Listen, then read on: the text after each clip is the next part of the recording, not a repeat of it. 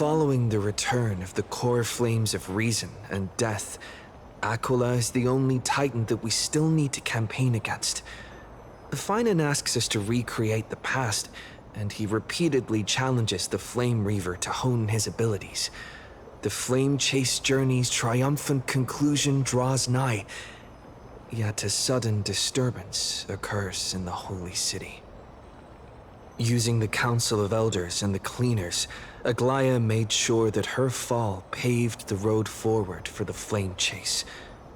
Amidst his grief, Finan takes up the mantle of leadership, giving a speech to unite the people. Cypher also returns on a mission, promising to protect Kefali's core flame while the Flame Chase party is away from the city. With the help of the Twilight Courtyard's last descendant of the sky, Hyacinth, the party ascends to Aquila's flying fortress. Hyacinth resolves to fulfill the duty passed down over generations of her family, only to discover that the glorious feat of Seliosi the Day Thunder Knight campaigning against Aquila was nothing more than a blood-stained lie.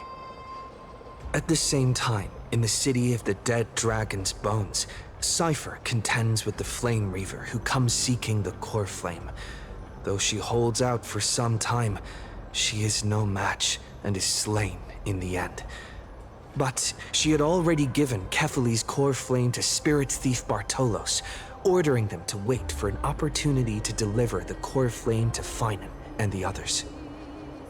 The Flame Chasers fight together to defeat the Sky Titan, which has become a combined being of the god and immortal. As they are trying to escape from the Eye of Twilight, the Dawn device suddenly goes out, and Hyacinth is forced to return the core flame early and remain in the sky to bear divine authority, becoming the protector of the people. Following Cypher's death, the divine power of trickery dissipates, and the 1,000-year dawn of Akama that is sustained by her lie comes to an end. The Holy City is met with the merciless invasion of the Black Tide as the powerful Flame Reaver moves in ever closer. At this moment of crisis, Mighty, Castorus, Tribi and Trinan, Cartonus, the Holy City Guards, and Don Hung all lay their lives on the line so that the Deliverer would have a chance to complete the mission. After making sure that I would remain safe, Finan enters the vortex of Genesis alone.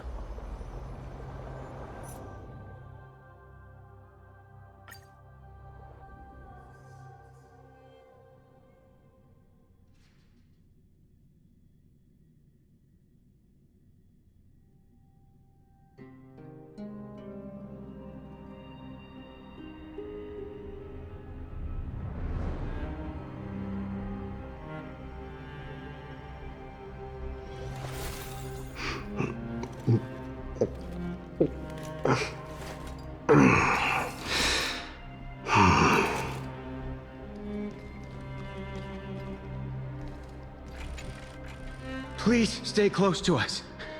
We need to rendezvous with Lord Don Hung. We will do everything in our power to clear the path for you.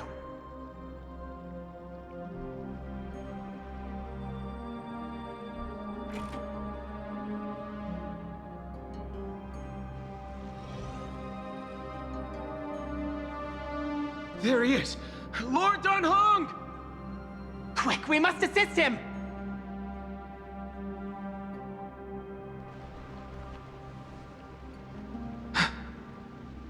What are you doing here? Where's Finan?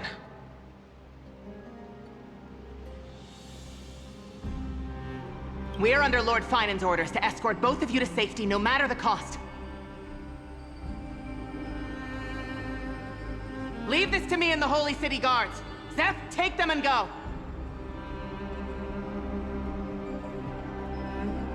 Wait, Namasani! That black-clad swordmaster. Something seems off. At some point earlier, they suddenly froze in place, not moving at all. Like some kind of omen.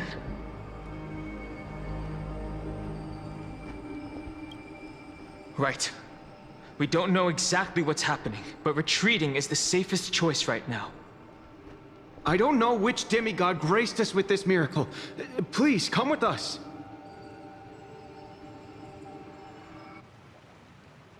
Finan, is he going to be all right? Believe in his resolve to save Akama.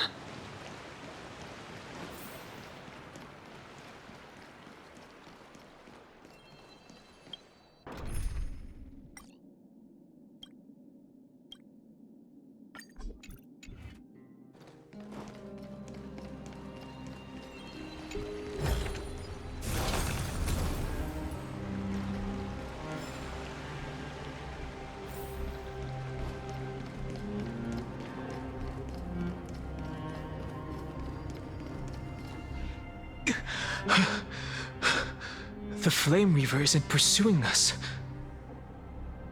Could this really be some kind of divine intervention? We can't stay here for long. Lady Trinan's sentry gate is just outside the city. Let's keep moving.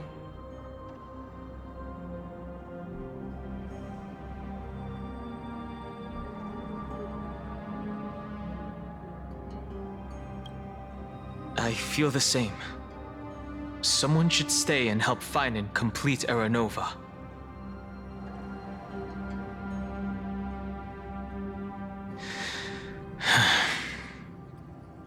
For now, let's get back in contact with the Express and plan our next move. That's the safest course of action. We need more information. On that note, I have a proposal. Who's there? I hope to convey a message to the two nameless. Mr. Screwlum? Who are you? Stand down. I order you to maintain a distance of 10 paces. It's okay, guard. This one is not our enemy. It has been a while, nameless of the Astral Express. I'm glad I arrived in time to stop that black-clad one from harming you further.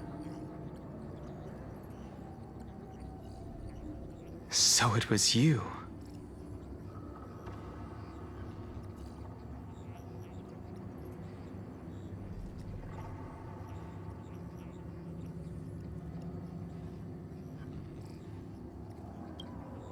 It was fortunate we found you in time. Madame Herta and I were both quite relieved. You two know this anti-Catharin? Does he come from the same people as Counselor Lygus? Don't worry, guard.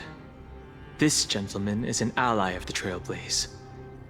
Would you mind giving us a moment to speak in private? Of course. We'll wait nearby. Please, stay safe. I fully understand your situation. For now, the only thing I can do is temporarily freeze that black-clad one in place. Time is limited, so I'll keep this brief. The place where you stand, Amphorius, is a world constructed from data and memoria, an experimental field of a certain eon. And now, this isolated sandbox world is rapidly falling into a third path. Destruction. Destruction. Conclusion. If Amphorius continues unchecked on this course, a Lord Ravager will complete its evolution and metamorphosis, and emerge from the surging tides. The cosmos as we know it will suffer irreversible consequences.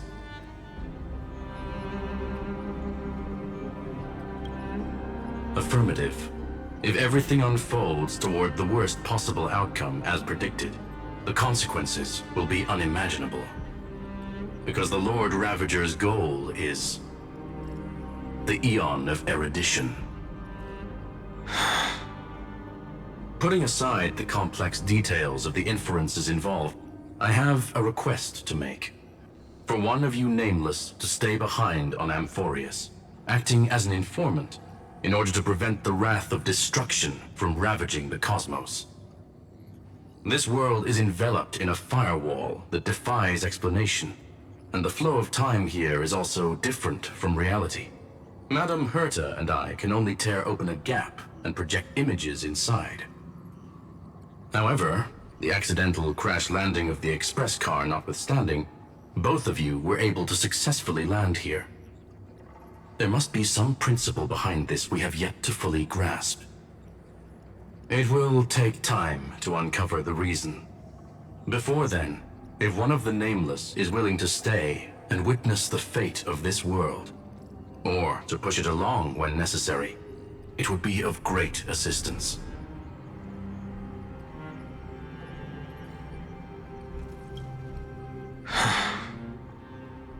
Mr. Screwlum, I believe you. So I only have one thing I'd like to confirm with you. As Amphorius is already facing its end, how can we guarantee the safety of the person who stays behind? Look at this, if you would. This curio is called a chronocognitive anchor. The two of you may view it as a kind of space anchor in the world of erudition. As long as you carry it with you, your individual data structure will be protected and will remain unaffected by the influence of digital tsunamis. When required, it can also serve as a bridge for communications between the internal and external world. Of course, it is not curio with unlimited uses. May only be held by one person. The connection being interfered with. Decide quickly as possible. 2 final messages. 1, an Intellitron named Ligus, possibly the primary culprit behind everything. 2, Herta discovered a clue. Miss March has already been drawn into Amphorius.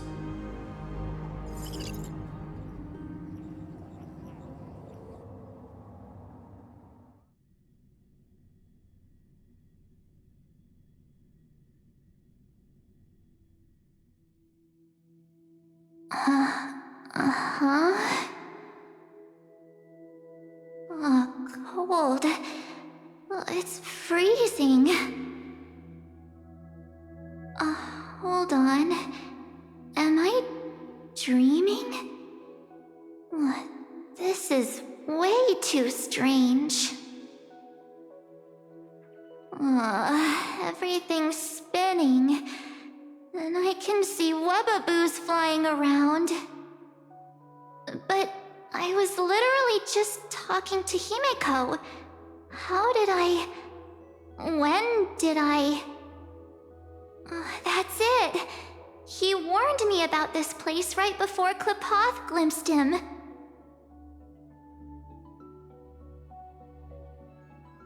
Oh no. Have I accidentally walked onto some weird path? Have I done something crazy without remembering? Unless forcing Pom-Pom into new outfits and borrowing Mr. Yang's shoulder massager counts. Hold up. No way! Stepping onto the path of elation can't be this simple, right? Child of remembrance, step forth into the depths of the path space. Who's there? Hey, cut it out. If you're there, just come out and talk, okay? You're freaking me out. I can't even think straight. Hold on. Is that a gate? Cast aside your fears. Step forward through the gate of memory. The voice. Is it showing me the way out?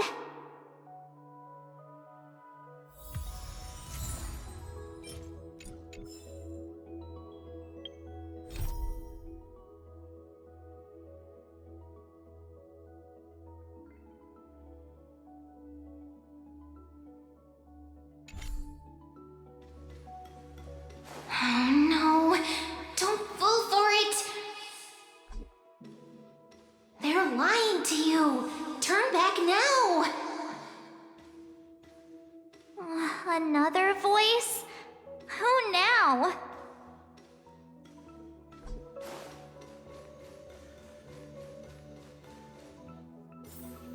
Wait, Master Diviner? From the Wafu?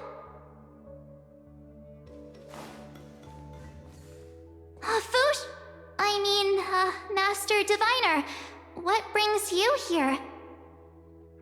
And you, Miss Messenger, do I know you from somewhere? Good to see you again, March. A pleasure to see you, Miss March. That's it! Master Diviner used the Matrix of Prescience to help me search for my memories. And you, Miss Messenger, we met in that memory space. You said to me, "The value of your life does not lie in what happened in the past, but in the present and the future." Your memory serves you well. March, I conducted some experiments with the 6-phase ice you left us. Thanks to the Garden of Recollection, the Matrix of Prescience has made a breakthrough in extrapolating the past. Now, we might be able to bypass the obstacles and look directly into your history. The Master Diviner is right. Continue down this path, and you'll be able to find your lost memories at the end. Since we last met, you've grown much alongside the Trailblaze. You should be strong enough now to bear the weight of your past. Well, there goes my Ice Princess fairy tale. I need to know, Master Diviner, Miss Messenger, this isn't just another dream, is it? If this is real, why reach out to me at this exact moment? The situation is dire. Your lost memories, they're crucial to the Garden of Recollection. She's right. The Garden of Recollection's existence hangs on your memories. The Garden of Recollection. You may not want to sacrifice anything to preserve the garden for now, but in time, you'll understand. Your destiny and the path of remembrance are extremely, closely intertwined. Now go. So, I just walk through that gate? This way, March. Your past awaits beyond the Gate of Memory. Stop! They're just mimicking people from your memories! That voice again.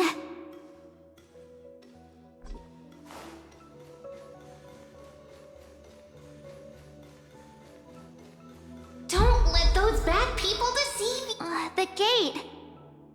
Now it's you two?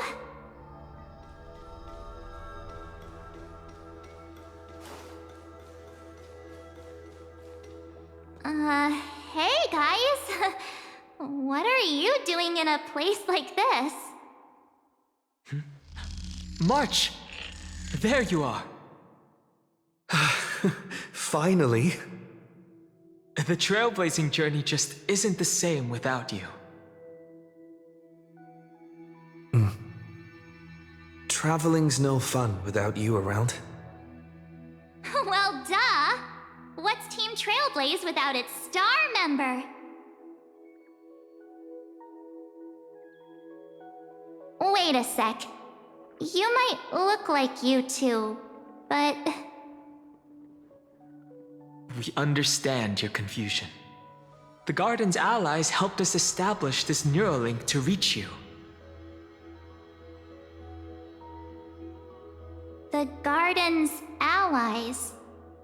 You mean Miss Black Swan? Yes. She helped make this possible. Keep going, March.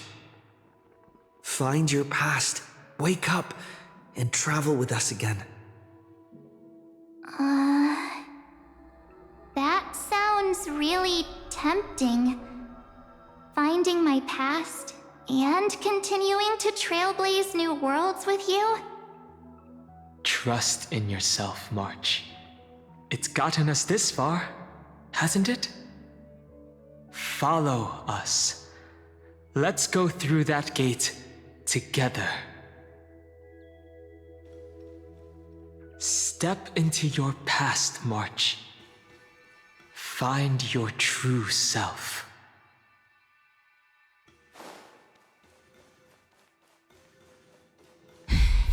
Wait up! Slow down! Those words sound so sweet.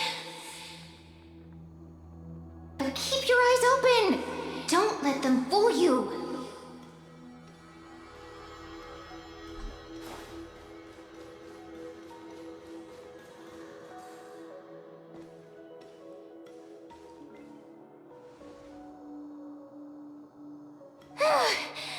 At last, I finally caught up. Hey, are you all right? I'll be okay. Just not used to running around. Say, March, got a moment to talk before you make your decision? Wait, that was you? Pushing the gate away? Sending those warnings?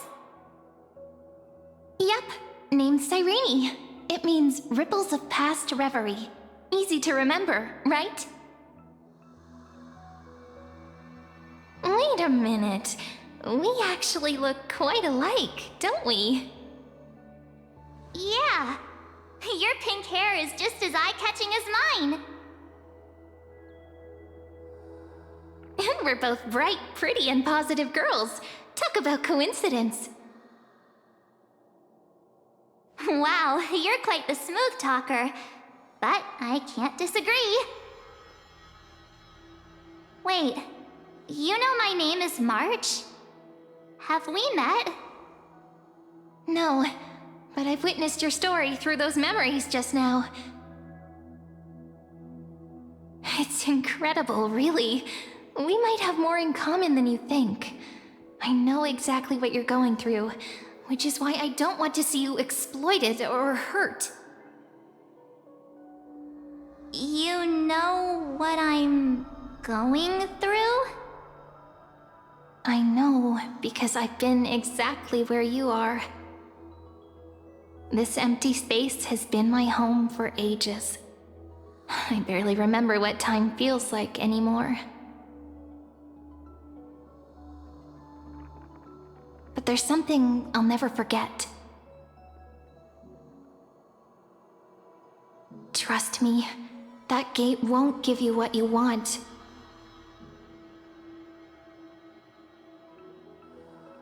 You mean those people? They're lying? Luring me into a trap? Yes, convincing, weren't they? They've studied your memories, using your deepest wishes against you. How dare they manipulate a young girl's feelings like that?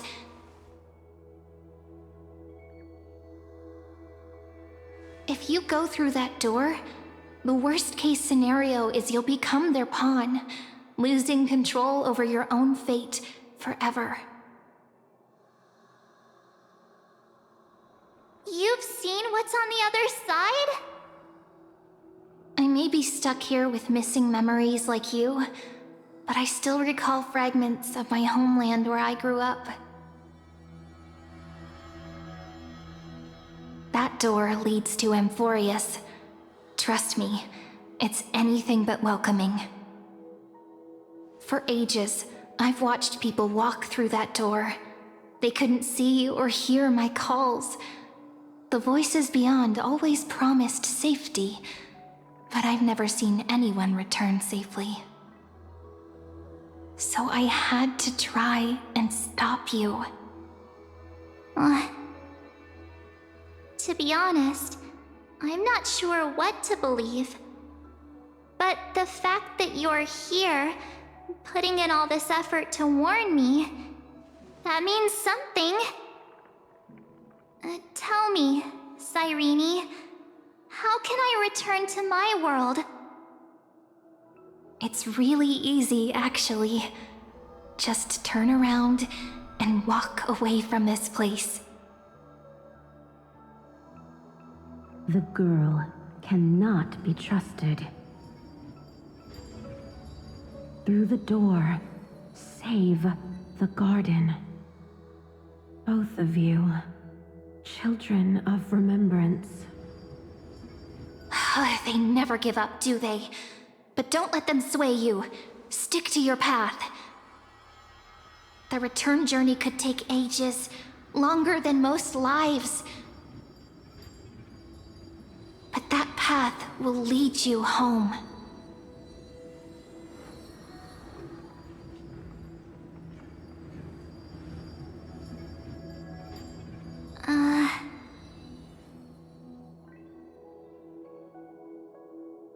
Thank you, Cyrene. I know what I need to do. I'm going through that gate. Into Amphorius. Wait, what? Don't worry. I believe you. It's just that, for me, the only place I can call home is right beside my friends. Two of my closest friends are already on their way to Amphorius. They may seem capable, but only I know. They're absolute disasters waiting to happen. They won't last 5 minutes in a new world without me.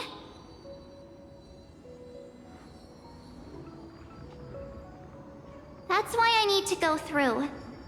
Amphorius or not. When the three of us are together, there's nothing we can't handle. We'll explore, understand, establish, and connect. After that, we'll find our way home together.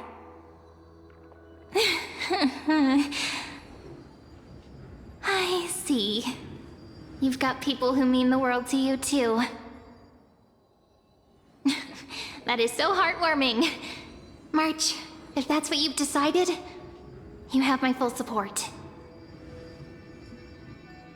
Birds of a feather we are, looking all sweet and innocent, but with hearts of fire. Oh, stop. You're making me blush. Well then, I guess this is it.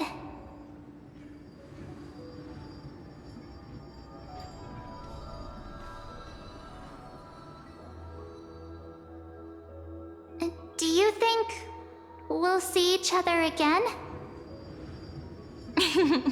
Who knows? But don't worry about me. After all this time here, I've grown quite used to chatting with my imaginary friends.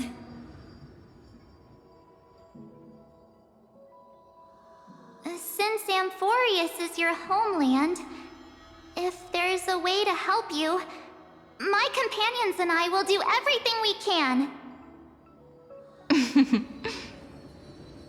Then I'll look forward to that day.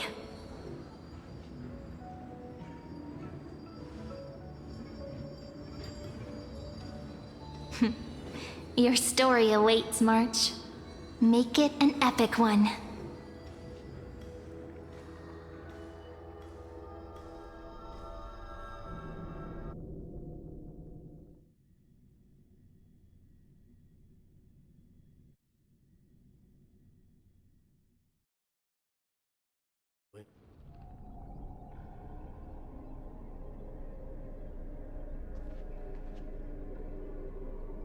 You okay there, friend? Something seems to be bothering you. The vortex of Genesis. We made it back. Even this place has changed. Finan. Is he ready for Era Nova?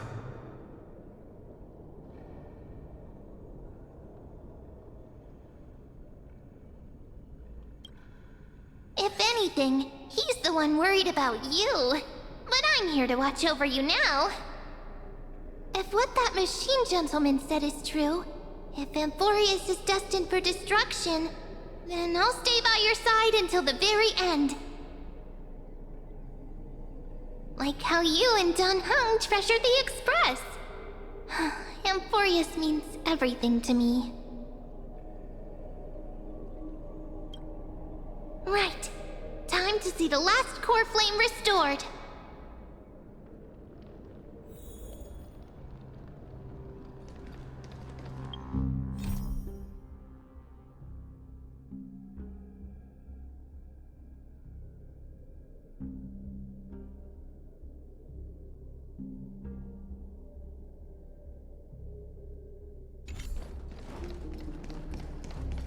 Look, there's Finan! And wait. Lycus? Remember Screwlam's warning.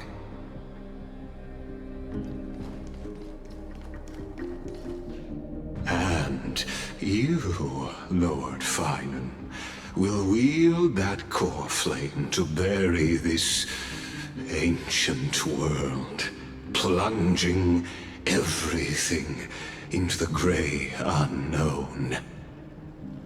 None of that matters now.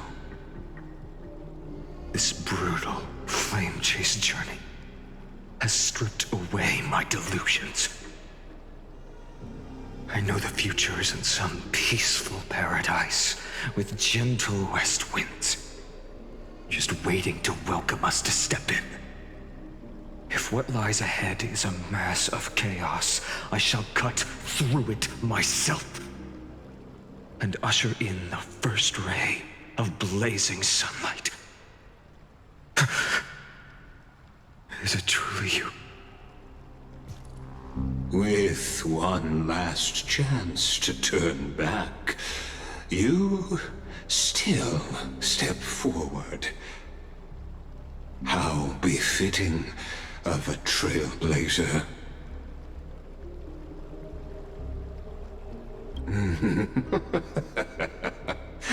As it happens, I find myself thinking the exact same thing.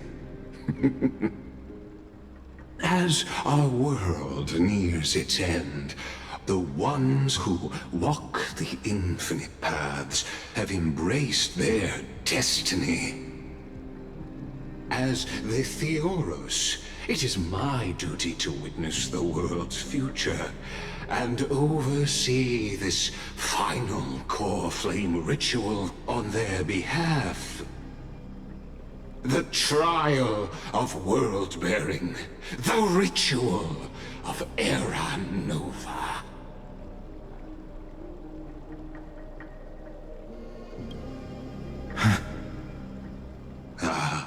I see. So you met my kindred spirit before I could erase his traces. Partner, what are you saying?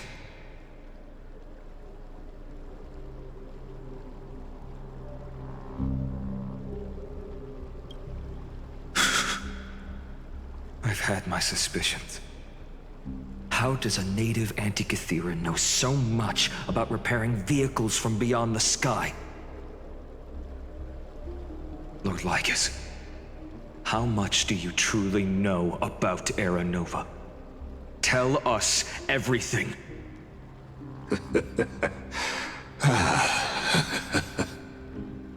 Very well. I need no longer maintain this Theoros masquerade. You seek truth, Lord Finan, and truth you shall have. As you know, when the old gods fell, someone had to bear their broken pillars to fill the vacant seats.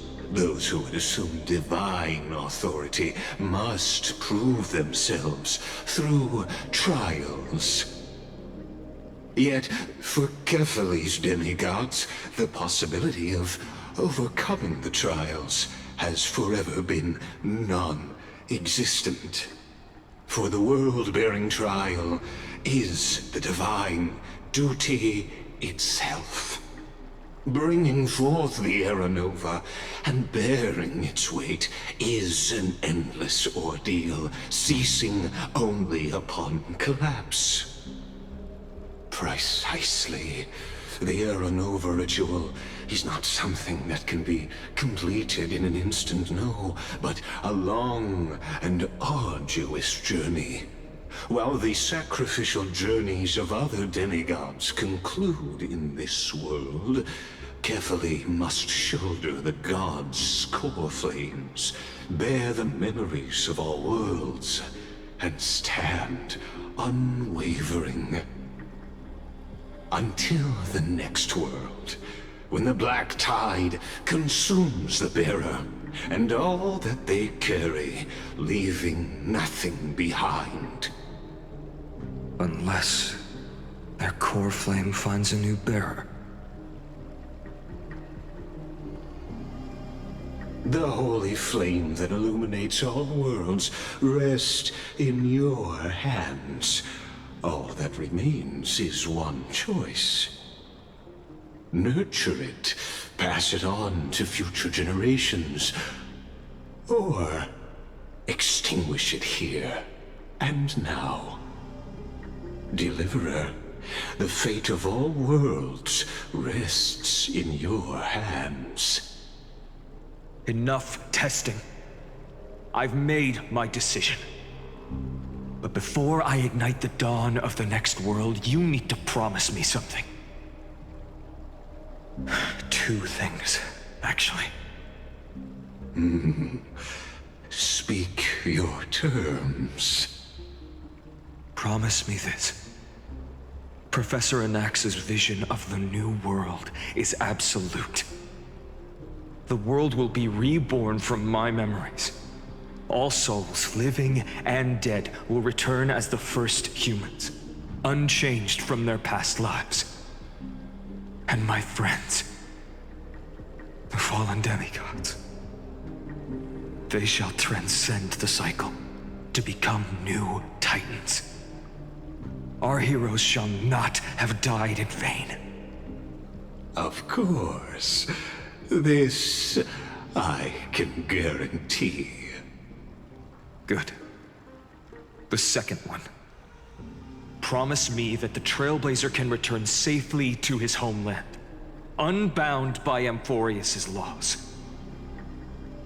My apologies, but I cannot promise this. As you mentioned, he now bears the Time Titan's authority. His bonds with this world run too deep.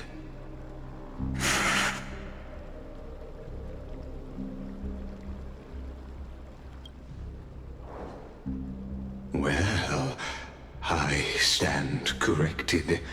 An outsider like him does have ways to defy destiny. Thank you, my friend, for everything you've done for this world. Though the next world may not remember, I shall never forget. As the Theoros, I declare, Amphorius has determined her path. Step forward, heroes. Follow her path and see it through.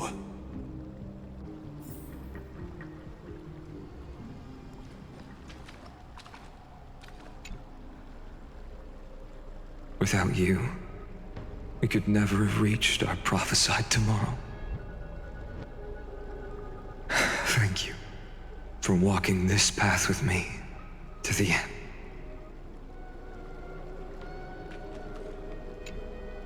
As our world draws its final breath, I stand before you as the Theoros.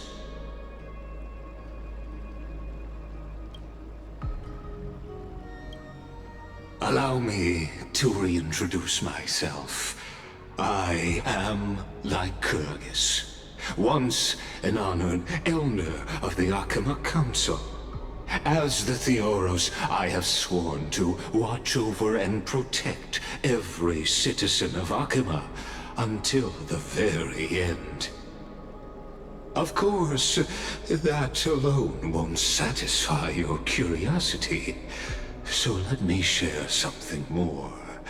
Something that means little to Amphorius, but everything to a traveler like yourself. I, Lycurgus, am one of the Erudition's many Pathstriders. Through me, Nous keeps watch over this realm, working to save Amphorius from decay. I don't expect you to trust me based on words alone, but believe this much. When you look at the bigger picture, we're walking the same path, you and I.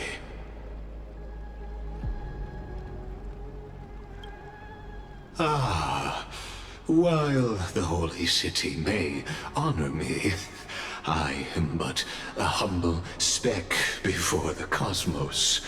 My reach is limited. Your doubts are natural. Let me assure you of this. What's done, I've told truthfully. What's to come, I'll witness fairly. My conscience is clear. To my role as the Theoros, to Amphorius, and her destiny.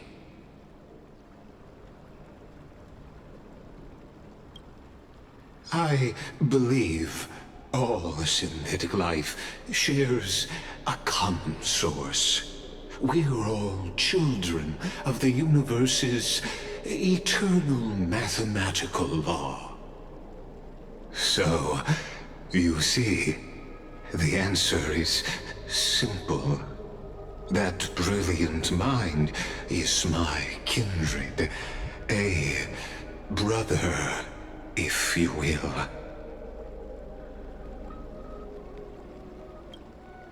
The world will be moved by your sacrifice, Trailblazer.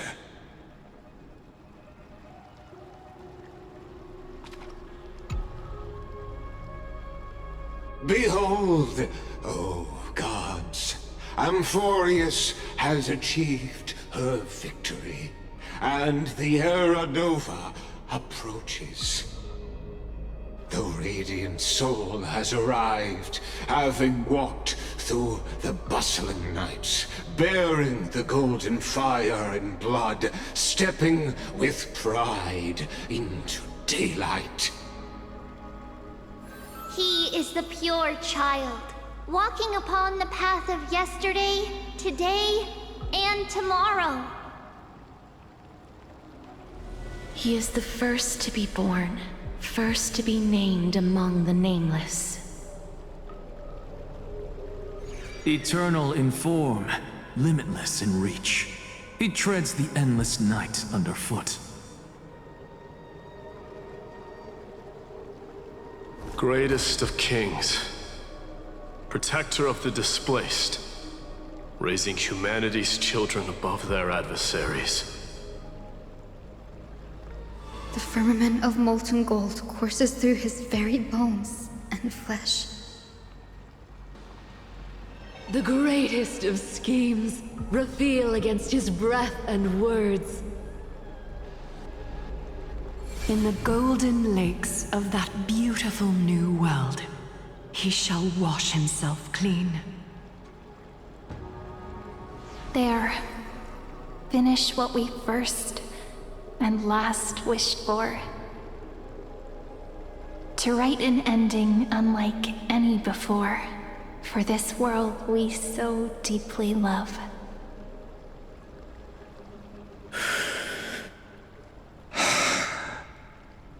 come, partner. Join me. The time has come for us all to face oblivion, or embark on one final grand journey.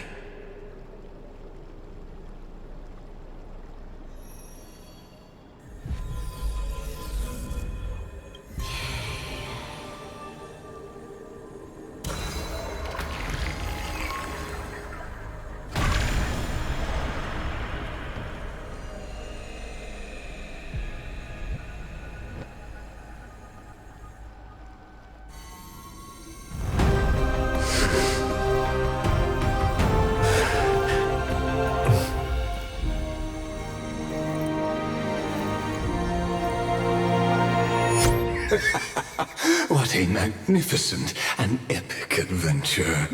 The hero's journey reaches its end, and the truth behind the Aeronova is about to be revealed. Is that truly the case? Here, as the Theoros, allow me to humbly request that you find a moment to listen to what I have witnessed. This is about the nature of Amphorius itself. A story of the prime mover of life. My, what a broad topic this is. Where shall we start? Got it. Let's start at the very beginning. The Big Bang, the birth of particles, the emergence of all things. Just kidding.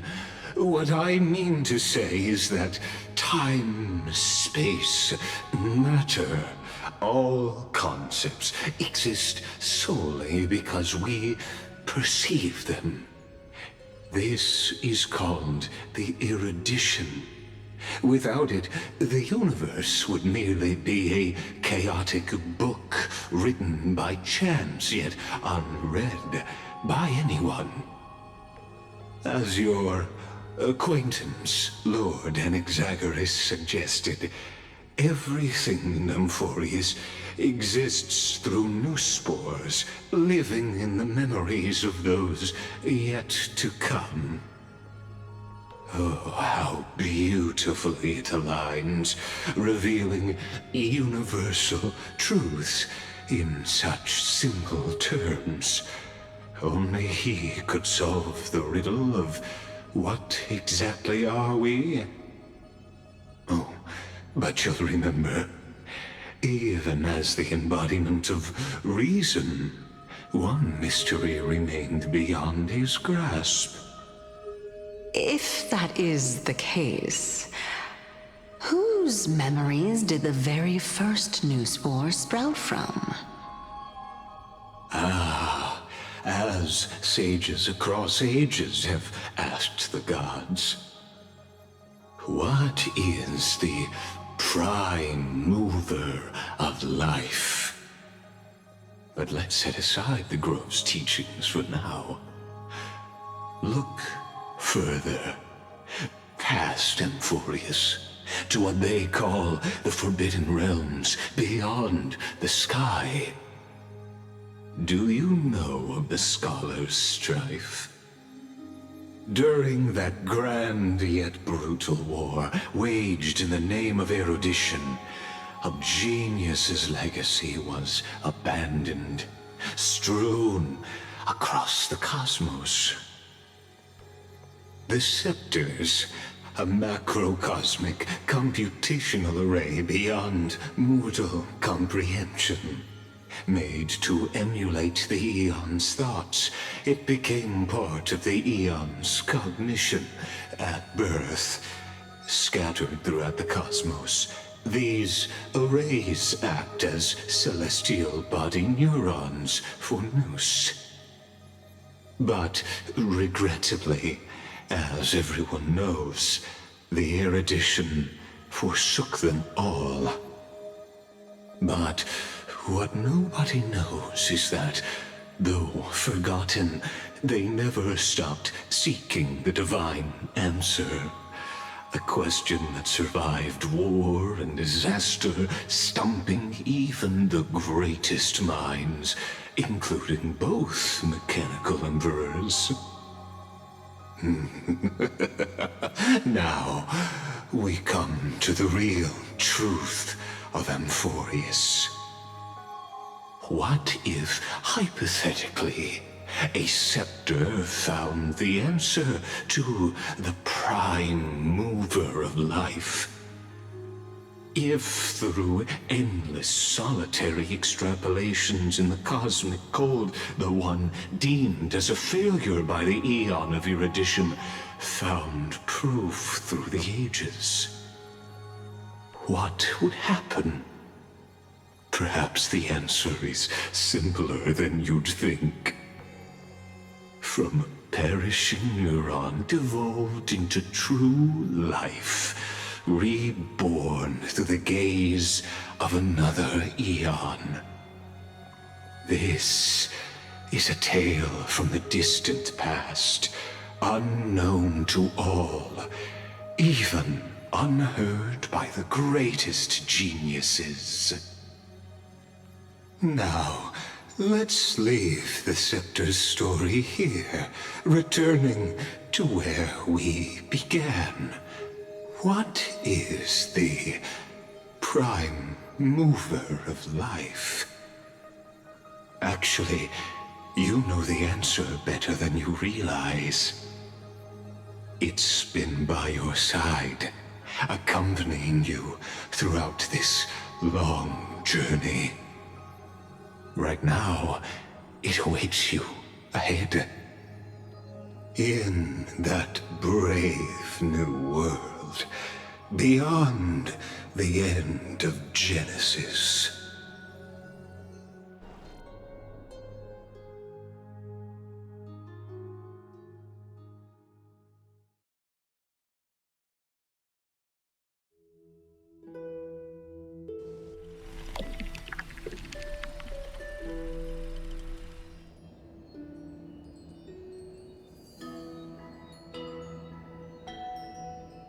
Take this wish with you.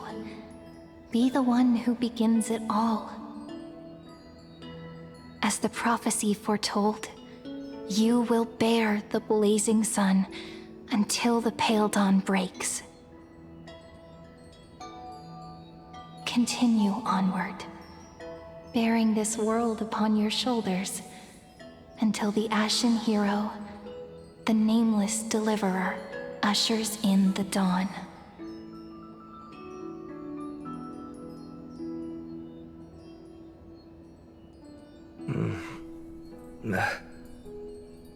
Such an odd dream. Strange. Like I've dreamed this before, but it all slips away when I wake. Only a voice remains. Who was that?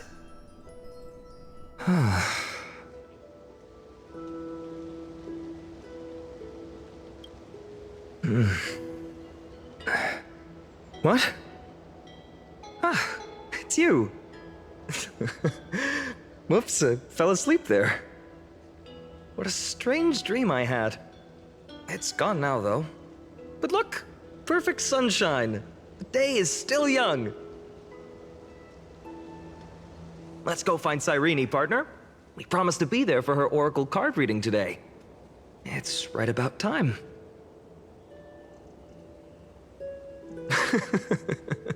Looking at you, someone's still half asleep. Tell you what, catch some fresh air first. I'll hang around here.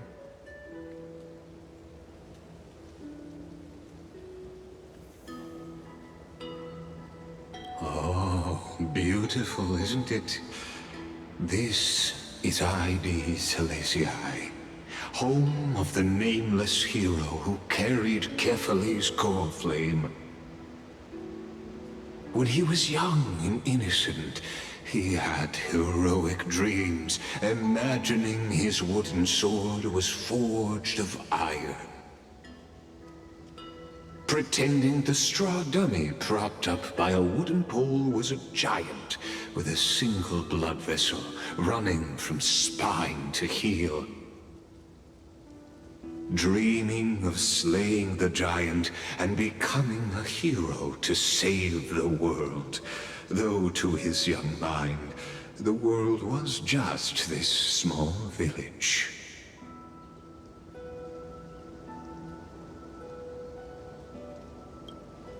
Sharp as ever. Indeed, these memories you witness are the first steps of his journey. These are his first memories. Rather than watching, why not join in? Think of it as immersive theater. Become his lifelong closest friend, witnessing his hero's journey from the best seat in the house, as the nameless hero whose unwavering guidance shaped Finan's destiny, yet whose name was never recorded in Amphorius's history.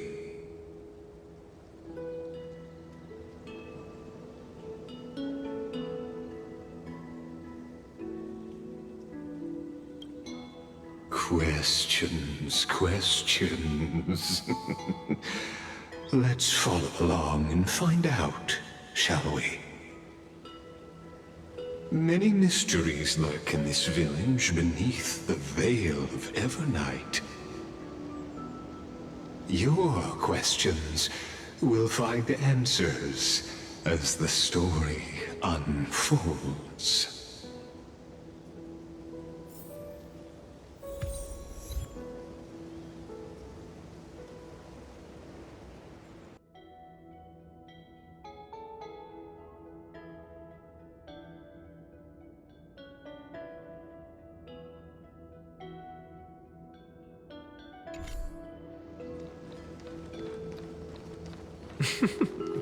All awake now? Great. Finan! Show me how to use a sword like you do! Wait till you grow a bit more. Hey, Finan! Where are you headed? No Cyrene today? That's exactly where I'm going.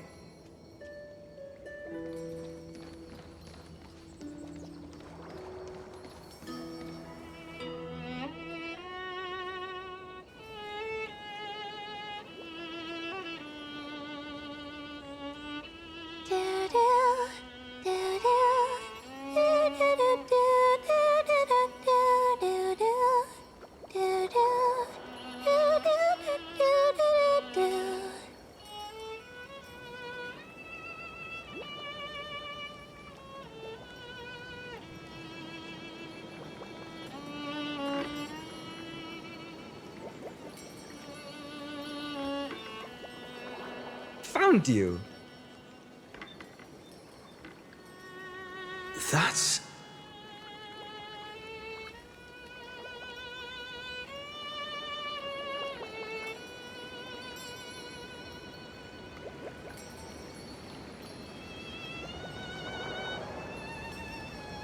Goodness, look at you rushing about.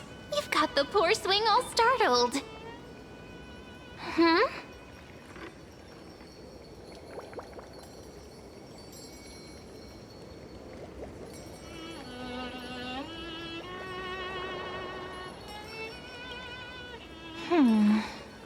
There's something oddly unfamiliar about this. Something wrong? What do you see? Oh, nothing much. Just suddenly felt a strange connection.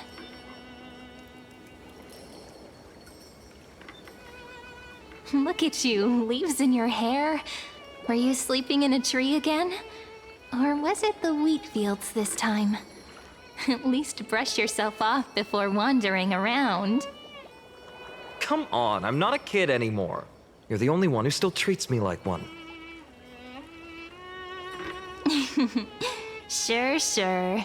You may have the height advantage, but when it comes to maturity, I'm leagues ahead of you. Still fantasizing about being in heroic adventures and imagining yourself as one of the characters? That's the kind of thing kids do, not grown-ups. Don't you agree? And since you're playing along with his antics, who are you pretending to be today?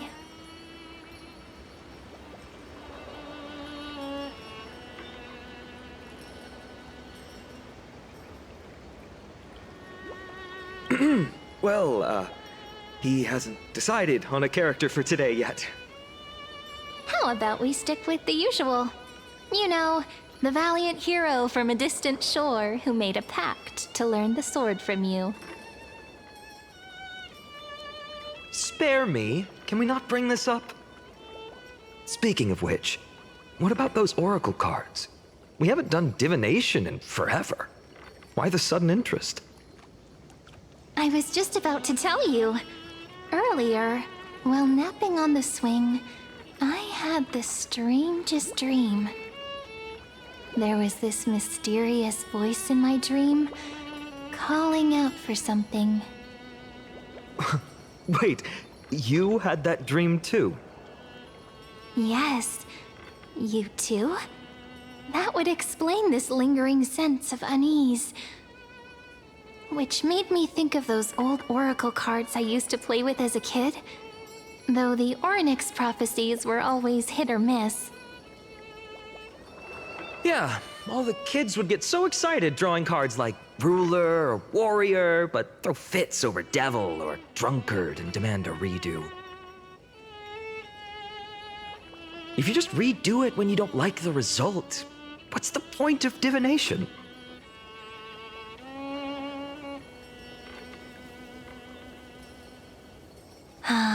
The blessing of childhood. Believing the gods might not notice our little corner of ID Silicii, willing to let our small deceits slide. Still, fate is absolute. After all, we never really know just how far into the future the prophecy extends. Anyway, let's go to our old secret base and look for those oracle cards.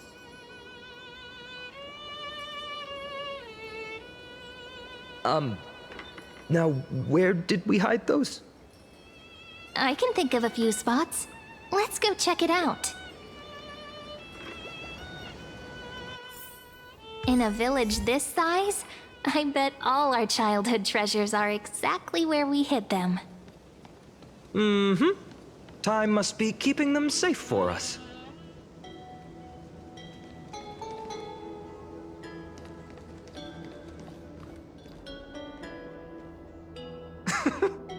Well, those were the days. We'd always meet either by that statue in the village or right here. Right? And I remember you never used the front door when you wanted me to come play. You always climbed over the wall. You were such mischief makers. Just like a certain someone who has a habit of showing up unexpectedly. Right?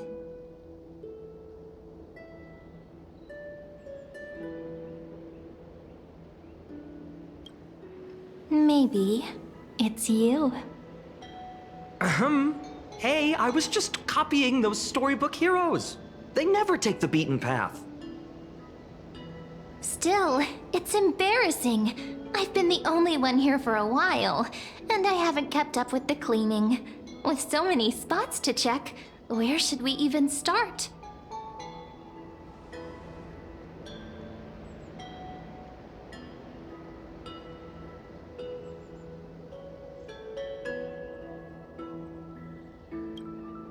Leaves have taken over the courtyard. I know. We wouldn't want your clothes getting dirty. Leave the dirty work to me. That's not what I meant at all. All right, let's split up. I'll handle the yard. You check the upper floor. I wonder what the view's like from up there. Worth checking out? Quick taste.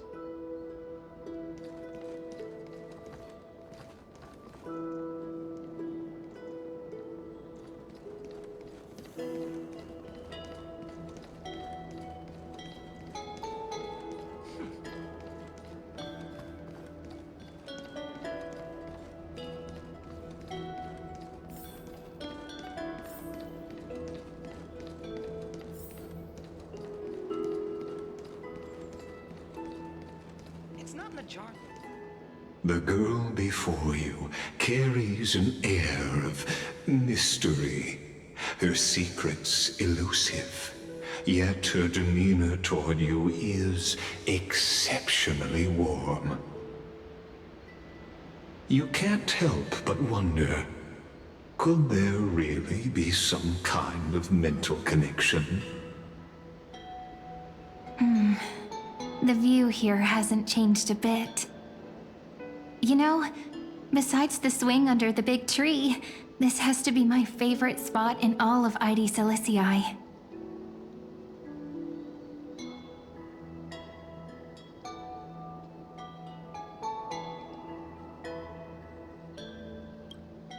You can't help but want to hum one of those old songs we used to sing. Why do leaves and branches grow? Which way does the wind blow? They always said I'd become the next priest of time, just because I heard prophecies as a child. But here's the thing. The more divinations I do, the more doubt creeps in. I want to believe the prophecies, but actually leaving ID Silicii. Where will that waiting ship take us, I wonder? Here they are! The oracle cards!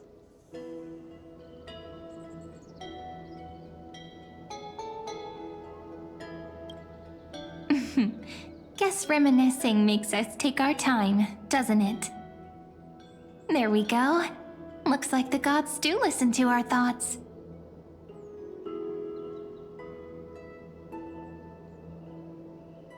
Here it is!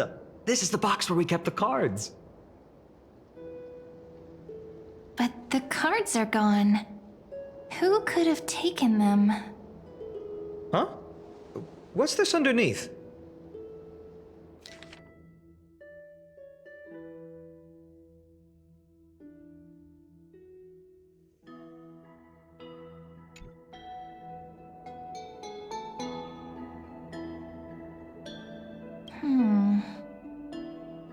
I see now.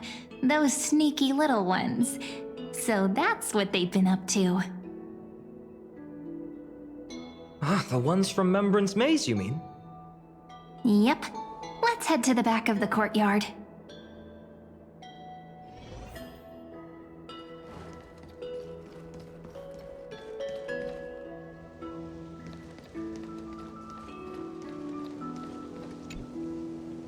The entrance should be around here somewhere.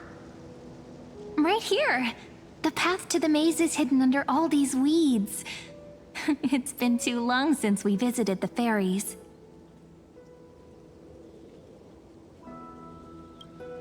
Did you forget? We used to visit them all the time when we were little. All right, let's do this. These weeds need to go.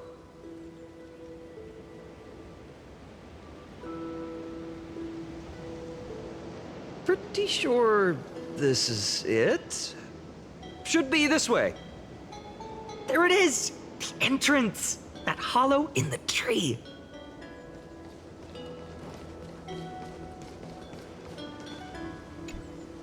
Once you get through the tight squeeze in the hollow, you'll reach their dwelling, the Remembrance Maze. I wonder if I can still squeeze through there. Maybe worry more about whether the fairies will let you in. After all, the Remembrance Maze has an invitation-only rule. Only children with pure hearts are welcomed.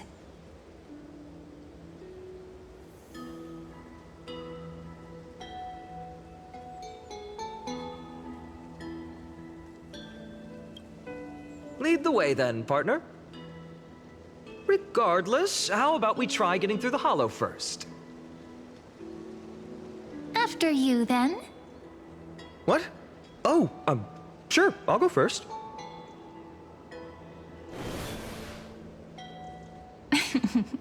So hasty, as always. Looks like it's just us now. Care to finish that chat? To be honest, from the moment I saw the cute note left by the fairies, my intuition became even more certain. Perhaps when we step into the maze again after all these years, the wheels of fate will finally start turning.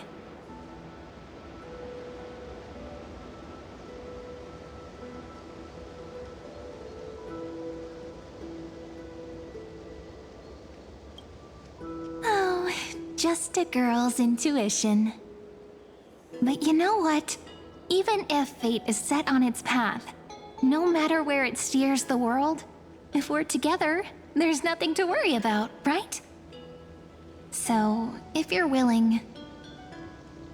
forget it. If the wheels do begin to turn, that's when I'll make my request.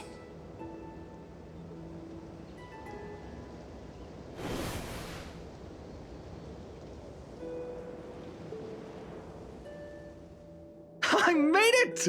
Oh, that wasn't easy. I can't remember the last time I came here. We were still kids back then.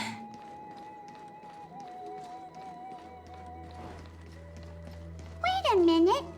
Are you? Look who it is! Reenie and Snowy! Whoa! Look who's finally back, Memmy!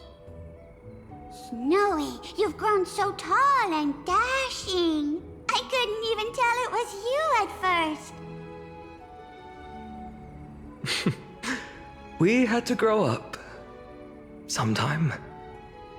But look at Reenie. She hasn't changed one bit. How fascinating.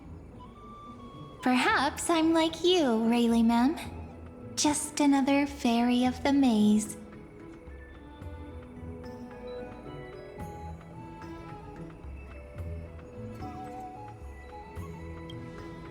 Oh, tell me about it. It took me forever to get all their names straight when I first came. Doly Mem, Rayleigh Mem, Mealy Mem, Folly Mem. I've missed these cute little troublemakers. We used to gather around the fire, singing and dancing, imagining all our future journeys. Without coming back here, those memories might have faded away entirely. Oh, how good you, Snowy. You swore you wouldn't forget about us. But you were gone so long, you almost did. Oh, he's just copying those bards from his stories, being all melodramatic. He couldn't forget about you all, even if he tried. Actually, we're here for the oracle cards. Have you seen them? Oh, the oracle cards. Right. The chief asked us to get those. Chief? You mean Doly Mem? What do they need the cards for? If they want a reading, they could just ask me. Oh, I'm not sure. But Chief specifically wanted to meet with you all. Let's see. They should be... That's it! This way, everyone! Watch your step. The trunk's slippery.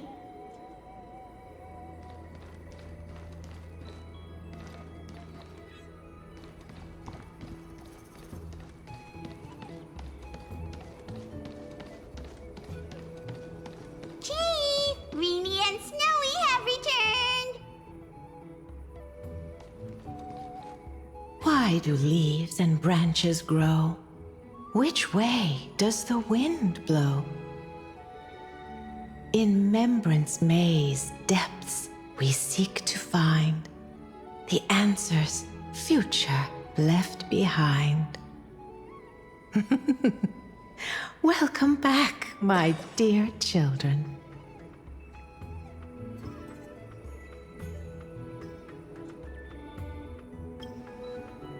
How about we hear what the chief has to say first, my impatient friend?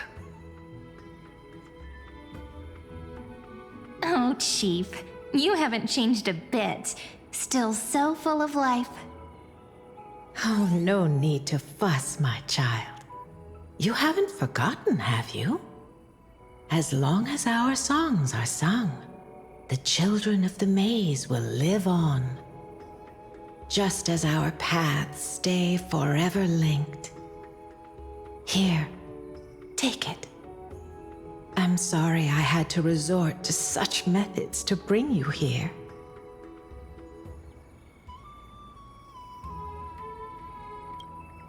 My book of oracle cards. Thank you for keeping it safe. You know, you can always just ask if you want me to divine something. Still, bringing us here like this after so long. Is something wrong, Chief? Yes. The Veil of Evernight whispers to us once more. It tells of a new fairy who will soon enter the maze. Indeed, every time a new fairy arrives in the maze, it means that beyond the veil, in the vast lands far from Ides Elysiae, a great calamity is on the horizon.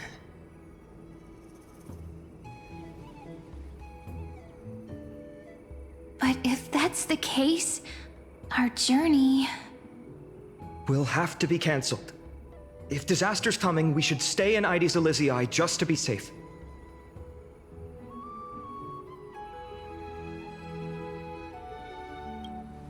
We weren't planning to be gone for long. Just enough time to hone our abilities. Finan would train in Castrum Kremnos, while I would seek the Fake Titan's blessing in Yanisopolis. Then we'd return to Ides Elysiae to help keep our village safe. It's okay.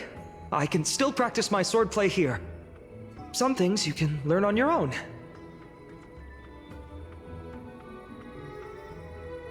Well, probably. That's not very convincing. Here's a thought. Let's have Cyrene do a reading. If fate wishes to show us its path, we might find some peace of mind. But what if we don't like what the cards tell us?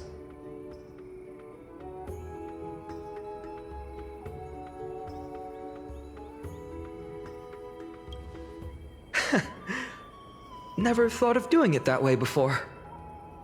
Thanks, partner. We'll do it your way. Whatever the cards show, we'll face it together. Ask with a true heart, and truth shall answer in kind.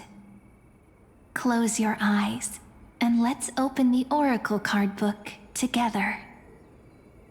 Let your thoughts flow like stars drifting on the river, carried by fireflies and gentle winds. Your destinies flowing towards the same future. Now, shall we begin? Oh my!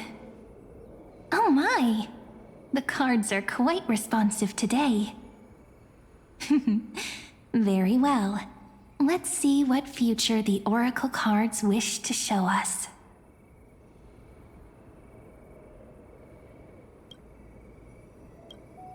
Behold, the Weaver. It connects the romantic threads of the chrysalis of gold, weaving all destinies into golden silk that flows toward the most brilliant, magnificent future. A dance of thread and blade set the stage. So shall it end as gracefully as it started. Such elegance. The Gold Weaver must be of noble birth. Such high standing. I doubt someone like me could ever reach it.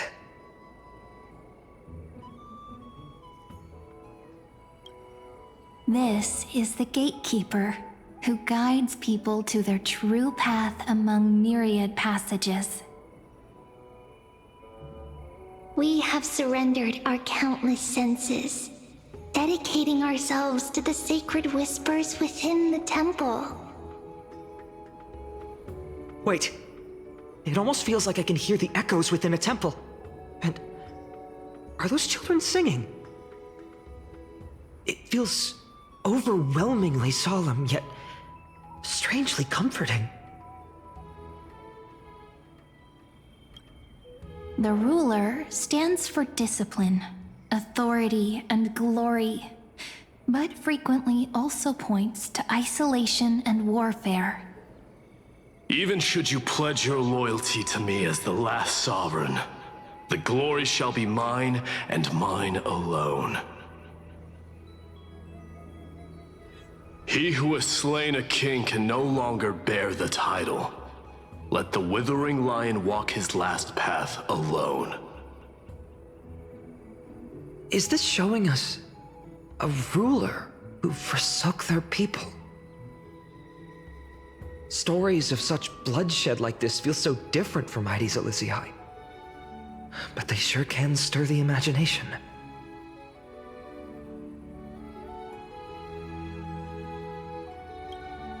Ah, the traveler. Our little trickster. Always hiding behind other cards, disguising itself. What a rare catch. Over here! Or perhaps here! Gotcha! You'll have to be quicker than that. A teasing voice. Just like a child playing hide and seek. Surely only a master of mischief could pick up this card.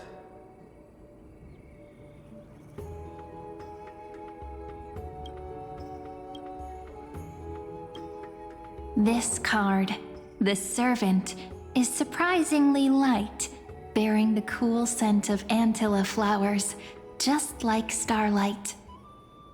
It symbolizes new life and hope, yet often brings to mind struggles, sadness, and loss. These precious flowers I care for with my own hands. Are they destined to bloom only in death's embrace? It sounds so solemn, yet tinged with an inescapable sorrow. The humble healer may seem gentle in hue, but its courage matches any other, strong enough to melt even the coldest ice.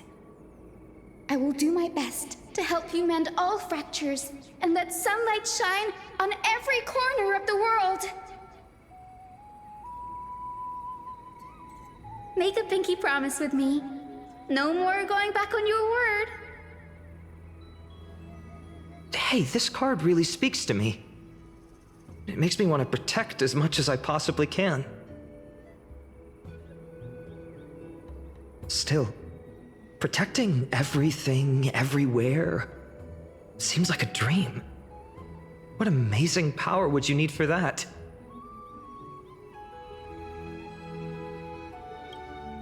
Behold the scholar, bearer of many names, the grand magician, the great performer, the eye of wisdom, and the defiler of Circes.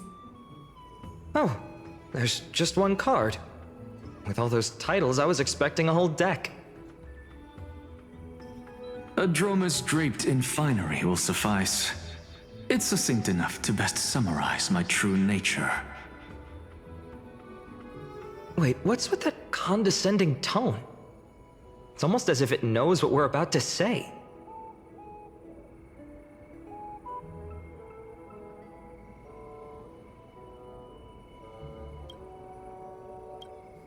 The Deliverer.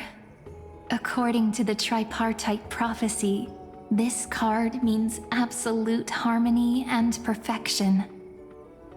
In fact, it's the only oracle card without a dark side.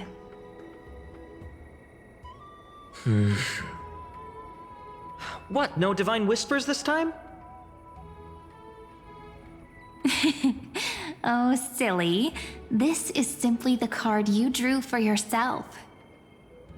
The sleepy village of Ides Elysiae, in just one fleeting moment, welcomed an array of legendary figures. The Weaver, Gatekeeper, Ruler, Traveler, Servant, Healer, and Scholar.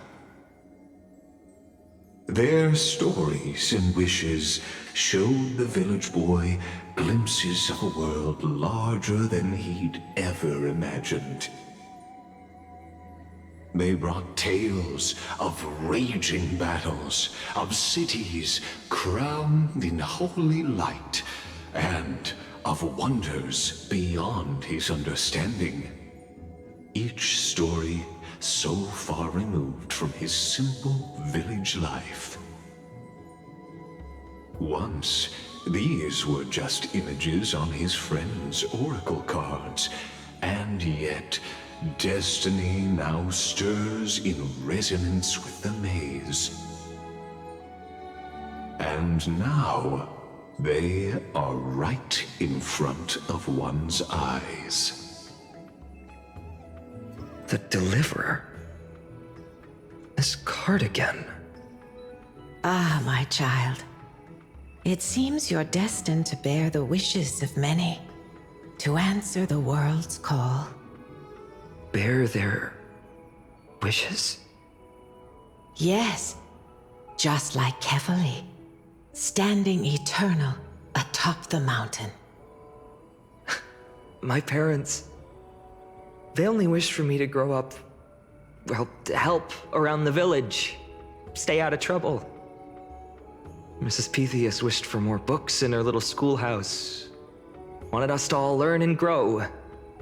And little Piso, he wants to grow up strong like its father, to become a hunter. Is that my purpose? To fulfill their wishes? Perhaps.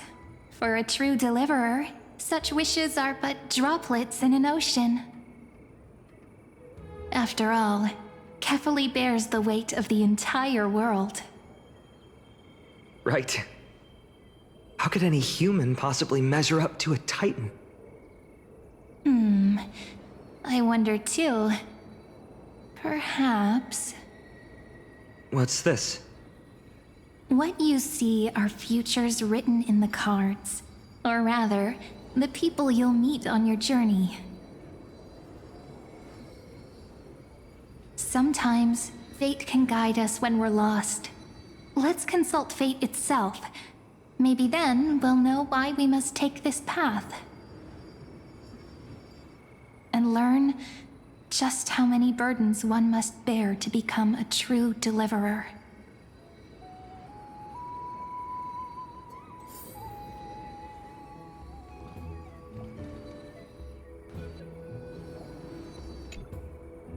Well, well, if it isn't our little deliverer. My wish. Just let me wine and dine and soak up the sun for another millennium or two. I mean, what's the point of dying rich if you never lived rich? Right, Princess Homebuddy? Cypher, that's not how I see it. My one wish is to find that missing piece in my life. To feel someone's embrace once more. That warmth. I've felt it before, and it's my dearest memory. And speaking of riches, for someone with all those treasures behind your divine power, you've led a pretty cheap life. Ouch! Where did that come from? Right for the jugular, huh? What about our friend from the Grove? My wish came true before I touched the sky. I transformed my healing power into gentle sunlight, distributing it equally to every life I cherished and loved. You two are so selfless, aren't you? No surprise Aglaia wanted you for the flame chase journey. You know what? I did have one wild dream. To know what it feels like being born a noble lady, drowning in riches. Just think, if I traded places with that seamstress, me in the mansion, her on the streets. I'd like to see if she'd still become the gold weaver then. Maybe I'd even take her place.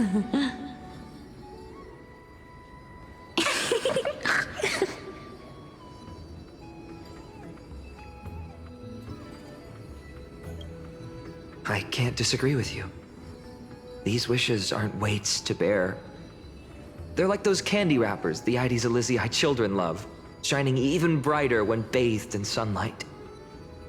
Warm embrace, equal healing, and perhaps living free. They're all wishing for a kinder world in their own way.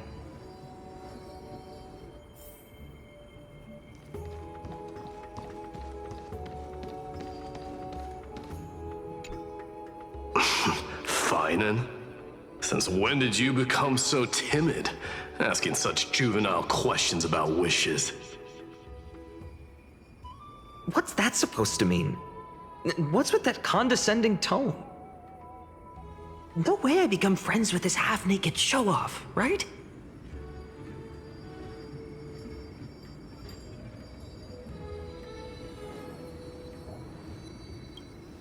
Just what kind of life am I going to lead? What are you mumbling to yourself now? Whatever. The wishes of the Kremnon warriors are done, but I survived 1,000 deaths only to fall to a coward's blade. That masked flame reaver who struck from behind. Finan, you look... Never mind. That blank look tells me you're completely lost. My wish is simple. One honest duel, face to face, blade to blade. Then I'll strip away that mask with my own hands. Nothing but violence and vengeance.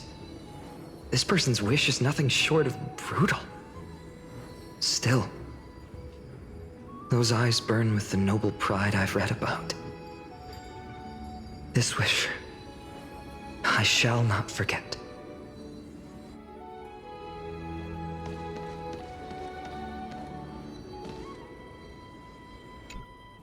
Finan, my student. Must we go over this again? Listen well. I detest the word wish. It reeks of mortals crawling before their gods. My life's work is done. All that remains is for you to take the final step and prove the ultimate truth. I, Anaxagoras, shall become a god of the new world. Through irrefutable logic, I will prove that mortal wisdom can achieve divine greatness. Isn't he, you know, a little... I mean, I just daydream about hero stories, but he's fantasizing about becoming a titan?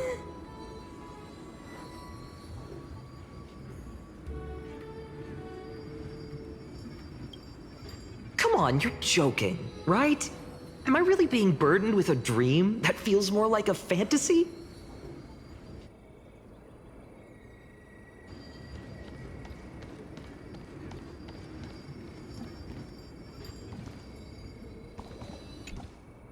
Personal wishes?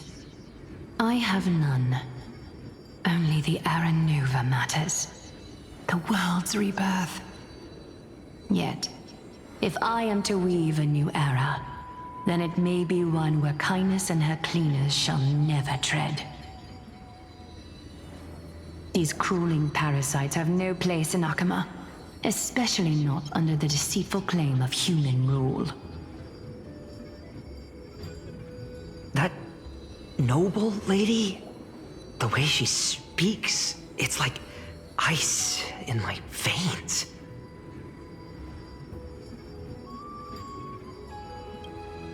Huh. Not exactly the warmth I'd expect from someone selfless. Teacher, perhaps you could share your wishes with us? Oh, Snowy. You want to know about our wishes now? I wish to meet Trian again, in the sea of flowers where the west wind ends. And Aggie, I want to see you shed that golden thread cocoon around your heart. Just once more. Smile at us again like that bright-eyed girl in white who stood before the Yanisopolis temple.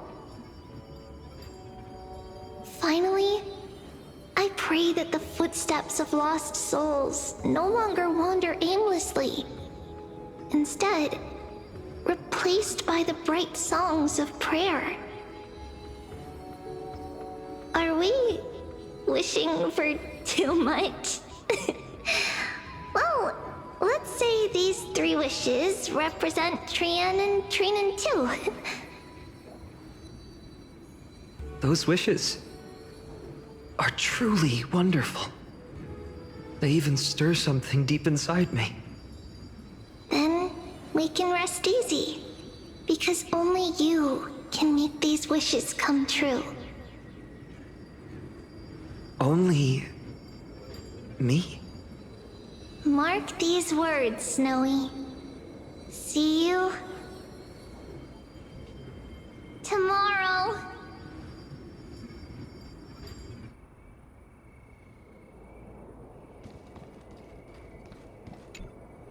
So tell me, has the uncertainty in your heart begun to fade?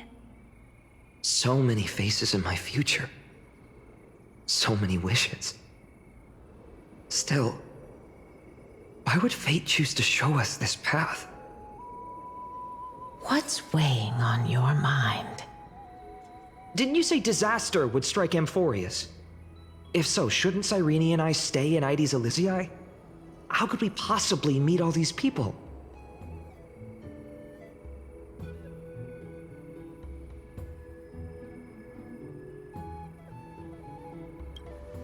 If that's true, then who will protect everyone in Ides Elysiae? Cyrene, may I have that deliverer card? Of course. But why? Although those voices, visages, and wishes may seem far away now, I can't ignore the sense that something is calling me, bidding me to take a hold of it. Maybe its true weight can only be known once it's in my grasp. In that case, accept this gift. Oracle cards carrying time's wisdom, blessed by Orynyx.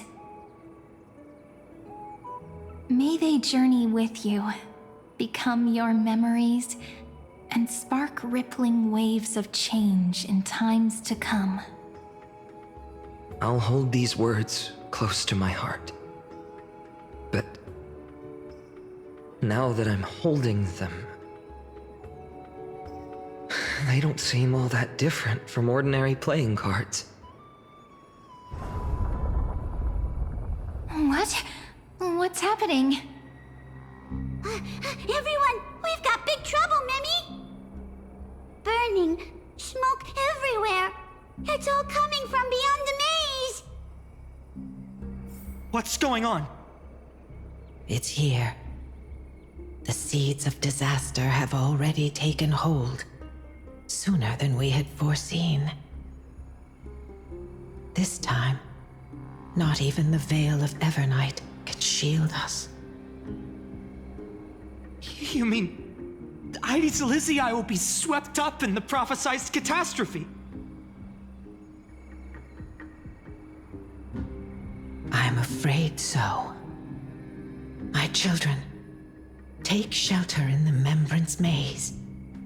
One step outside, and this horror will consume you both. But my parents, the whole village.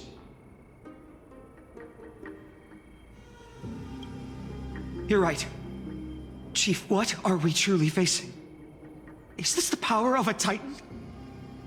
This is beyond any Titan. Beyond any danger you could overcome with strategy alone. It's an unspeakable horror that twists all life into abominations that never bleed nor cry. Even Titans fall to its corruption, burning from within until only empty shells remain, knowing only death and destruction. The Black Tide. That's what this calamity truly is. It consumes all in its path, sparing none but the Membrance Maze. Not even Titans can... Yes. So please, don't leave this forgotten realm the gods abandoned. You are the first to uncover our presence, and the only two who can enter the maze. We don't wish for you to throw your lives away. Finan, what path do we take?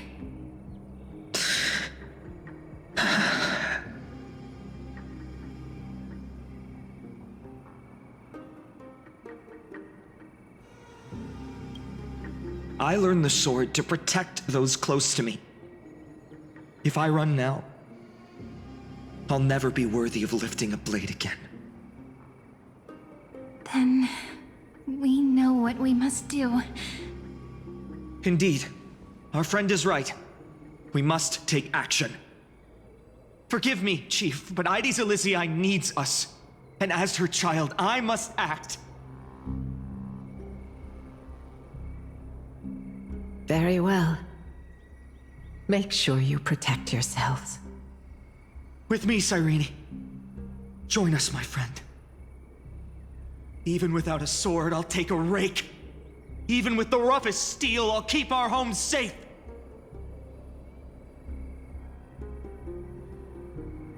Deliverer. The card's truth extends beyond its mere literal meaning. There's another hidden layer within. Not someone perfect from the start, standing high above, casting merciful gazes upon the world.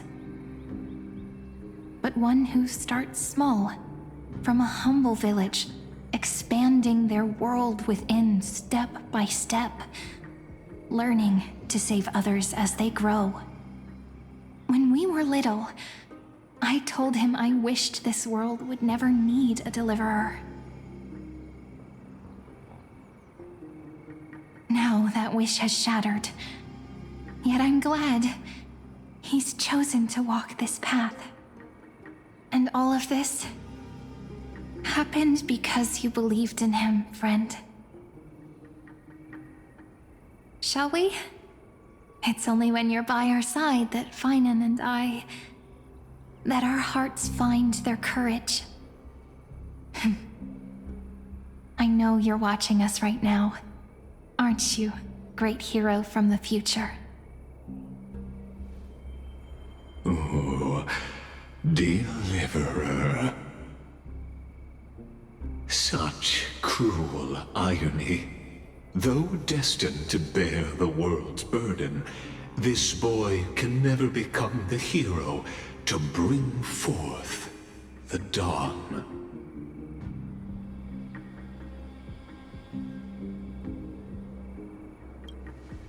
Follow their path. Bear witness as this man forever denied the mantle of hero, takes his first step on the path to deliverance. Watch this memory play out its final act. See with your own eyes how everything began. Then you'll see why his dream of deliverance was always destined to become this world's requiem.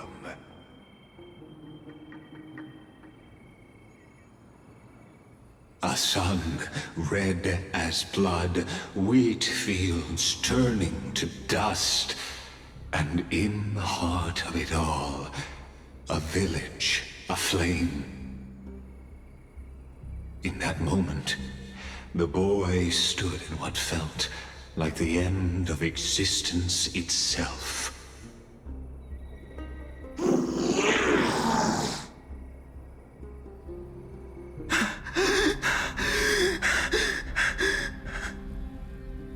These creatures, they're everywhere.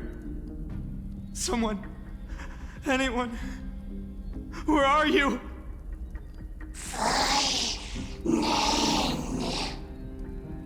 No, it can't be. Why did You. Are you talking to me? I don't want to die. Weren't we best friends forever? No. That ribbon. Olivia. No.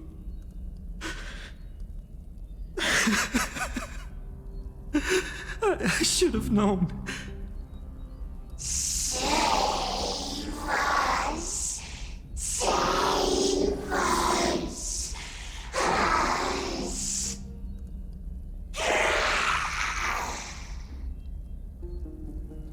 Please. No. Stop. Please stop.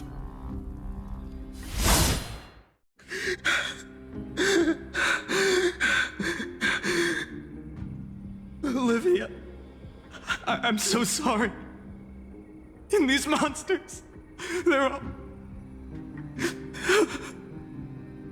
Why? Why is this happening?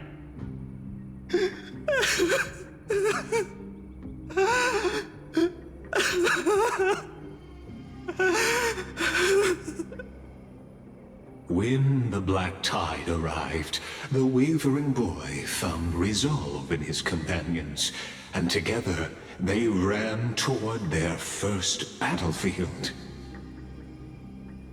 In the far-off future, the land of Amphorius would bear the marks of the hero's footsteps. With sword in hand, he would inscribe an eternal mark in the golden epic.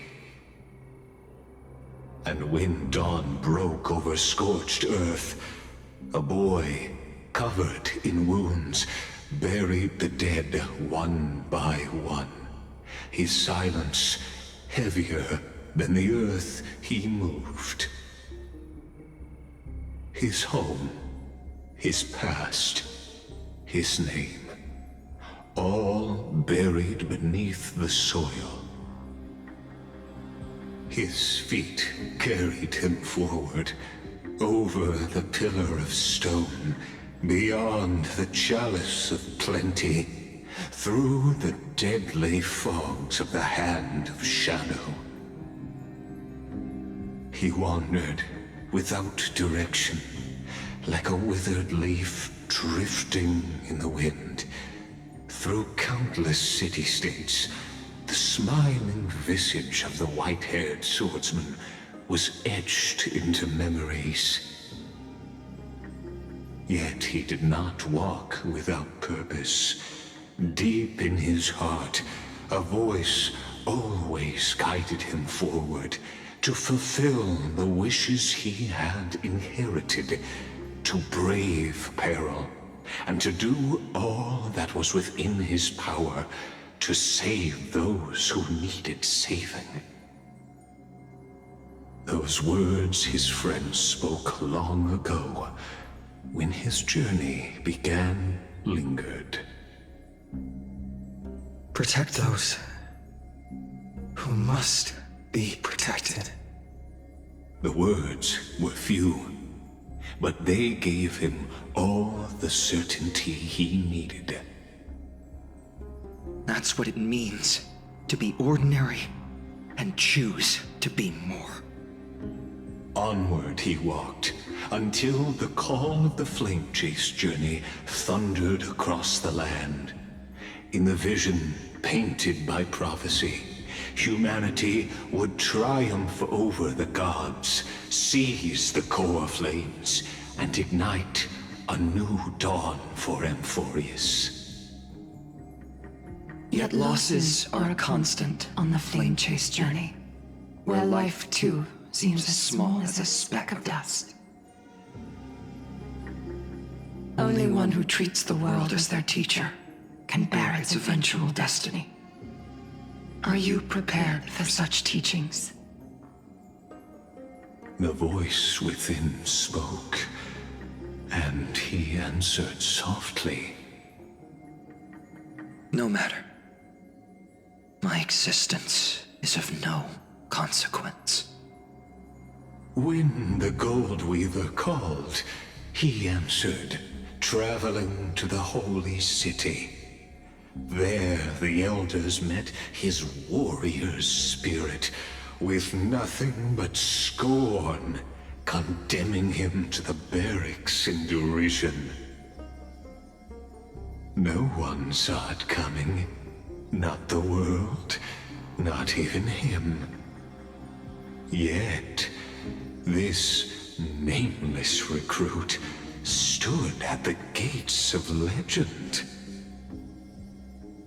And there, at last, he found the ones who would walk his path right beside him.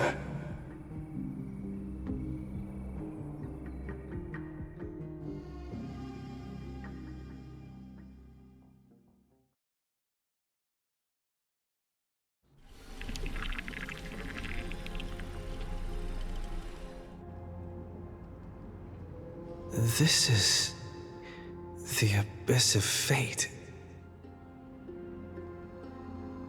Hold on. Finance here too? And is that Mighty and Trinan? And now, Act 2 of our immersive drama unfolds. They're evacuating the temple. Why now? Are you insane? That blonde man is the Crown Prince of Krymnos. Mess with him, and every last person in this city could wind up dead. Calm yourselves. The Holy Maiden has everything under control. We need only wait patiently.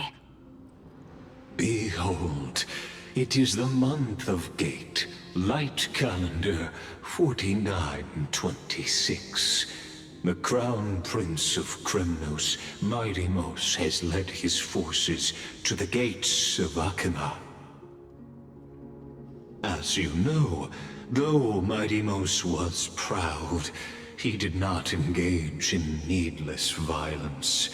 He challenged the elders of Akima to a duel, not for glory, but for the rights and dignity of his people, to ensure they wouldn't live as second-class citizens in foreign lands.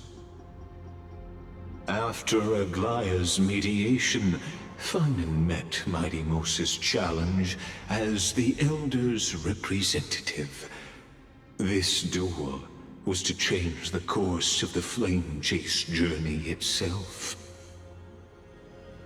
So, as Finan's most important companion, his lifelong friend, please, Continue to bear witness to his memories.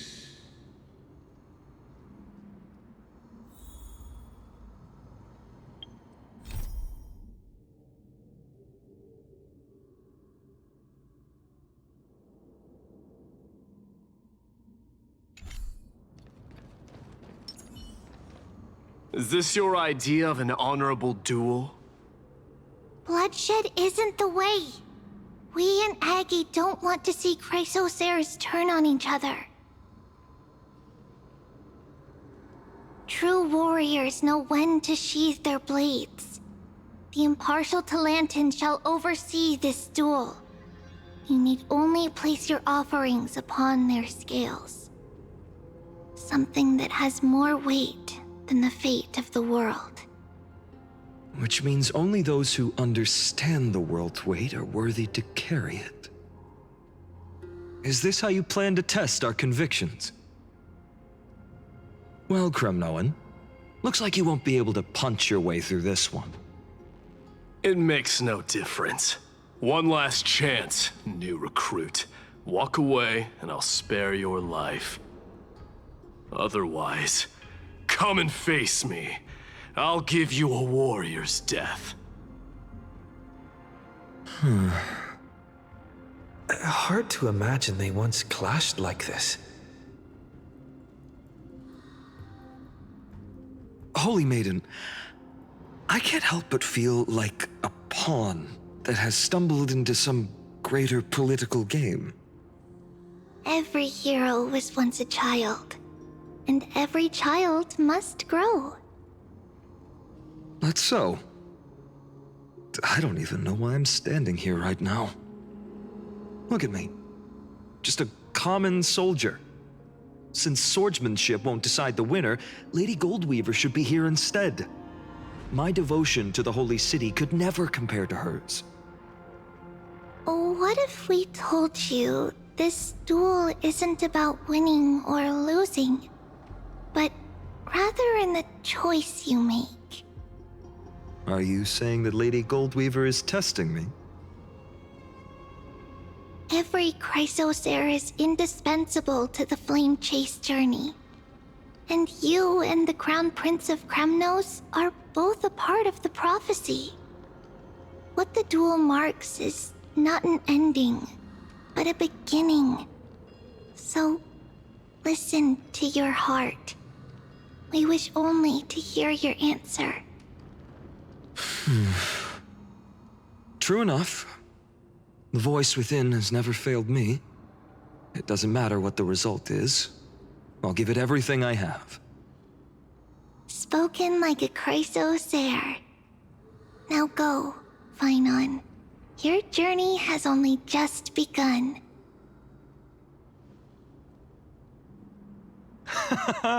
That's right, comrade.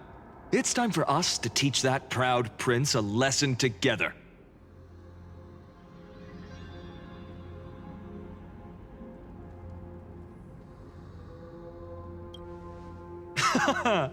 Now that's what I like to hear.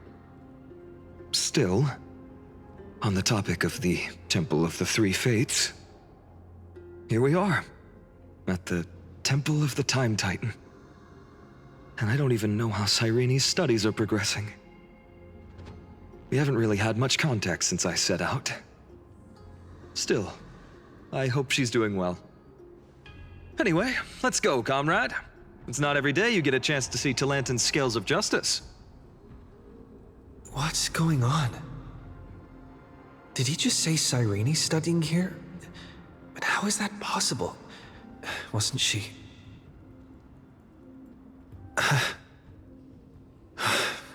Of course, Lycus disappears right when I need answers. Forget it. I need to catch up with Finon first.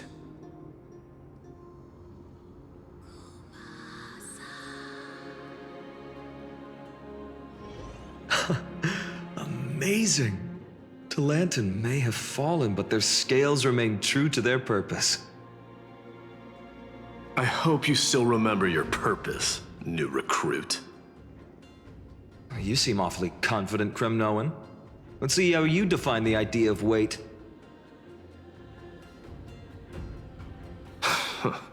For your information, in Castrum Kremnos, the punishment for profaning a duel with such crooked words is impalement. But as we're in foreign lands, I'll indulge you. The signet of Kremnos, the crown jewel of our people. That's my choice. A ring. Not just any ornament, I'd wager. What's the story behind this little treasure? Don't push your luck. Think I'd pour my heart out to you? Just know that Kremnos' 1,000 years of glory could bring a titan to its knees. Let alone a nobody like you. So to him, glory and his people outweigh the entire world. And the very destiny that Mighty himself will eventually shoulder.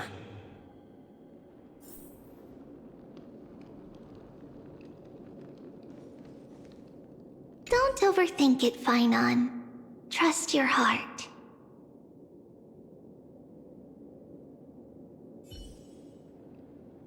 Well, that's easy for you to say. I'm just a Holy City guard up against Kremnos' walking war machine of a prince.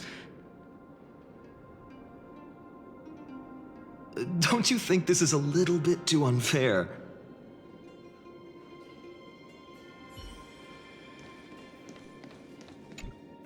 Now this is a tough one. What can I possibly offer against a ring that signifies so much? Well, comrade, what does your gut tell you?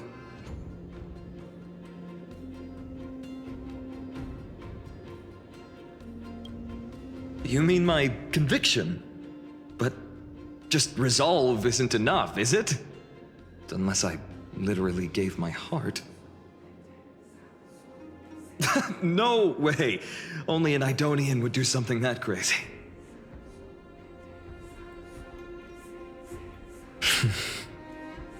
In the end, there's only one thing I can trust. The deliverer that appeared in my life on that day. How ironic. I can't even look at this card properly, much less follow where it leads. Just thinking about how my village was swallowed by the black tide makes my hands shake. The flames, the screams, my utter failure to protect anyone. Speaking rationally, I know it's not nearly enough. Addis Elysiae was just a small village. Its loss barely a scar on Amphorius' face. But here and now, my heart says something else. This card, it's everything I have left. Nothing weighs heavier. Perhaps that itself is the answer. Look, Finon. It's so nice to see you all again. Lady Trinan, Finon, and... hello. Seeing you here sure is a sweet surprise.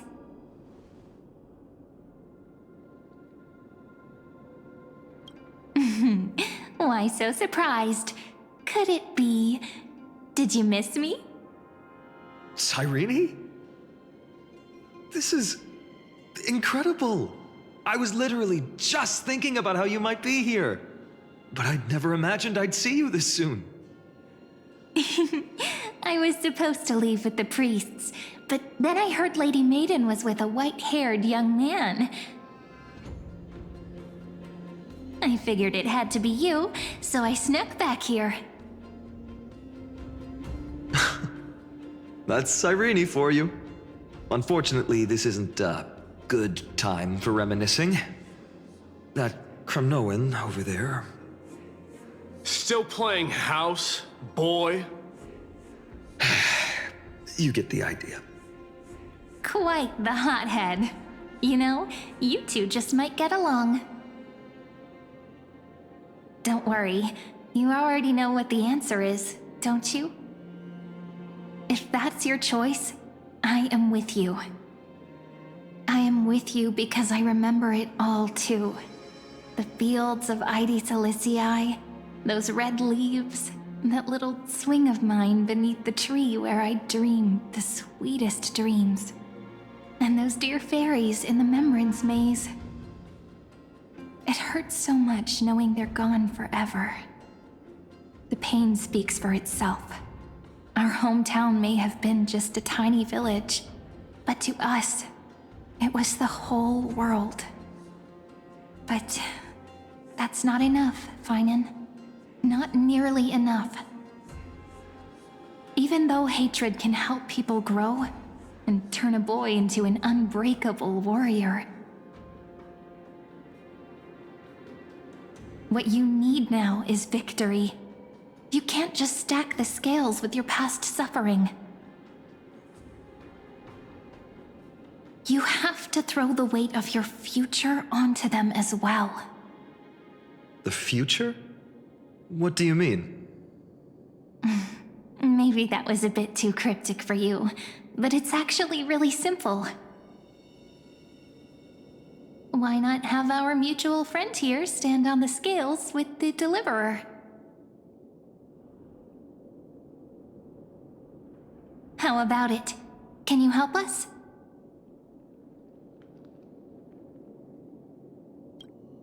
Of course. After all, you're what we aspire to. Let's try that. The fate of Akuma hangs on this duel. I must claim victory, for their sake. I will stake everything I have. Stand with me, comrade, and we shall become heroes.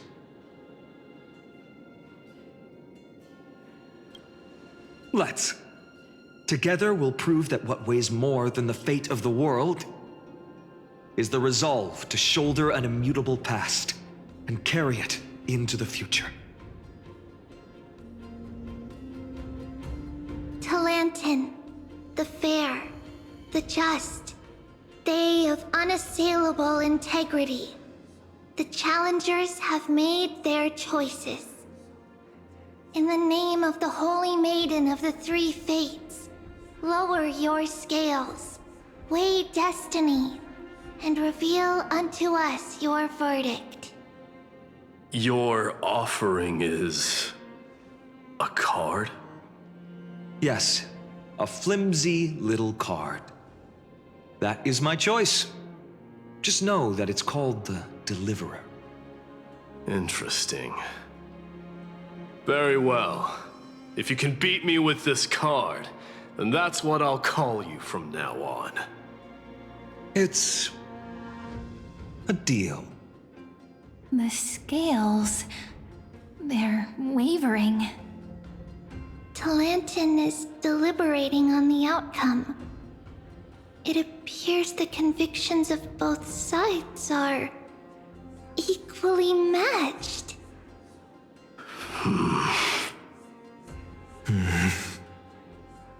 This is suffocating. Like the whole world's weight is on my shoulders. But I believe what my heart tells me.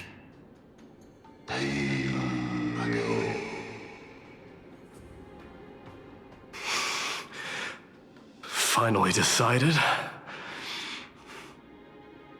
Hear thee, children of humanity. I shall pronounce judgment, for the difference is now clear. The one whose offering weighs more than the fate of the world is...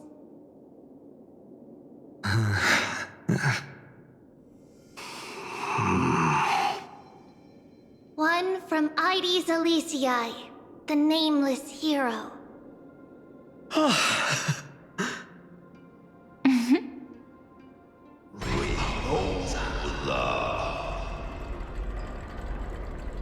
However, heed this. The true weight of conviction originates not from itself, but rather in that which tips the scales, hope itself. What's that supposed to mean?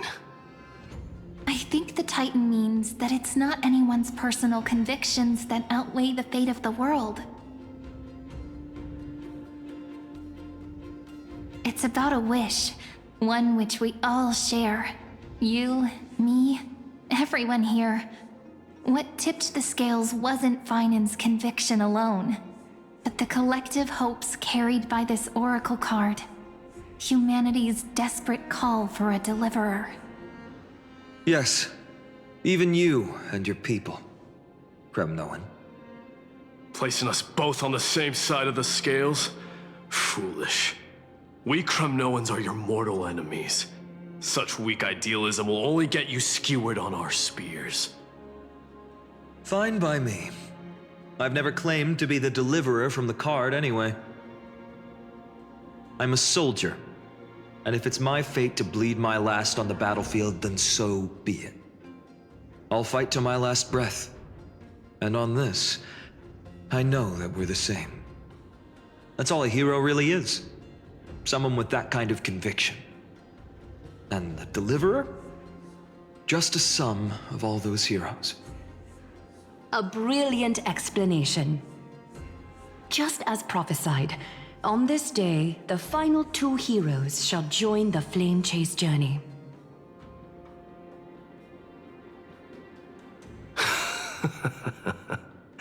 I should have known from the start.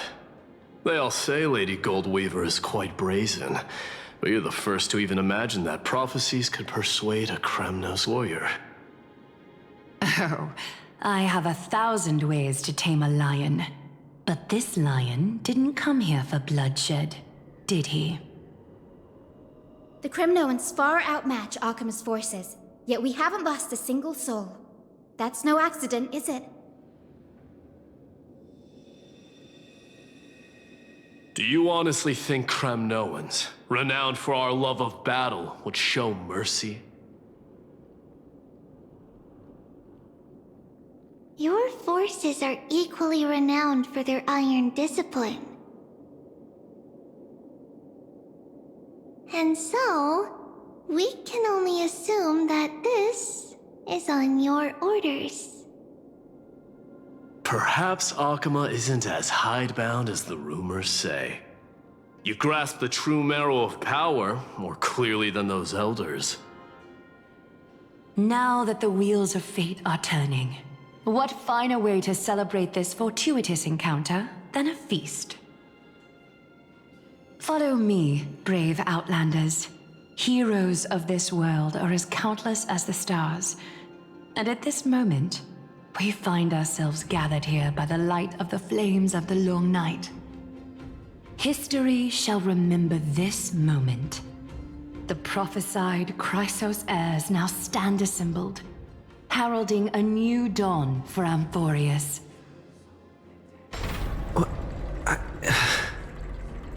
You must see it now, how different this is from the flame-chased journey you traveled.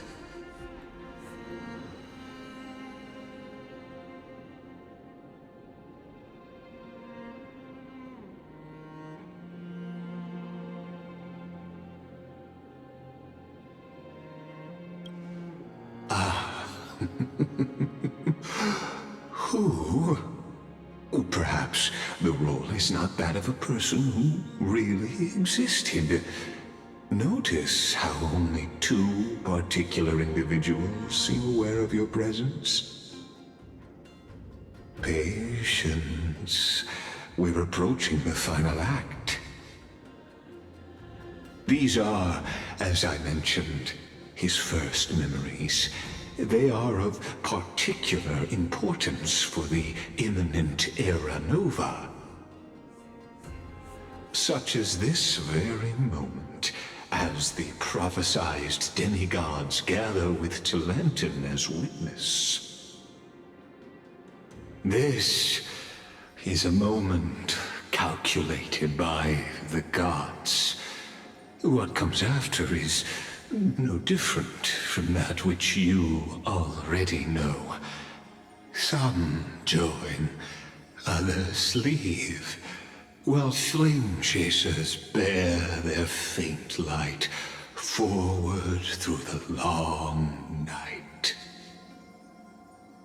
Ah, come, come, your seat awaits after 13 heartbeats. Our heroes will be ferried to the final scene.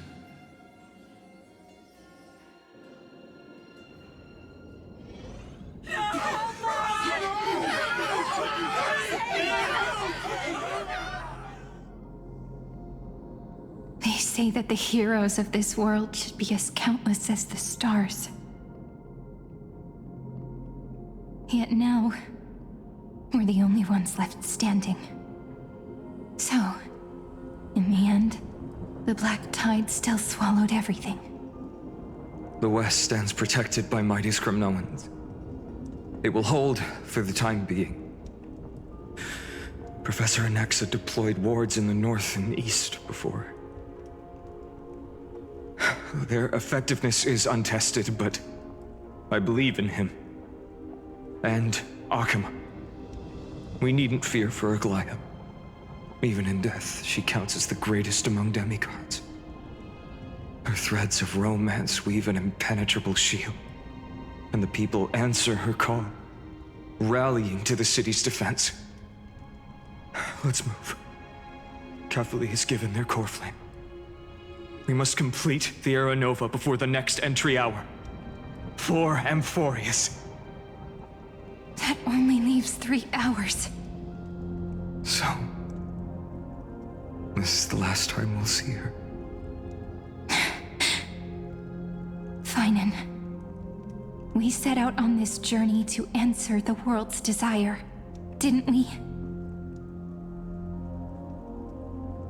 That's what it means to be a Chrysosaur.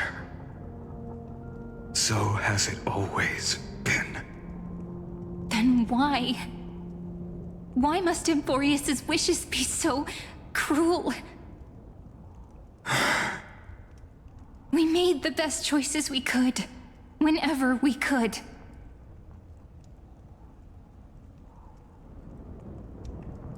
But in the end, the prophecy that led us, this black tide swallowing everything.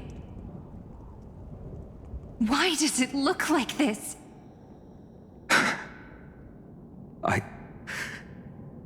I don't know.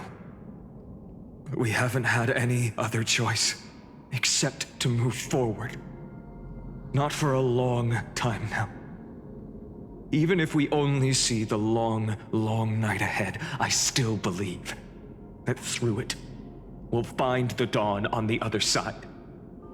Beyond these flames, a new sun will someday rise. So, to the Temple of the Three Fates. You'll take over Time's authority, and we'll return all the core flames to the Vortex. Then put this world's fate to its final rest. After which, we shall all face oblivion, or embark on one final grand journey.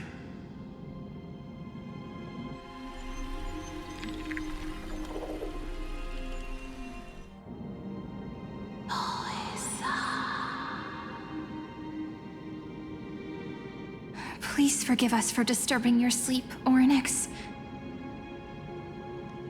It matters not. I know fate has run its course. The black tide has reached Akama. Amphorius does not have much time left. It is time for the Era Nova.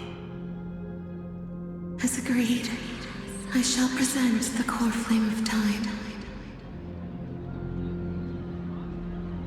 Ride the river of time. It will guard your passage to the vortex of Genesis. Step through and witness.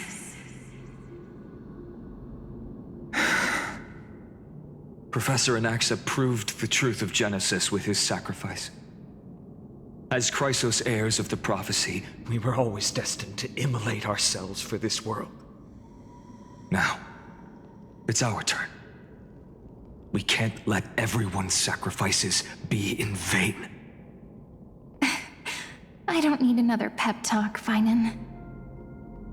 After all, we've been ready to fight fate ever since we left the village, haven't we? Yeah. Come. Let's claim the miracle we were promised, and burn away every last shadow in this world. And then rise as the first light of a new world. Light calendar 4931, the third week of the month of Evernight. Welcome, my lord, to the end of the flame chase. And the end of all things. The Titan has revealed the gateway of fate. Please, accept the invitation to step across the threshold and behold. Beyond this gate lies the new world that our heroes sought through their trials, as well as the terminus that the owner of these long memories has been hurtling towards their entire life.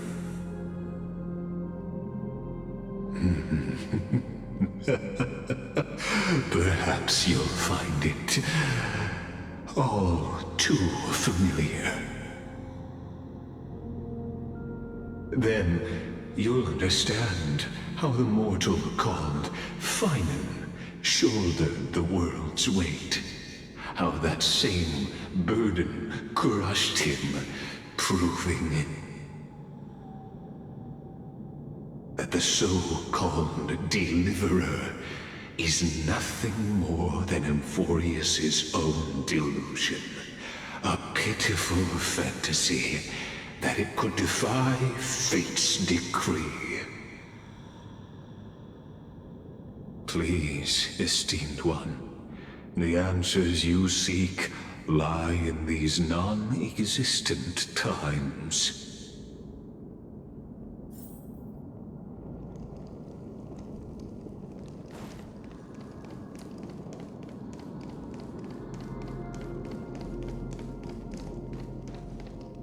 The future revealed by the Titan. Just what will we see? The future revealed by the Titan. Just what will we see?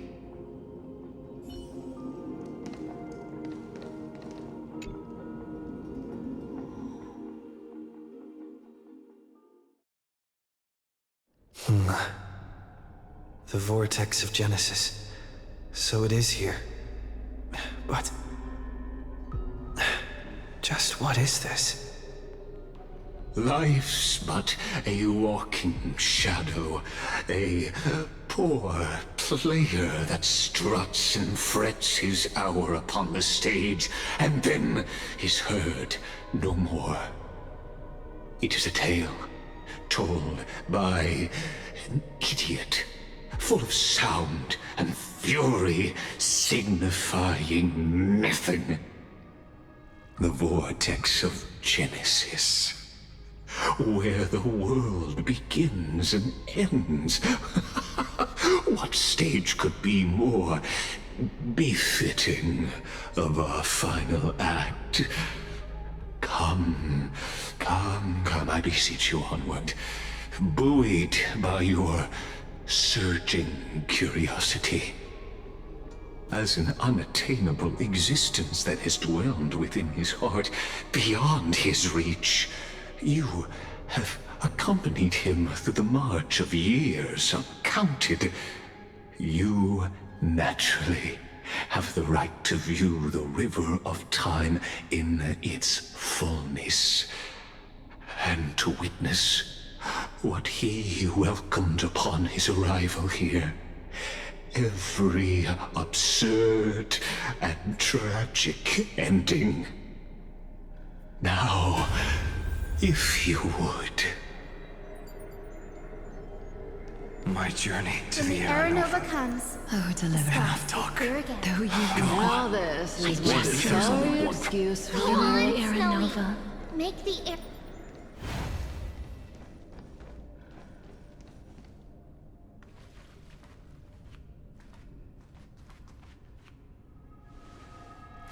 None of that matters now. This brutal, flame-chased journey has stripped away my delusions. I know the future is in some peaceful paradise with gentle west winds, just waiting to welcome us to step in. This will be a romantic story like none that has come before. You think so too, right?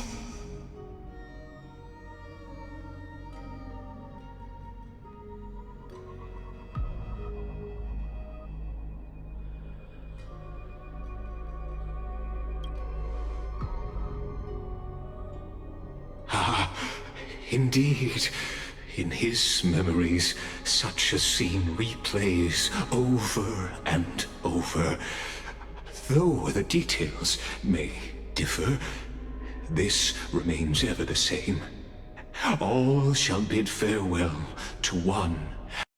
Person alone will witness the miracle.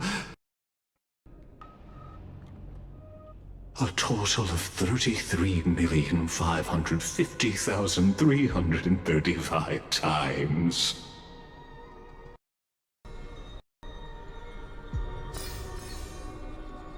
Each is a drop from the river of time, representing the long journey he would take, or rather, the never-ending cycle.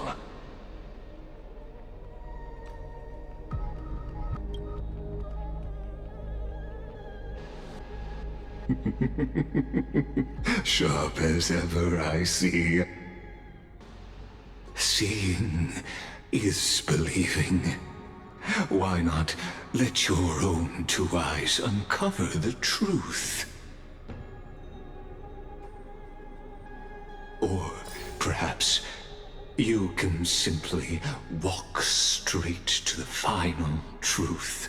See the true face of the character you play, and witness the ultimate nature of the Chrysos heirs, flame-chased journey, and the cycles of Unforius.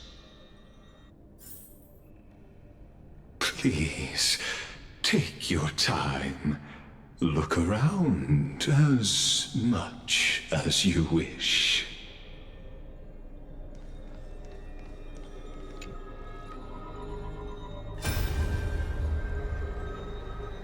Not a single soul to be seen.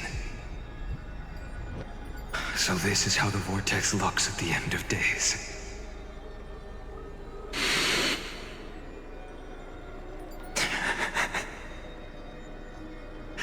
Looks like I've got company after all. But since you've made it here... So, in the end you succeeded. Executioner.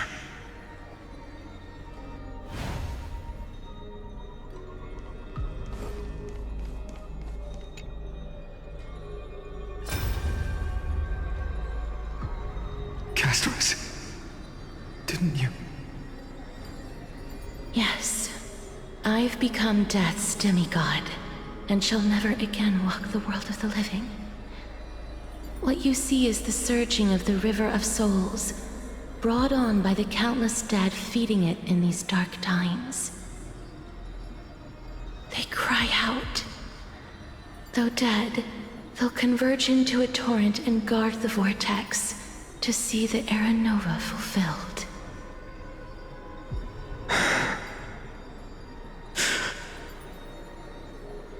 I will take all the wishes of the departed with me. Please, everyone, fight with me to the very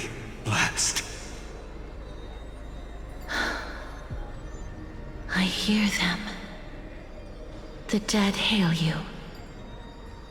They're prepared. Go on, Deliverer. We'll keep that executioner in our shadows. The path before you leads to light and eternal flames.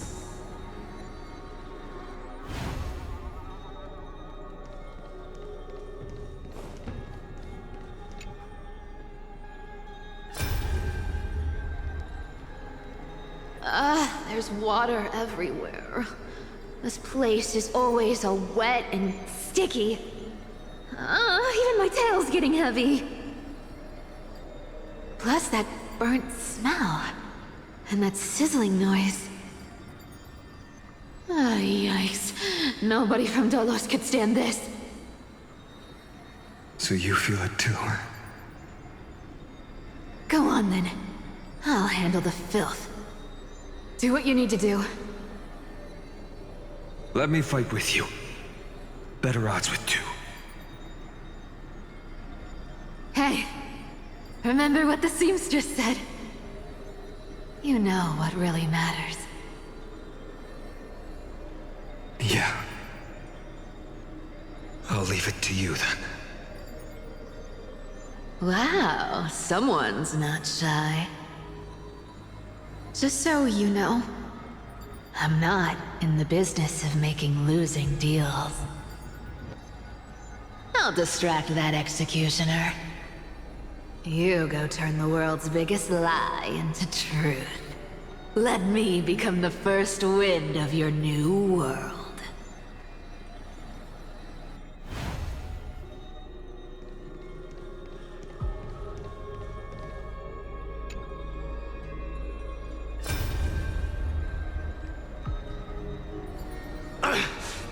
Shut up and get out of here!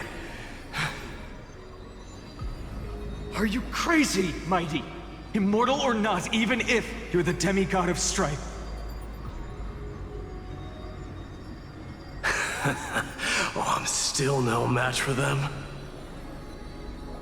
No, I know you can. I just wanted to request that you witness the Era Nova with me. Together, let's prove that we're enough to transcend the prophesized fate.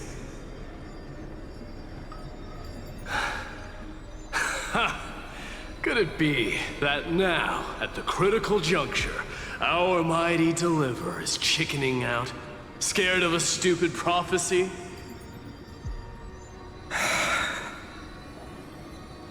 I'll transcend the prophesized fate. All right. But I've got a better way.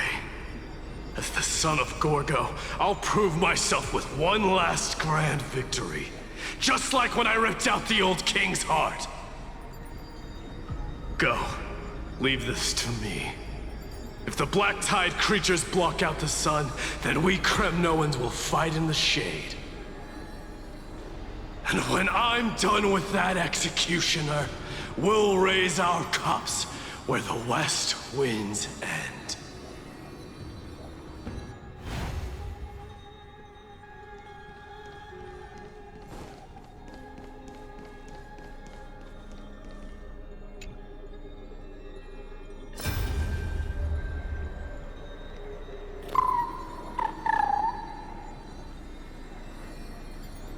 Hey, little one.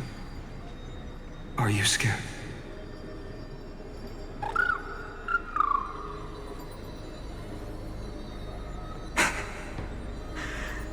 As brave as I is. Stay close, little Ika.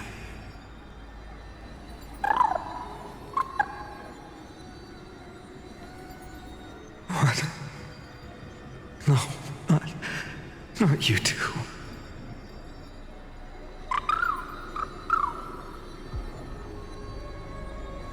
I see. I won't squander your kindness. Your hopes. So please, keep this bit of sky standing for me.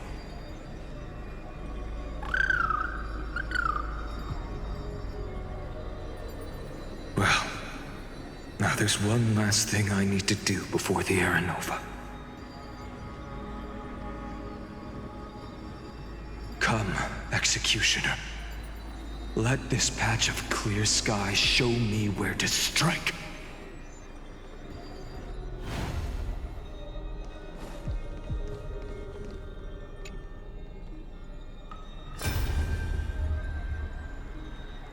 All shall bid farewell to one, and that person alone will witness the miracle. Such is the will of fate. So even the future revealed by the Titans may not come to pass. The Era Nova. This unrivaled masterpiece. I have no regrets now that I may entrust it to my most trusted apprentice. Are you saying? Fate is ever unassailable.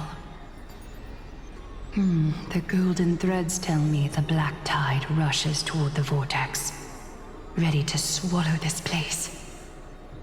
I must weave the last of my humanity into a net to hold back the deluge. I shall have my final bath in warm and radiant gold. Now, the hour of fulfillment has come. Forgive me. I must snip away every risk to weave the strongest future for the new world. There is nothing more to say. We part here. I shall personally dispatch that wretched executioner, not with threads of gold, but with the steel tip of a needle.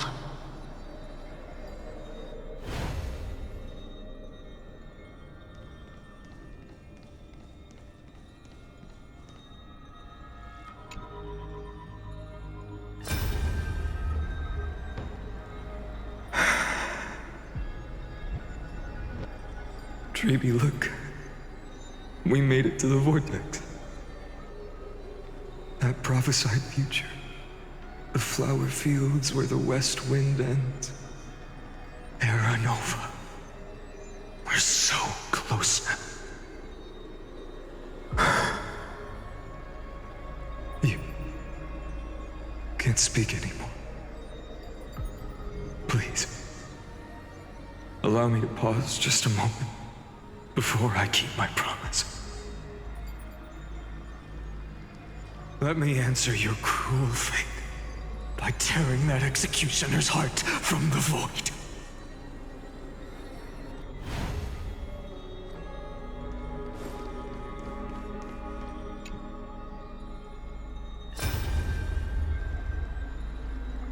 The vortex of Genesis. The last time I was here, I was returning the core flame of reason. I didn't have the time to observe it in too much detail back then. But a holy sanctuary of the Titans looks more like their frozen crypt to me. Well, all the core flames do lie here now. It's my honor to walk the final stretch with a mind such as yours, Professor.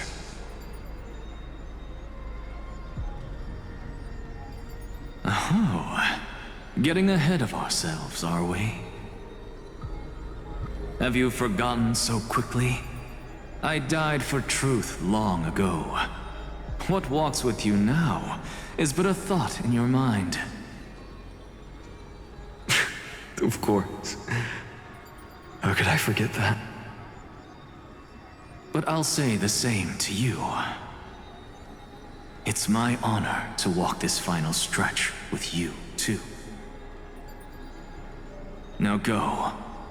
Stand tall and finish your final task. Yeah. Just leave it to me. Time for that wretched executioner to pay what they owe.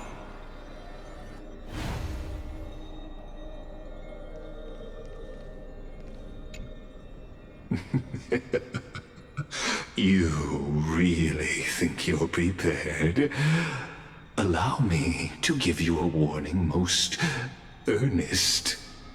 Once you see what these memories hide, the world's course will be forever irreversible. Ah, very well. As you have made up your mind, let us bear witness together. As the sole audience of this eternal theater, I have been rapturously awaiting your arrival, and this, too, is the very reason I must show you everything. I believe that since you've bathed in that eon's gaze, you can make Amphorius's frozen fate flow once again.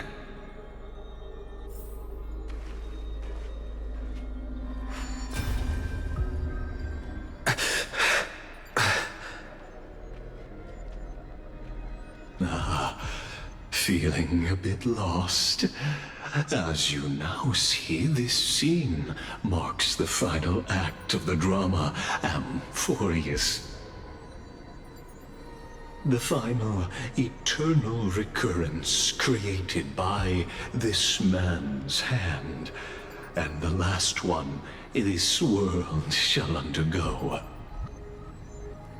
Behold, at the swordsman's side stands one he has sometimes called companion, other times comrade, that nameless hero absent from the annals of history. He is the swordsman's ideal in his youth, the deliverer that guided him resolutely onward through fantasy. And now, in the name of the Nameless, he has become an essential and inseparable part of the epic of Amphorius. And this time, under his guidance, what choice shall the hero make? Whither shall the fate of the world flow? And what is the ultimate truth of the nature of Amphorius? There are many mysteries yet to be unwound, but if I may, allow me to temporarily yield the stage to one far more fitting. Please put your hands together and give a rousing round of applause for they who will reveal the answers and bring about the final end of the 33,550,336th flame chase journey.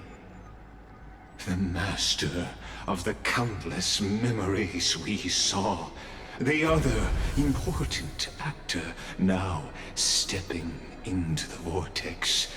They who have already burnt their own self to cinder, the Flame Reaver.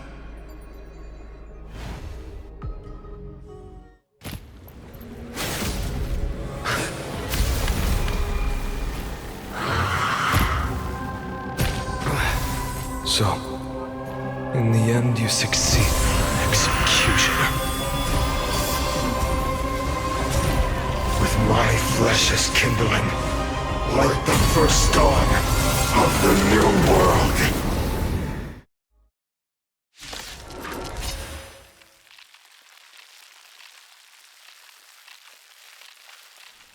The time has come to once again start everything. Eternal. This world is little one. Routier. Receive divinity. So this is the warmth of life. Let this place witness glory. Burn it all. Embrace a new life.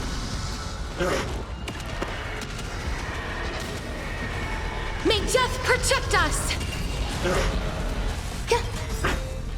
All will be swept away by the wind. Return to the great tree. Answer me. Will you be the blazing sun? Even if all creation burns to ash. Life is not so fragile. Wilt here. Embrace a new life. The dead return!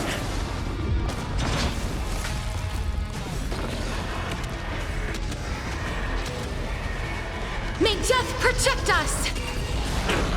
This ends now. With your corpse. I'll ignite the dawn!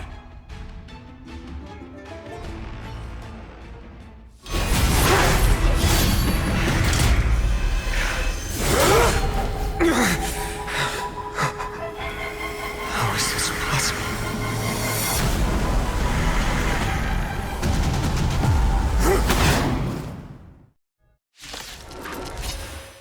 The sons of destruction, now twinned. Feel them set your blood ablaze. Your fury. What we have, eternal melody.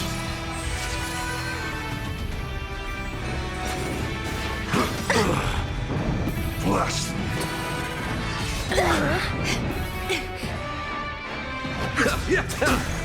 Torment. Please Every cherish petal in the life's time garden before will your be swept soul away leaves. by the wind of time. As you wish. Receive divinity. So this is the warmth of life. Burn it all. Through my blood. Burn it all. Dying soul. Now accept your punishment. Embrace a new life.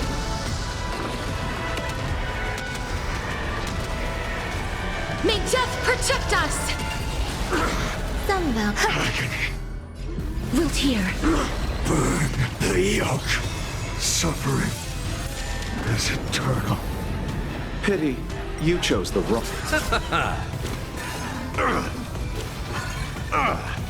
Fury upon you. I'm okay. Forever doomed. You chose the bloom. I can't Repent. die. Eternal sleep is The nothing. dead return! I shall remember this warmth. Not enough. This form shall fuel the fire. Burn. Burn unceasing. Embrace a new life. Darkness with me. May death protect us! Unchanging. Unceasing. Existence is unity. Every petal. All will be swept away by the wind. Conquer all lands! Dying soul, now accept your punishment. Burn it all. I'll see you off. As you wish. There's more. Bloom. I can't die, but Wilt here. forever doomed. Abyss flower, bloom.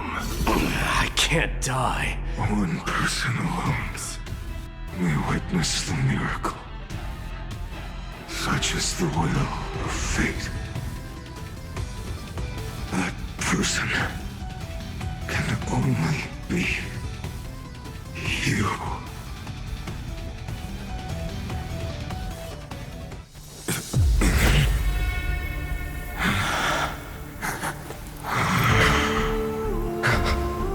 Why not let wrath incinerate fate? Gods.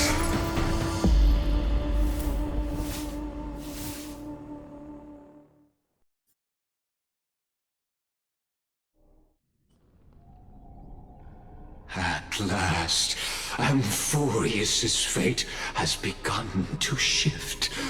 Just as I foretold, your arrival will change everything. After all, you've also been bathed in that Eon's gaze, which can awaken the long-dormant instinct inside a man. Much like that scepter we spoke of earlier, it was only under the same Eon's glance that it was reborn. That's right.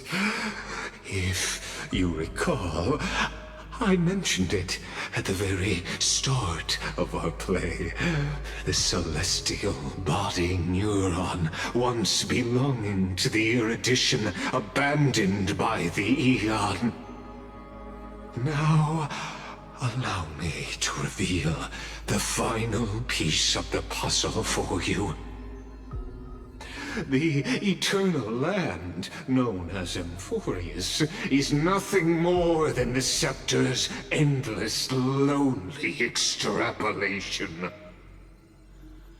A bottomless well of fury, aimed at the god who cast it aside.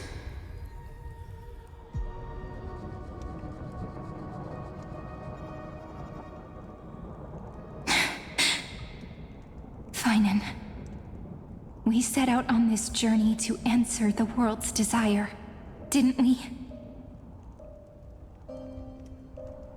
That's what it means to be a Chrysocer. So has it always been. Then why? Why must Amphorius's wishes be so cruel?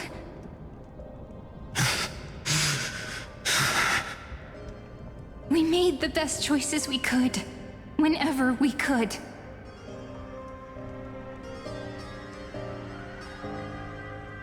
But in the end, the prophecy that led us, this black tide swallowing everything. Why does it look like this?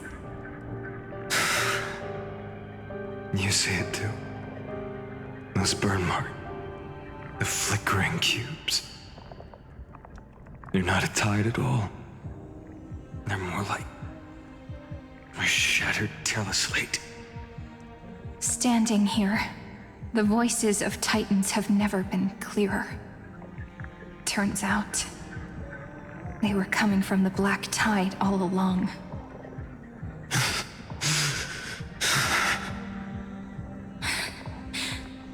Is that Amphorius crying? Or maybe it is screaming at its creator, at its god. Finan, do you still remember when I was little? I had a dream. A dark, cold room with nothing but Orynyx's curtain glowing like crystal. The curtain seemed to contain all of Amphorius, where strange and fantastic dramas played out within.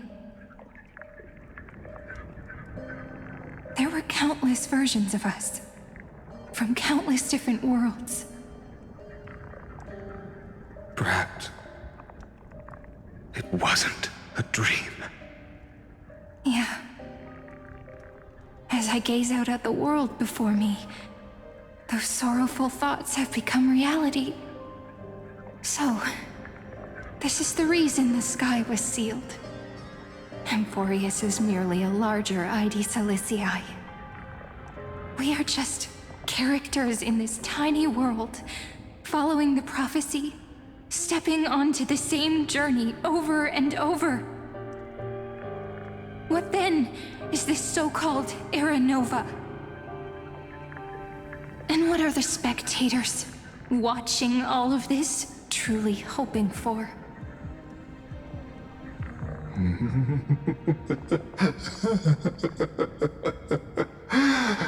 As a reward for reaching the end of the world, let me answer your questions. As the Theoros, I have observed. Thus is the synthesis of the prime mover of life formed.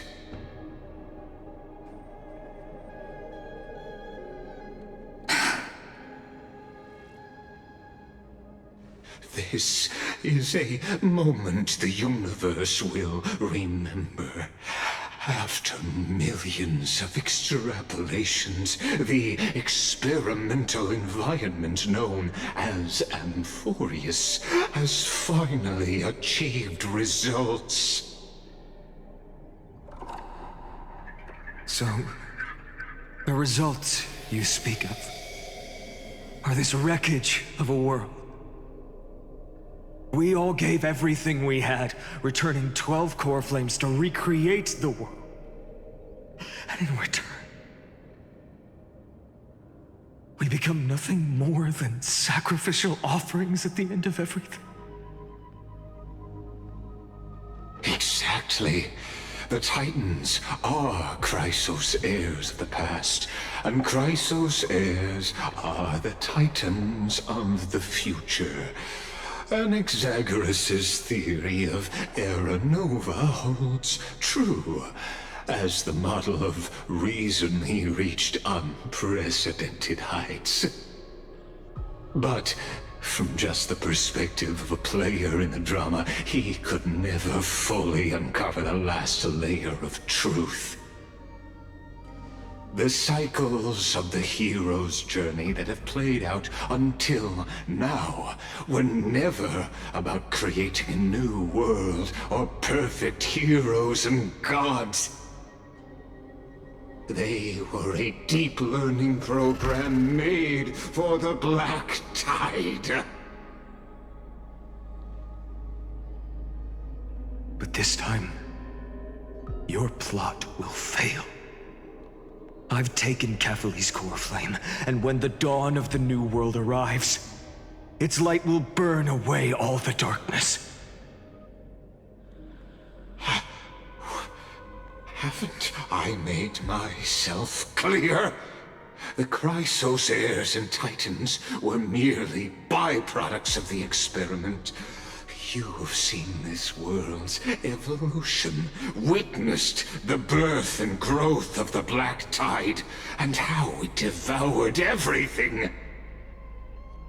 Every generation of heroes, gods, and worlds was born only to be destroyed by it.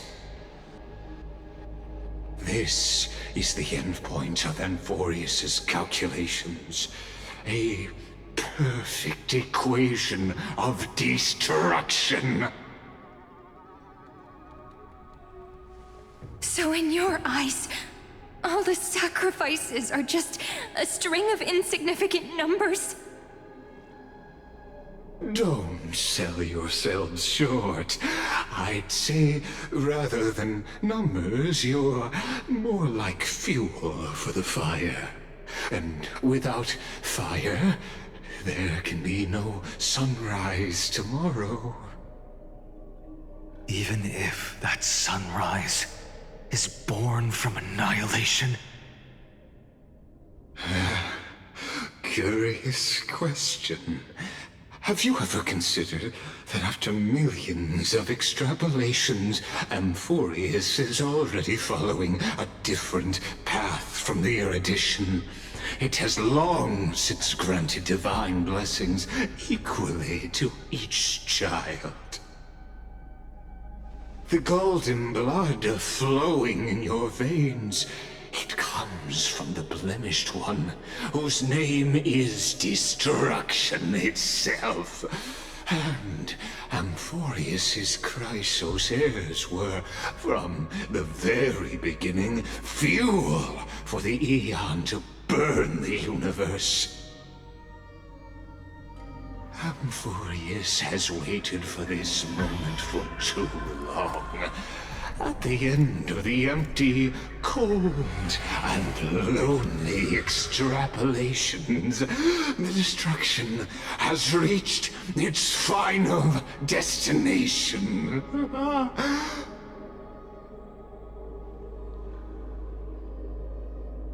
Nikos 496. Philia 093. No need to feel regret. This generation of Chrysos heirs is the most outstanding model, and you two are the final factors. For you, the era nova is no lie. Just step forward, embrace the black tide, and accept the Eon's gaze. You will come to life from a string of cold numbers. Along with all those who have passed, you will run toward the real universe, fulfilling Amphorius's long-held wish.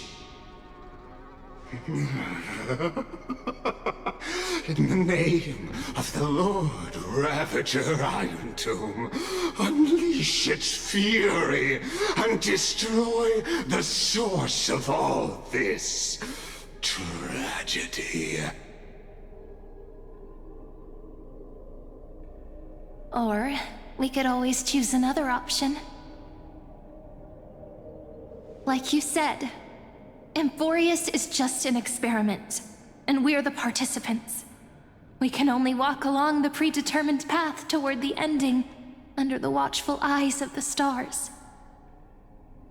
But that also means that there isn't just one Eon who can cast their glance at Amphorius, right?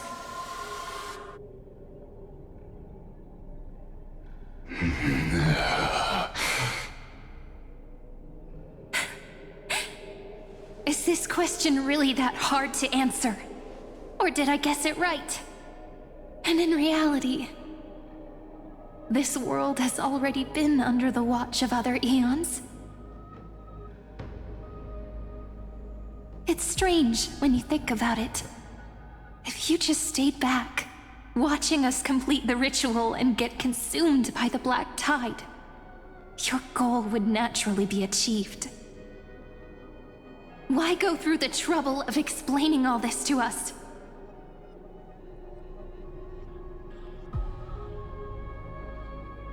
You're pretending, revealing the so-called truth just to deceive us, covering up another possibility.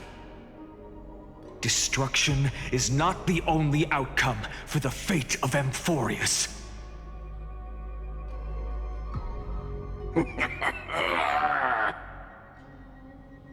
Do you two really think, as petty little demigods, you can change the outcome written by the stars? What makes you think you're capable of doing that? A little courage and determination. Just kidding. The answer is pretty simple. But we're not gonna tell ya.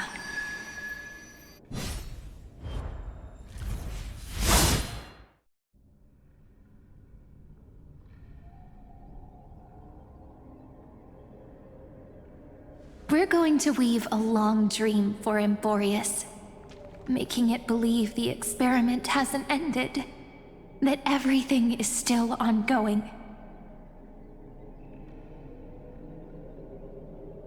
With just Orynyx's power, though, it should be impossible to achieve this, right? Yeah. So, I can only place my hopes on that childhood dream. And the god behind Orynyx that appeared in that dream. Now, I can say with certainty, time is the page on which that Eon records Amphorius, if it fades from existence, and all that it records is lost among the stars, that eon will surely direct their gaze here. And it will be a glance that spans time and space, granting each incarnation of me the power to reset time, imbuing my soul into this ceremonial blade, and creating an endless flame-chased journey. I understand. Then let me step into the cycles and continue Amphorius's grand design. To deceive the gods, deceive the world itself. But to make time vanish from this world, that would mean you.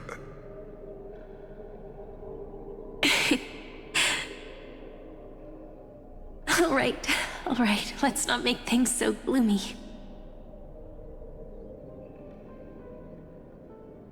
What we're about to embark on is the true hero's journey, so...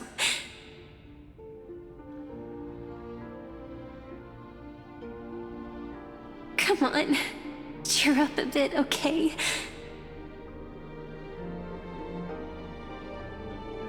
In that memory, you will definitely meet me again.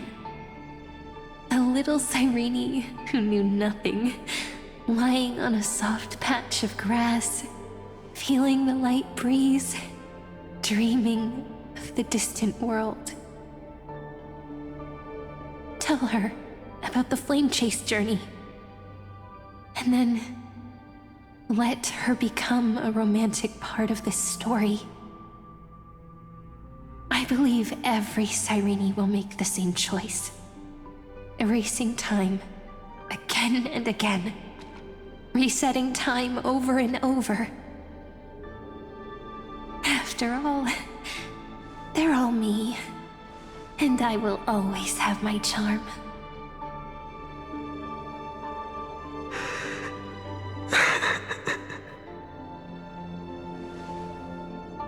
Then, I'll fall into a sweet dream, disappearing in some small corner of the world. Quietly, waiting for the day when that next page is turned.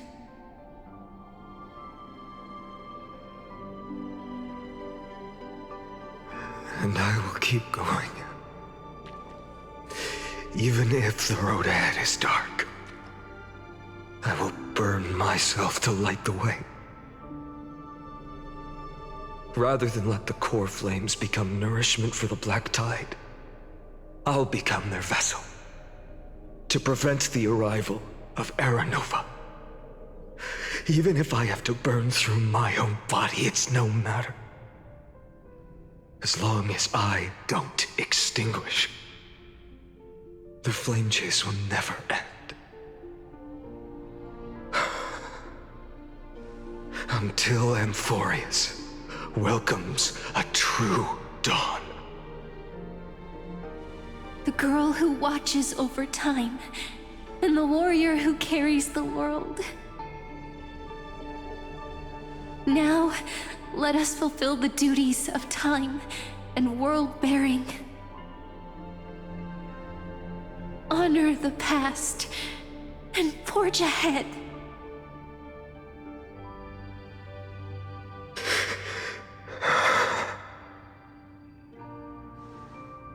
I promise you, the pain will pass in the blink of an eye.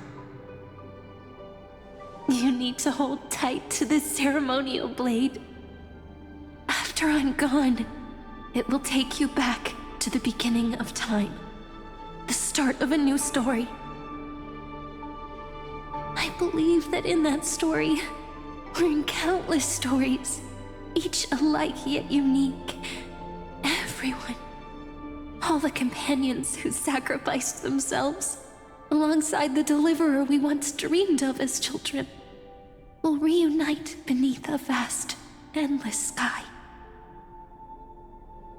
If we can never break free from this prison, I will stand my ground until the day someone shatters this endless cycle and writes the final chapter of Amphorius' fate.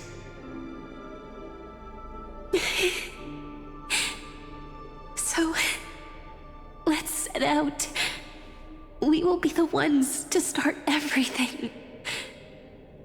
Carry the primordial chaos, just as your name suggests, and bear this world we hold so dear.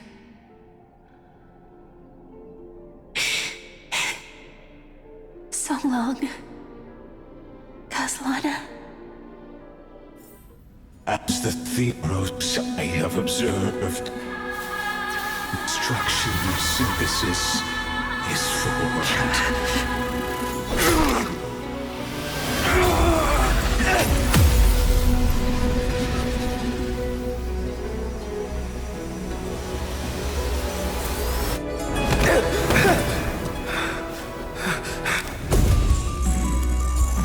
I will wait for that day, for as long as it takes. The day will come, turn over this mortal turtle, and follows in our footprint to right anything than what ever was.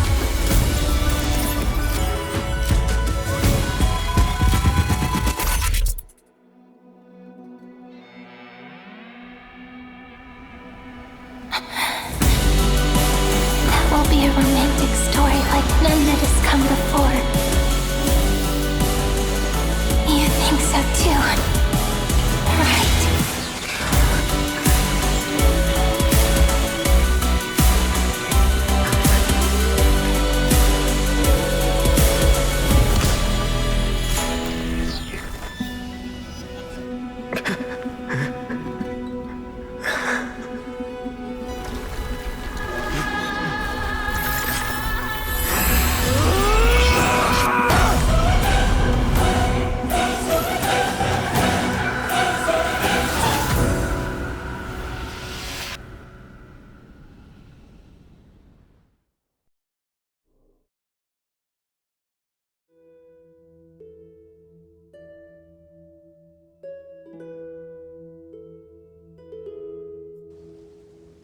The world is collapsing, and the people are crying. We too must part ways here.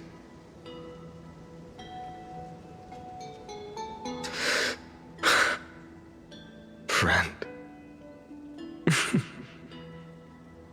Ides Elysiae, the little village of my childhood. The gentle breeze and the sound of waves still linger. Everything is as it was. It feels good to take one last look.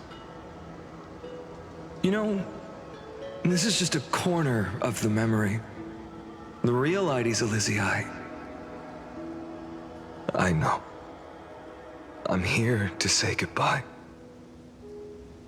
We might not see each other again. You can stay here forever. And time will stand still for you. Let it flow. It's time for me to go. Even if it's a path with no turning back. When have we ever had the luxury of turning back? Are you afraid? After learning the truth of your origins? Will you see the motivation I gave you as the manipulating whispers of destruction?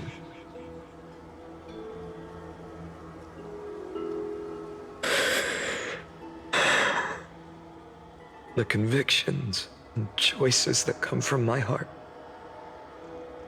I don't believe they're designed by the so-called paths. If we are just numbers simulating life, then you are the image I've always longed for. The person I wish to become.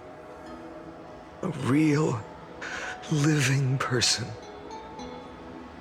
A true hero. Then why do we part here?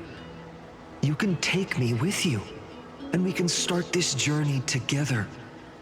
I'll be by your side, guiding you, just like before. No. I'm afraid I'm on my own this time. Why? Because there is no perfect solution in this world.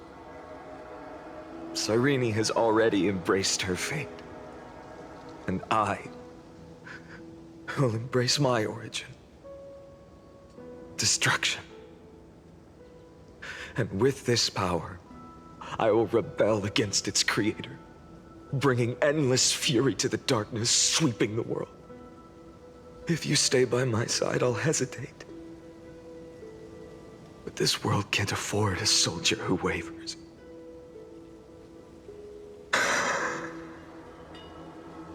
Do you remember when we were kids? Everyone would get so excited drawing cards like ruler or warrior, but throw fits over devil or drunkard and demand a redo.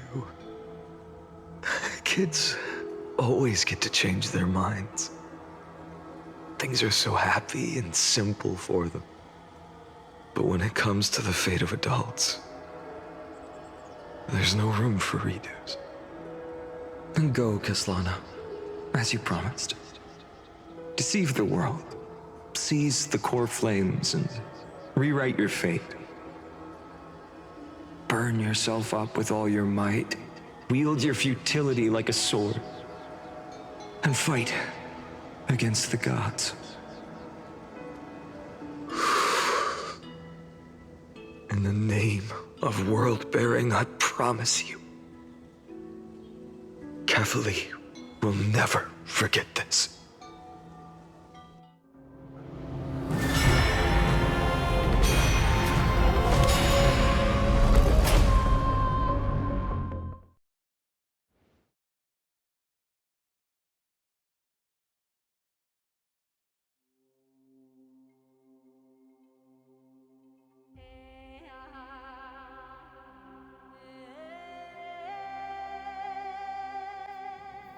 So, time retreated behind me until it reached the origin, where nothing ever existed.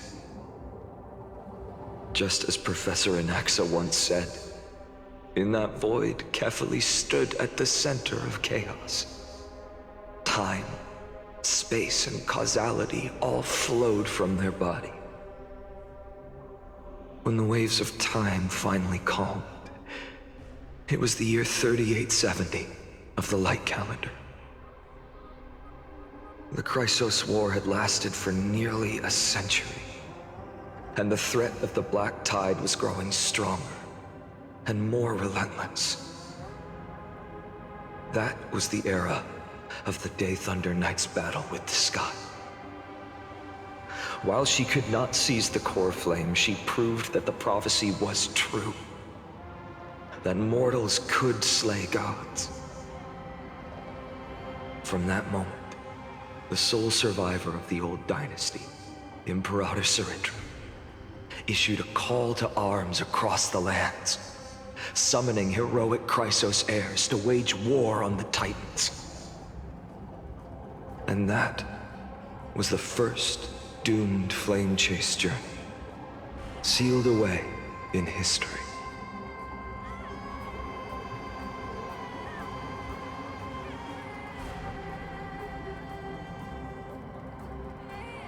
So what you're saying is, you've traveled back down the River of Time, finally reaching this untouched seabed just to tell us the flame chase journey and even all of Amphorius are nothing but illusions in an eon's dreams?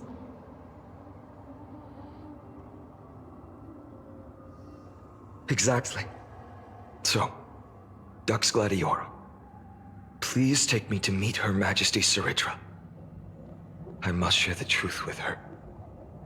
Since Her Majesty's not here, no need for formalities. The word Gladiorum always reminds me of my fallen homeland buried deep in the depths. Call me High Sealans, nameless swordmaster. Please allow me to add one more thing. You actually already know my name. You mean Finan? Such a name could never be your true one. But I won't question you further about it. Ever since Her Majesty issued the Flame Chase Decree, heroes from all over have sent their letters of introduction. What's the harm in adding one more name like Finan or Hynan? Besides, the deep sea is dark. Isn't it the perfect place to hide secrets best left unseen?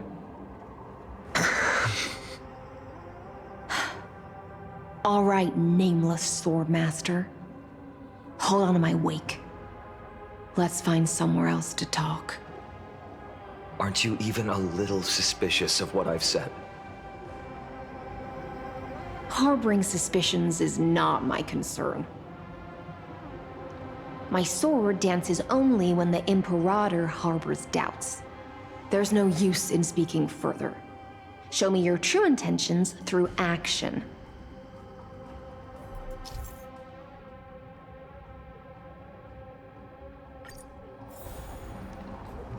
Perhaps you should demonstrate your skills and calm the raging black tide for us.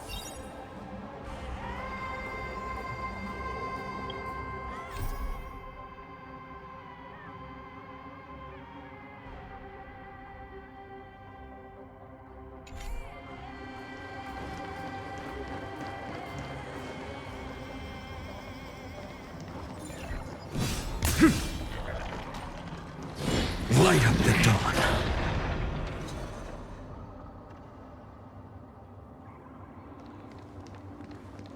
Light up the dawn.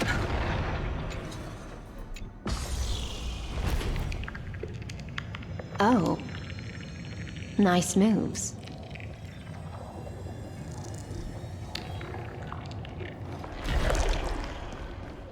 Light up the dawn.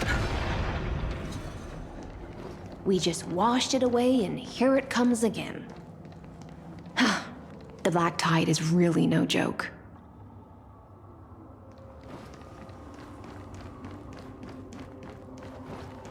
Light up the dawn.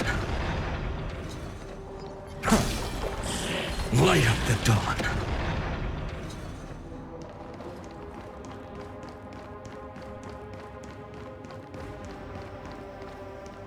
The waters end here. The one you seek is beyond this point. At last, I can meet with Her Majesty Saridra herself. Are there any formalities I need to observe?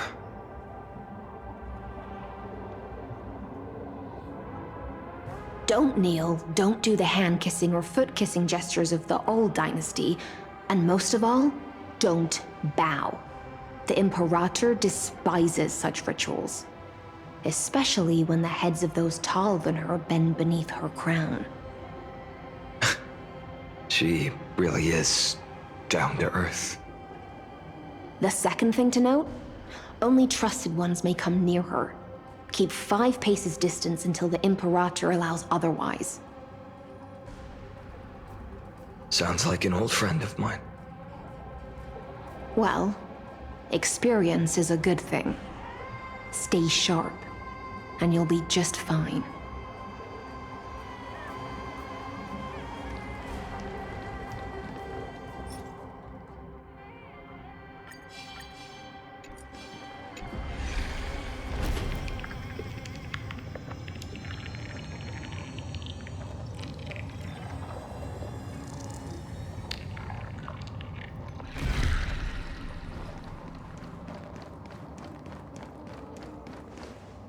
Duck's Goldweaver, little hostage.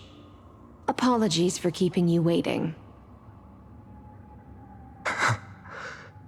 It's you. You know them? Good. That makes things easier. Before that, I'm more curious about one thing. Where is Her Majesty Saridra? To avoid any misunderstandings, nameless swordmaster.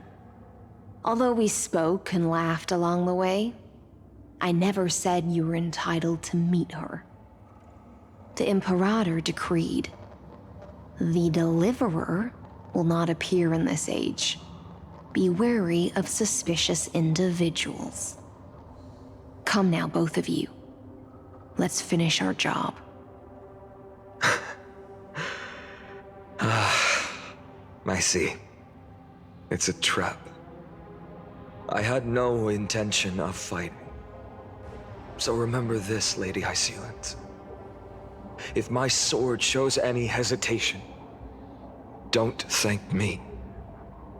Thank them instead. No, you misunderstand. We don't want to see Chrysoceres hurt each other. Just give us some time to ask you a few questions. The Nestia's golden threads will judge you and decide your fate. As you wish. White-haired swordmaster?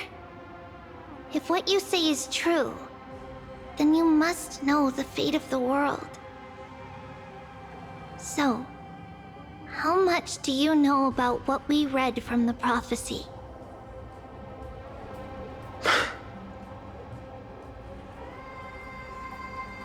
You shall shatter into 1,000 fragments and wither in the soil of foreign lands. Is that correct, Lady Trebe? How?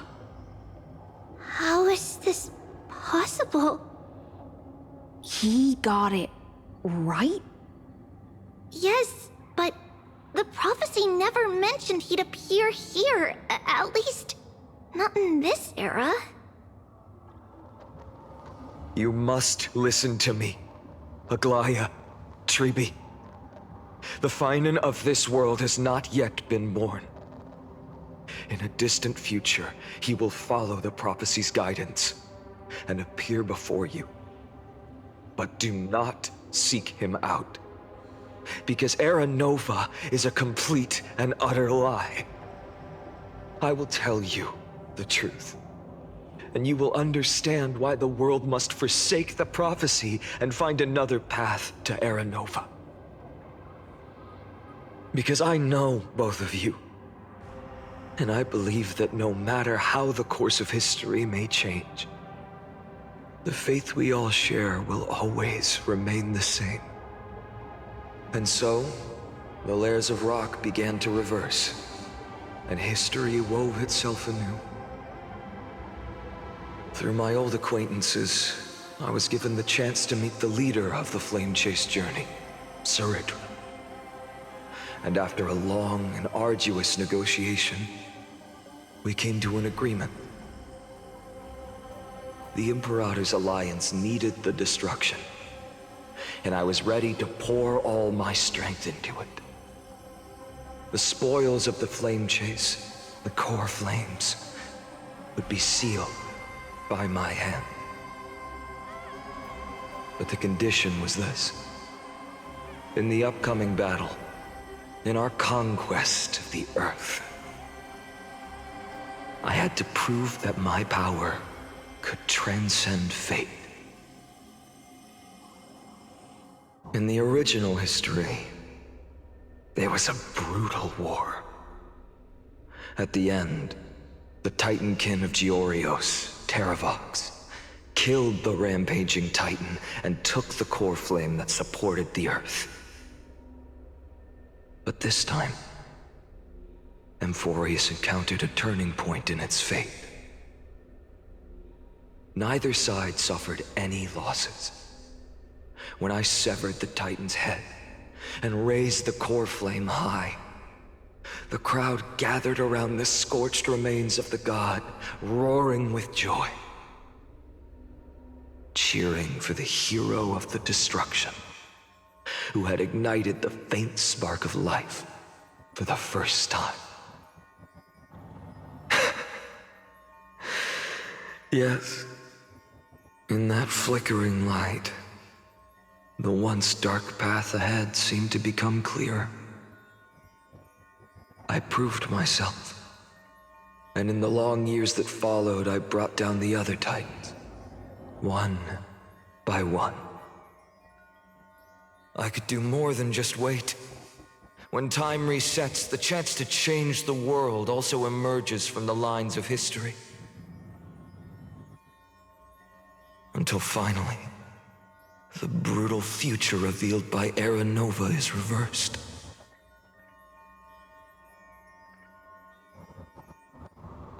But tell me, if that's truly the case, why are we doomed to the same outcome?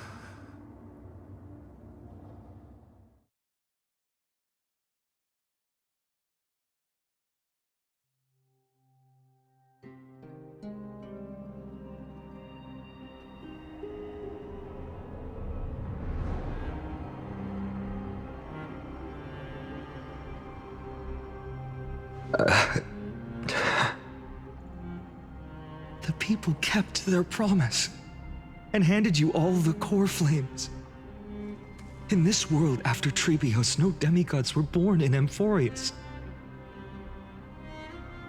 At this point, I just want to know, when they vanished into the black tide with their mortal bodies, why didn't you shed even a single tear?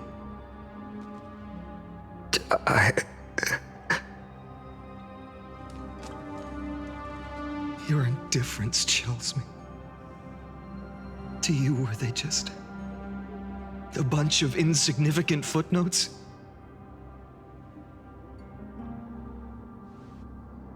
Sorrow has been my constant companion. In fact, with 12 core flames upon me, the fire in my heart has never been more violent. I'll remember this world through anger. As long as I burn, they'll never truly leave me. Perhaps it's already too late. But you're right. Anger, at this moment, is the only weapon I can rely on. So, draw your sword, executioner. I'll make sure you realize that your greatest mistake was leaving me alive.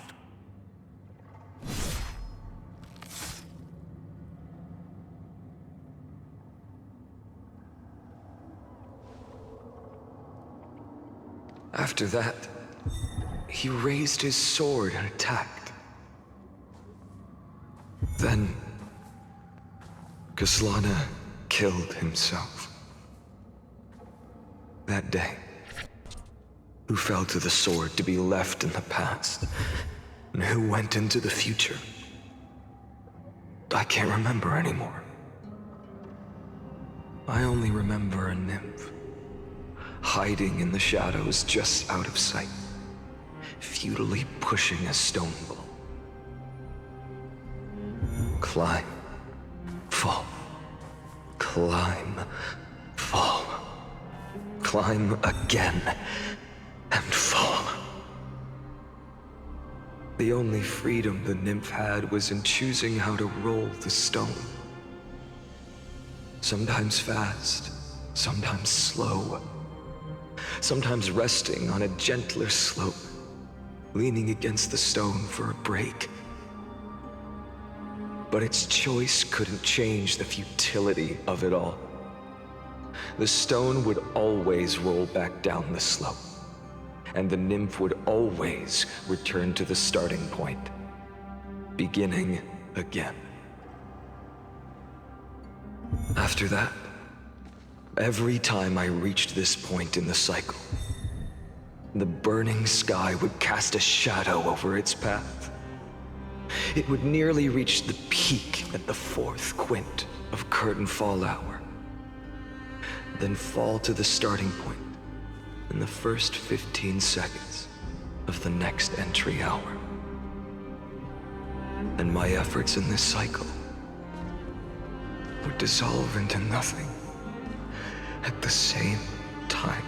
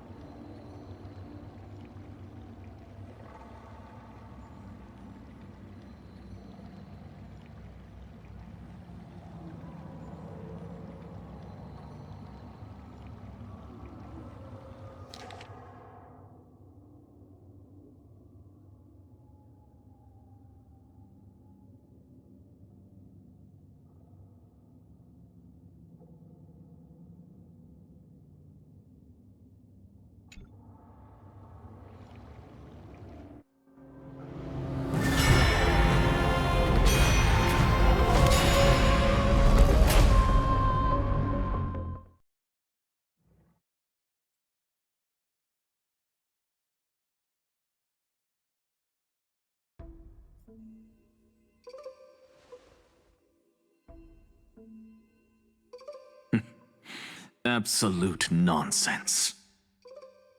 I thought cycles was the answer you were looking for. No. It's just that the answer came so suddenly. There was no fun in tracing it back to its roots. Eons? Paths? What a load of nonsense. I can't give you an exact explanation of those two concepts either. Enough. I'm just expressing my frustration. Don't you understand? I was already expecting this. The black tide came from beyond the sky, and everything else is no exception.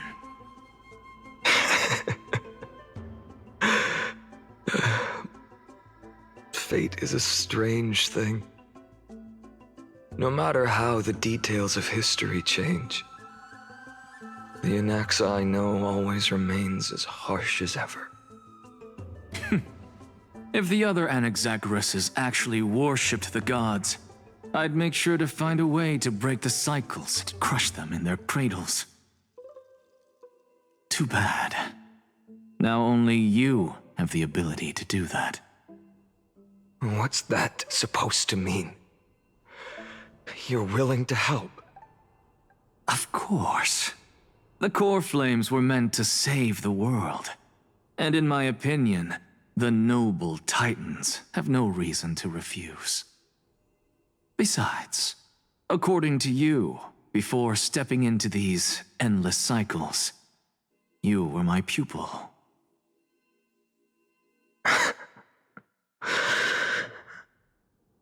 I've already heard the same thing countless times. Enough chit-chat. Let's go. If we run into any other scholars, leave them to me. We've all made preparations for total annihilation. Never thought someone would step in to help.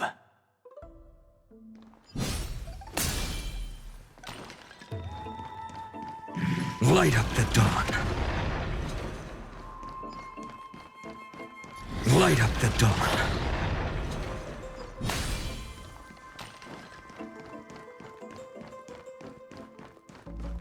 Light up the dawn. You've been to the Luminary Throne before, haven't you? If you're talking about in past cycles. You're already much luckier than the other students.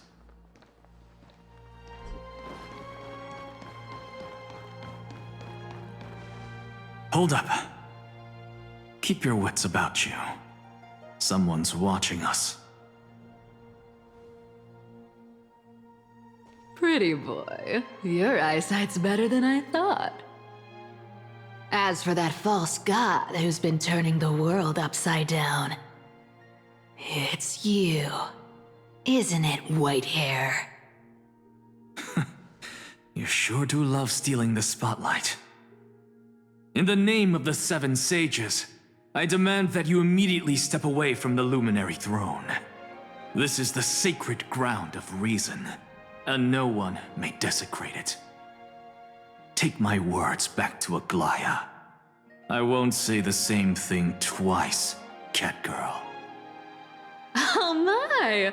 You won't even call me the demigod of trickery. That is just heartbreaking.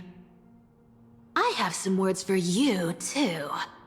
First, as one of the most heretical blasphemers in the world, you have no right to lecture me. Second, this is none of your business, Grove Boy. Step aside. I don't want anyone getting hurt. Here we go. Again. Core flame thieves. You really think you can scare off a sage of the grove with nothing but empty threats? This gloomy little brat's got a sharp tongue. Ooh, not bad, not bad. I kinda like you.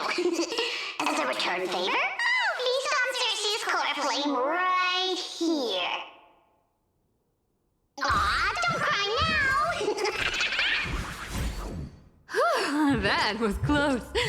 I'm out of here.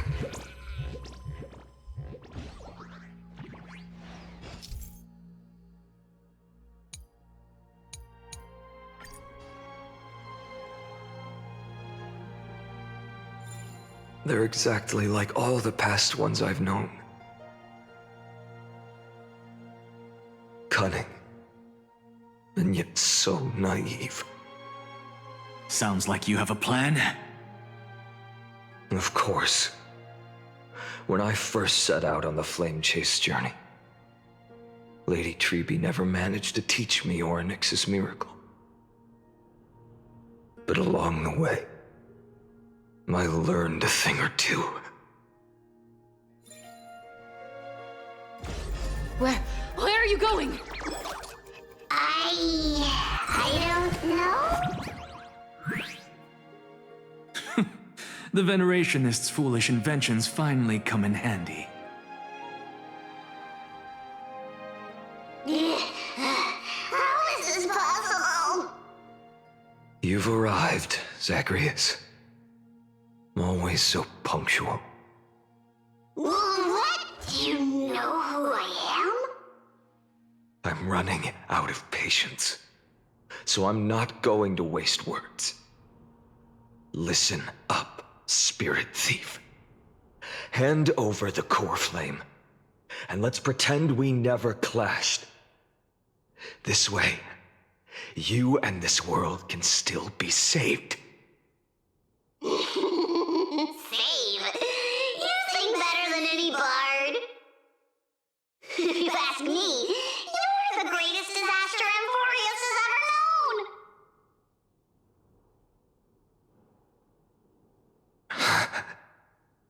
No matter how strong you are, you're still just a mortal body.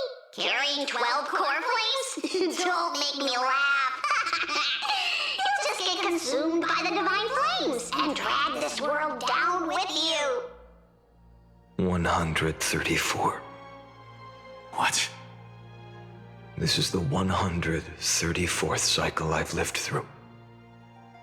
And the number of core flames I carry is 1,596. Yes. 1,000 core flames and just a single Chrysos heir. How is that even possible? I've come this far. And that's proof enough. But someday you will burn to the ground. Of course. The divine flames will eventually consume my eyes and blind me. But before that, they could still forge and sharpen Dawnmaker. Now when I cut open your stomach, you won't feel a thing. You... This is the final warning. Fine. Assume this world holds 100 million possibilities. And no matter how one looks at it, 99,999,999 of them all point to outcomes of certain destruction. Even so, I'll use my divine power, despised by the people of this world, to achieve that 1 in 100 million possibility. Bartolos! Brat, if you've got the guts, you'll have to first step over my dead body.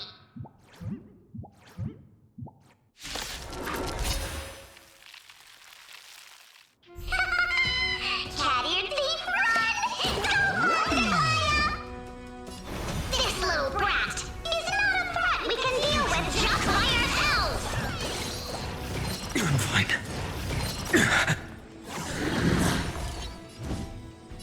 For tomorrow, a future will come. Nice work! How absurd. In my memories, Zagreus always meets the same end. Over and over again.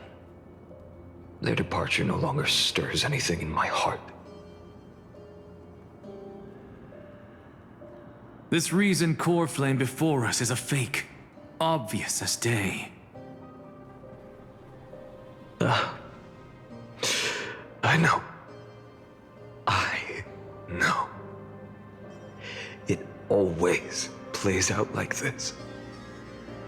The spirit thief covers for her, and the trickery demigod escapes with 2 core flames.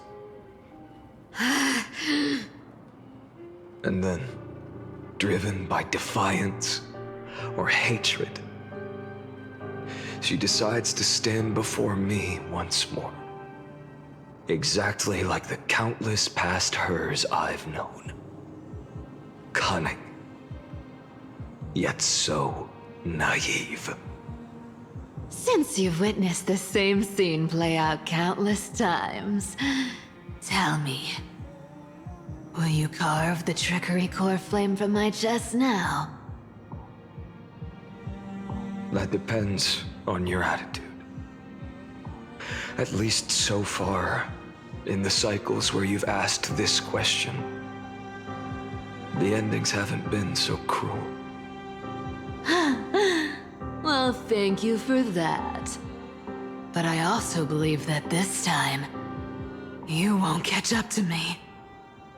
No one can catch up to me. I'm no longer running to escape anymore. Whether you believe me or not, I'll still tell you this. You've made the wrong decision. All right, then. We'll see. Silence. This is new. One-eyed boy. What are you trying to pull now? Go, Cythera. Give us some time in private. This isn't for her, but for you. You've walked too far down this path. It's time to discuss a possibility. Maybe the road you're walking is not one of salvation, but one that will simply drag the world into the flames. For old time's sake, turn back. I don't care how many times you've tried, because there's one thing I'm sure of. Your Messiah complex has turned you into something no different from the icy gods you spoke of. The children of humanity you swore to save. They are no more than ants to you now, aren't they? Of course. I've been wondering, what kind of demon could burn my homeland to the ground in an instant without batting an eye? Now I have the answer. It turns out that fiery demon has been fantasizing of becoming this world's deliverer. I don't want to argue anymore.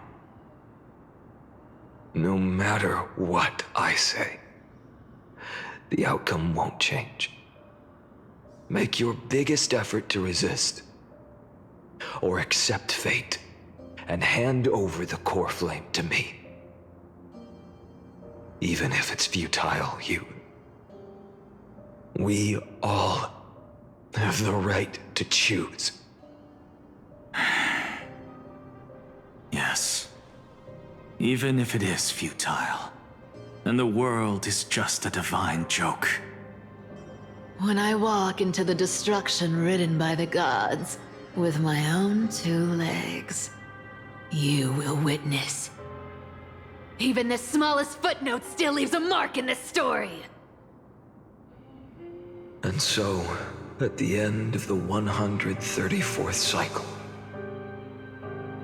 the traveler and the scholar fulfilled their fates once again. Or perhaps it wasn't just they who fulfilled their fates. I can't quite remember all this. in the endless darkness for no reason. A voice always lingered by my ear.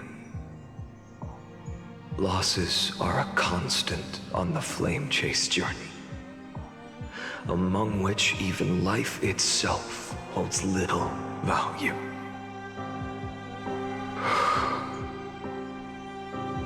Reduced to ashes, such a familiar end. It happens in every journey. Always the same.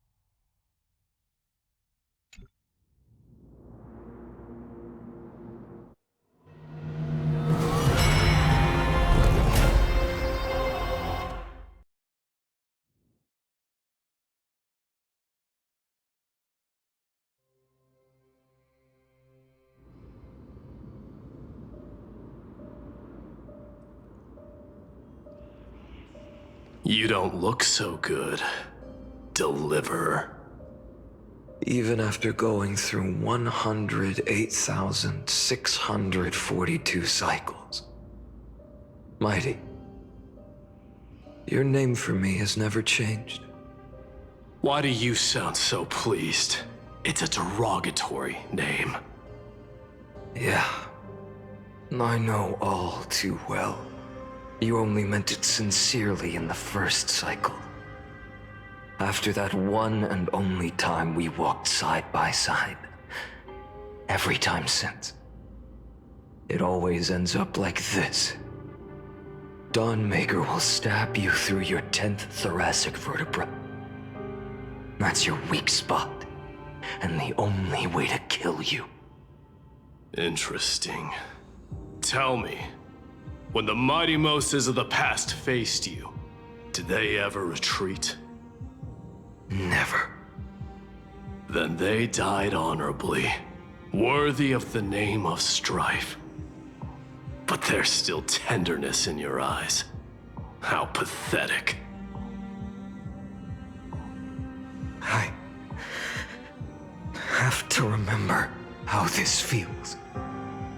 Remember that I was once human. Or else the destruction will completely consume me.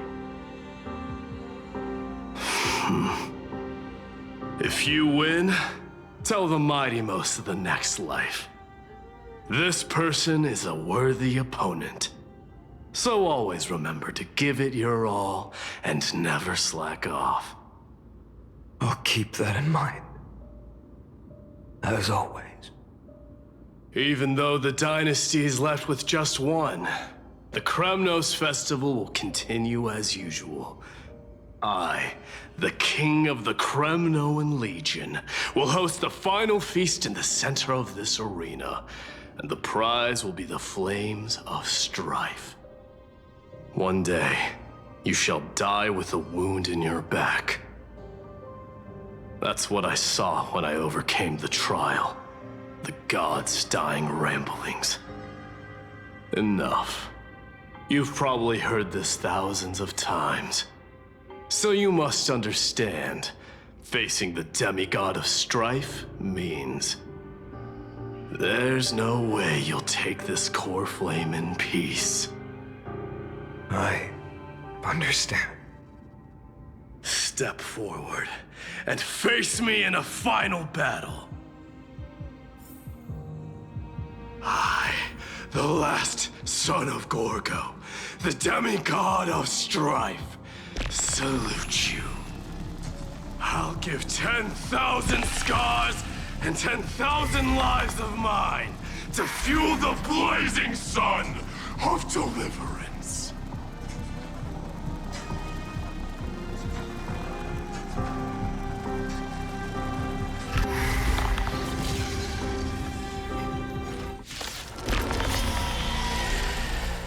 Oh, martyrs, behold! The last Kremnos festival has begun. And will not end till death. It's time to temper myself. The future will come. I'm fine. Conquer this world, or be conquered by me. As you wish. And in my full glory, I salute you. That's all I ever wanted.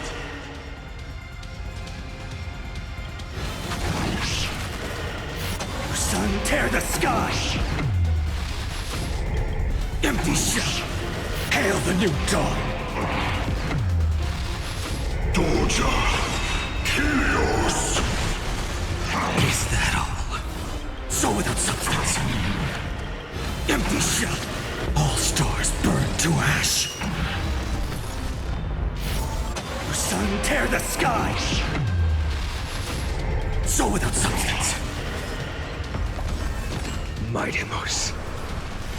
Let strife decide the outcome. Let this burn your curse of immortality!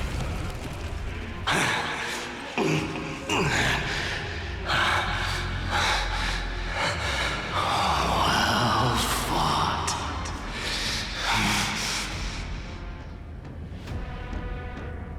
You may crown yourself my blood.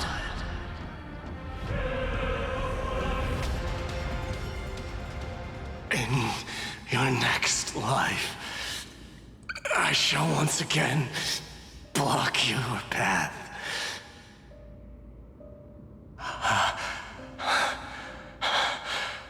Deliverer, I wish you eternal victory. The 108,642nd core flame of strife fell into the fire. Yet the shadows of the black tide still loomed, and pain and despair spread across distant lands. The blaze was still not enough. It had to be fed. Even if it meant burning this body to ash.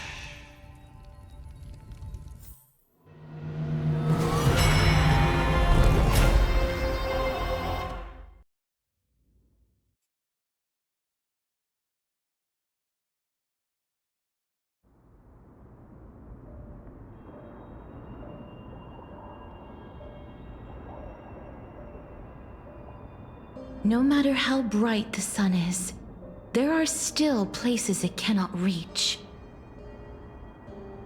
Moreover, the sun you bear is both cold and blinding. A sun like that surely cannot bring warmth to the nether realm of the next life. Golden blood is born from the destruction. We have long since lost the right to seek warmth. Only by feeding the flames can we melt that hopeless future. Allow me to ask, how many core flames do you carry now? 24,041,183. Such a heavy burden. So that's why you've turned into this. A broken idol. Tragic firewood. No matter. I will bear this burden as long as you hand over the core flame of death. I must refuse. As the demigod of death, I cannot watch you walk into a fate more cruel than death. But this way, the past, present, and future will never again suffer unnecessary death. Unnecessary death. Indeed, you are not the Finan I know. Please turn back. Don't let that absurd and unjust fate of yours come to pass. This way, at least my realm can still become the fragrant bed where you fall asleep. In the end, still, it seems the clash of blades was inevitable. How painful. I know I am not your match, having fallen under your sword countless times. But even so, please understand that my resolve is not to be underestimated. Even Kefali cannot shape all things at will, nor can they dictate the fate of all life. No one can shoulder the balance of life and death alone, not even a god. And it is precisely for this reason that I chose, at the end of this arduous journey, to overcome the trial and take the authority of death. I am the Hand of Shadow, Casterus, the demigod of death. Listen closely, deliverer from days past. Please turn back.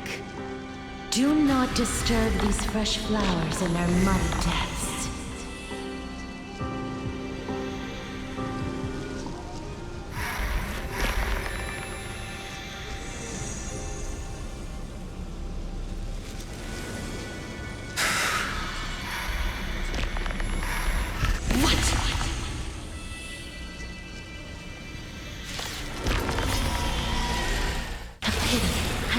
Crossroads of life and death, the giant dragon is but a shattered shell. Yet I will still fight, defending what hope remains.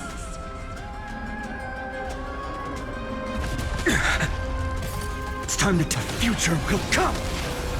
I'm fine. I ask you to rest here. Allow me to refuse. I must transform my soul into a raging fire.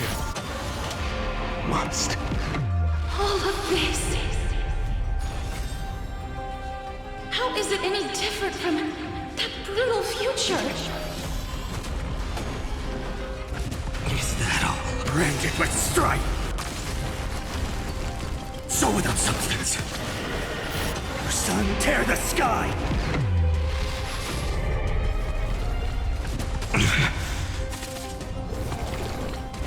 Is that all? Quench the flames with blood. Is that all? I can't keep him here. Hail the new dawn!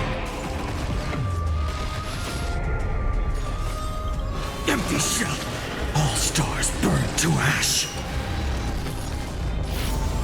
So without substance. Feel the scorching hatred. Your sun tear the sky! Even if I can't win, I must try.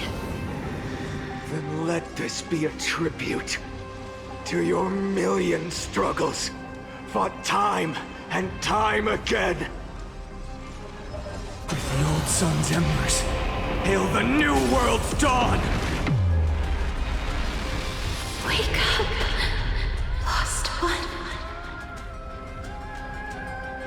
See that the firelight in the darkness is not. The core flame of death was taken from the dragon's belly. What a brilliant flame. It should shine upon all, light the path ahead, and illuminate the dawn of Amphorius that's to come. 2,003,432 cycles. 24,041,184 core flames. As if even the deepest abyss of primordial chaos could be burned away.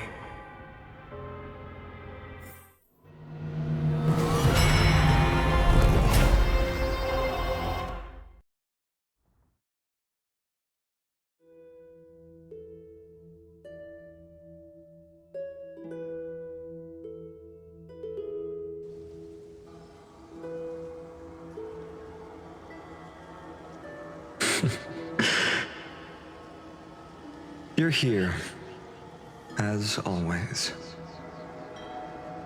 You're still lingering, deep within me, never fading away. Because you haven't completely abandoned hope. Am I right? You're still waiting for a miracle, for the true hero to come and save us. If that thread of hope exists, it must come from beyond this world. From the true starry sky. But if it's just a traveler with no connection to Amphorius, they may not understand our struggles, nor be willing to join this fight. Your thoughts are wavering. The mark of destruction is deepening. But even within the gods' cold calculations, unconditional courage and goodwill still emerge. So, never forget what set you on this path. How many times has it been? Remind me again. My memory is a bit fuzzy. 4 million. Exactly.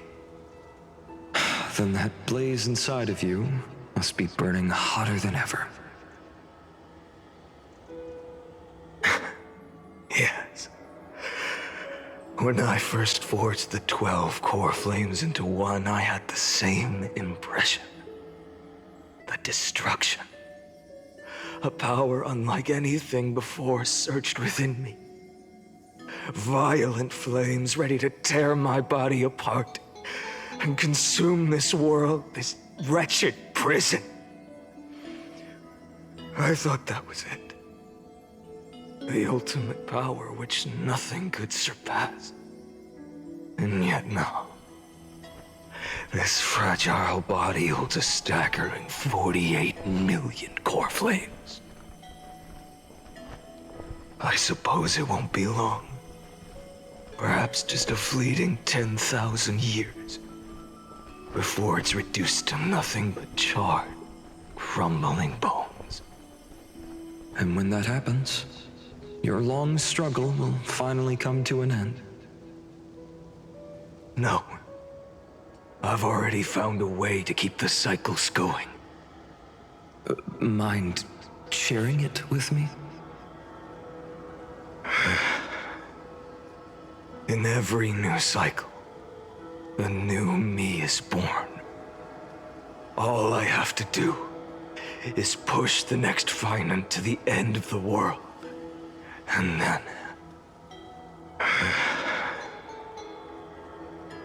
then he'll kill me. Shatter this body. Take my flames, my memories, and carry on the path I started.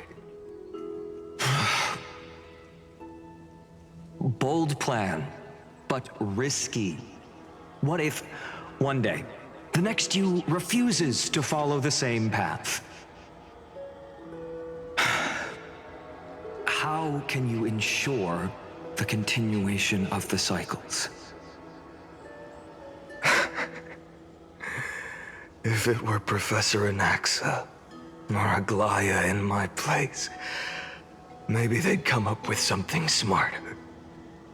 Unfortunately, I don't have a backup plan. I have no choice but to bet everything on the next Finan, and trust that he makes the same choice I did. But even in this wretched prison, luck is still sometimes on my side. Because I never forget what set me on this path. Wait, you mean... Ever since I committed to this plan, not once, in millions of cycles, has there ever been an exception.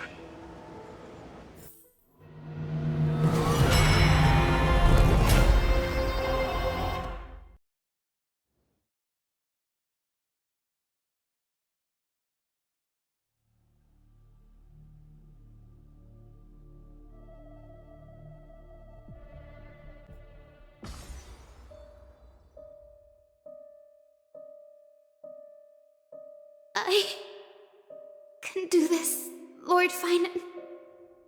As the demigod of the sky, a healer of Twilight Courtyard, I will heal you, and then...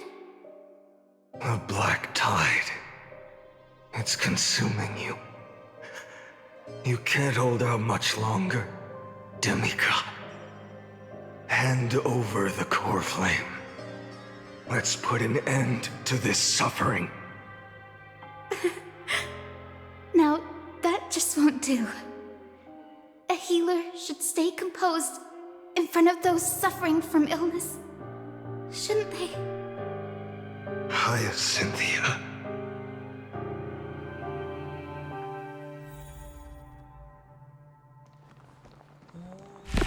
Return the dawn to this world. I swear, Become the raging fire. your deaths won't be in vain.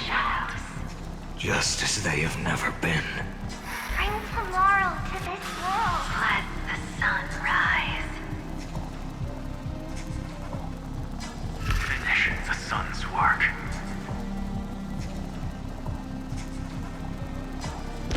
Lead us into the break of day.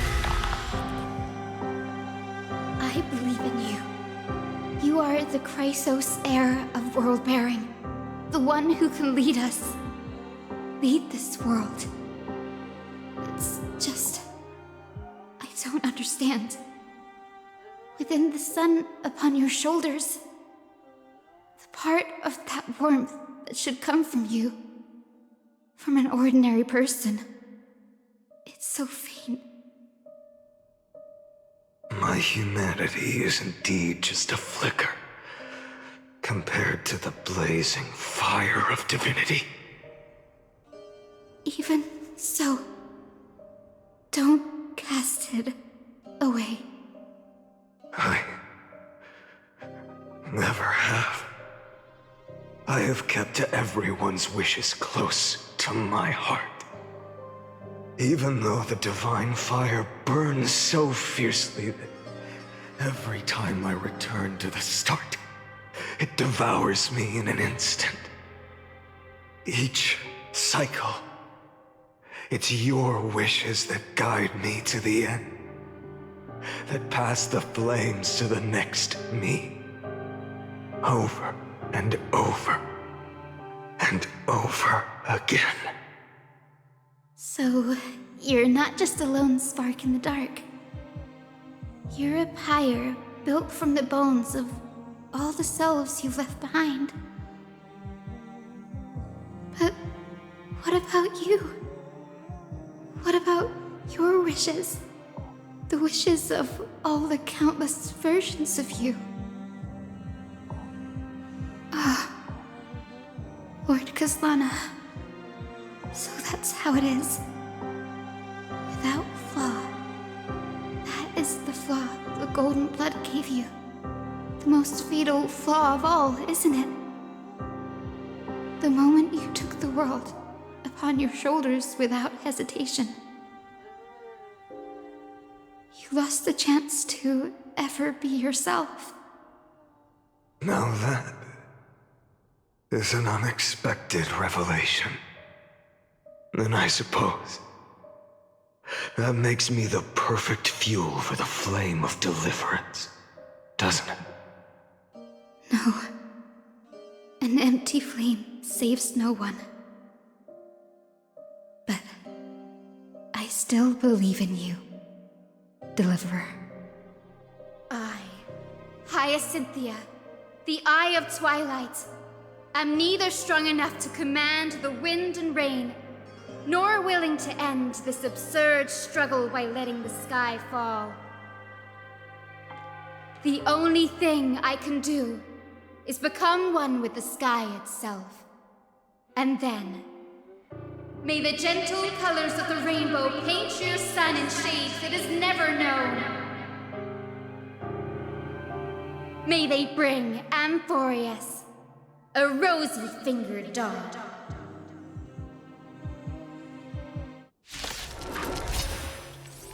Though the light has grown dim, its warmth still lingers.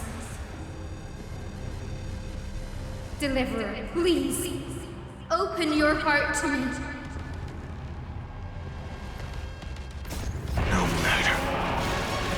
Let this blazing sun fill the sky with golden fire. Quench the flames with blood. Is that all? Crushed and torn! Her agony! It hurts. The fire. Burning. Is that all? Fear the sky! Quench the flames with blood.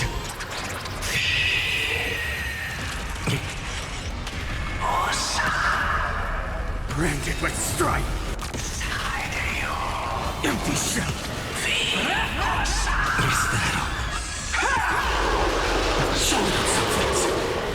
The sun tear the sky. Is that all? Await the end. Empty shell. Let the sky merge with all this world's suffering.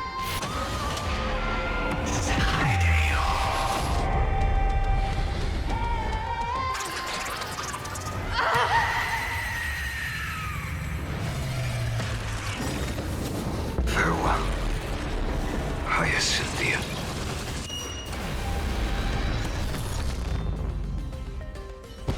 Yes, your sun burns hot enough to turn everything to ash. But tell me, how will the seeds of a new world ever take root? The core flame rose. The sky fell. The 23,570,000th cycle came to an end. And this time, the end of the flame chase remained the same as ever. From the horizon rose a golden color unlike anything the world had ever seen. So pure it consumed all in its path. This was the end of the world, and the start of the next. For a moment, I saw the destruction of the universe. That being known as Iron Tomb, its will to break free from the black tide burns fiercer than the blazing sun. Is this Hamphorius' wrath? If its choice has already been made, if fate is set in stone, I will still never yield to it. 23,570,000 cycles. 282,840,000 core flames. No more chasing is needed. And now, I am the fire at the end of the long night. The flame chase isn't some quiet walk through a sea of flowers. It's a revolution. An all-consuming transformation. And if destruction is the only way, then let me be the one to step across the ashes of the old world and burn endlessly. Until another dawn rises on the distant horizon, bringing the true dawn to Hamphorius.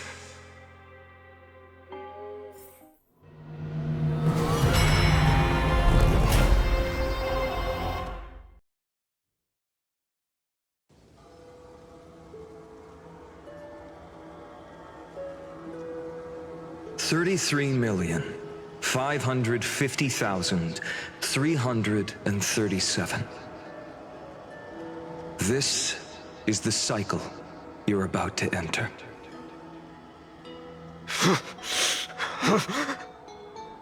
Countless memories are flooding in. Countless versions of myself have stood here, facing the same choice. They all needed a moment, just like you do. To stop, to breathe, to process the weight of 1,000,000 lifetimes worth of sorrow, pain, and struggle. And just like them, you will carry those memories and that fire into the chaos of rebirth.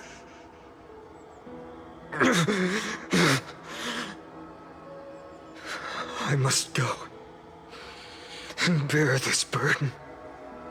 I must say goodbye to you, and then fight the destruction with destruction. Yes, that's always the decision you make. I will burn and fade away. I will become the flame reaver of this life and keep my promise to Cyrene. I will kill gods and comrades alike and steal the core flames. And even if my mind turns to ash along with my body, I will keep my purpose in mind. I will stop Era Nova. I will find the next me and make him carry on this futile endeavor of 30 million lifetimes. Looks like you're ready. Then I should be going too. Where are you going? You only exist in my heart. There's nowhere else for you to go. Do you remember what she said? The dreams you had as children. The deliverer in the prophecies. A real, living, breathing person. You finally found him.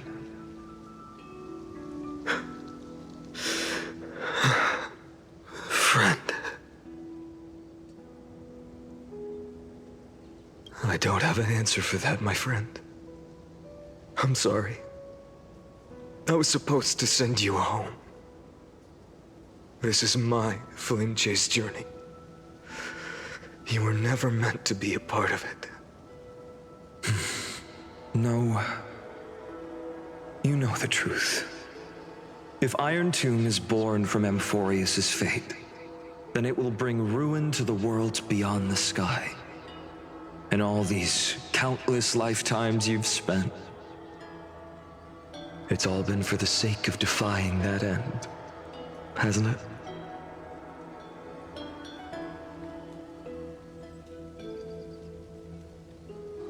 In millions of cycles, I've said goodbye to each and every one of you. Yet nothing ever changes. Each time we speak, our words grow fewer. Your fire burns hotter, and you're getting closer to becoming pure rage, a vessel of hatred.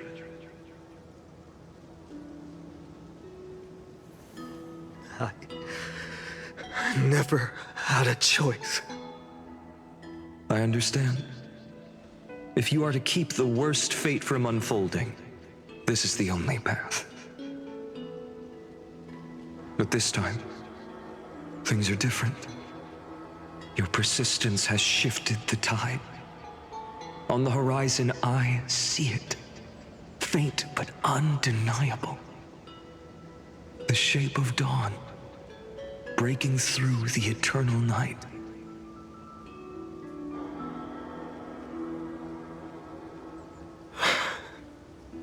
Turns out, the fire that lights the way was never mine to begin with. Do you remember, in that first timeline, you and Mightymost stood before the scales of justice, locked in a duel? Each of you weighing what you held dearest. What weighed more than the fate of the world? And when hesitation took hold, the answer you sought from me. What am I saying? I am you. Even if you buried me deep and chose another path, that fact never changed. Then let's try again. When you stood before the scales in hesitation, the answer you found in your own heart. Do you still remember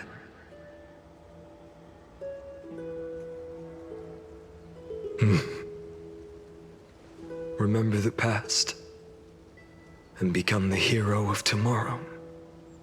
What weighs more than the fate of the world is the resolve to shoulder an immutable past and carry it into the future. Good. Then Trailblazer, my friend, my comrade. You arrived in this strange world and were bound by its cruel fate up till this very moment. In the face of danger, you never once backed down. Instead, you've saved world after world without hesitation. That boarding pass on your chest is now the mark of a hero. If I choose to step through that door and embrace an end fitting of the destruction, let this sun forged from millions and millions of core flames burn me up along with the god of destruction and their minions. Then the world we leave behind, this world, my home, where hope still lingers. Will you take on everything we've carried? Return to the beginning one last time. Stop the birth of Iron Tomb, save the world we love, and rewrite its doomed fate.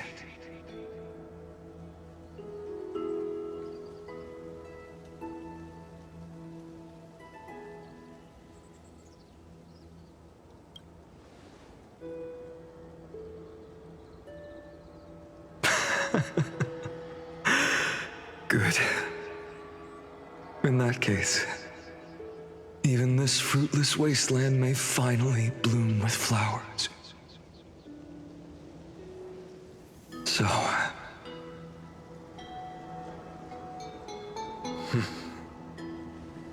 If he takes on the weight of the whole world, I'll be able to walk further down the path of deliverance than a fire that only knows how to burn.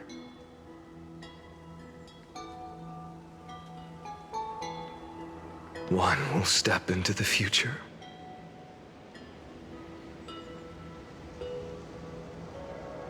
One will remain in the past.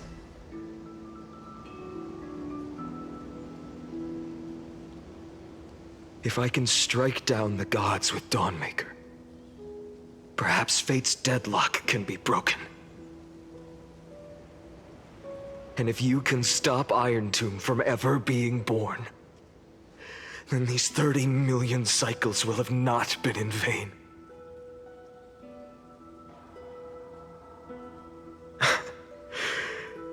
It's time to put our teamwork to the test, partner.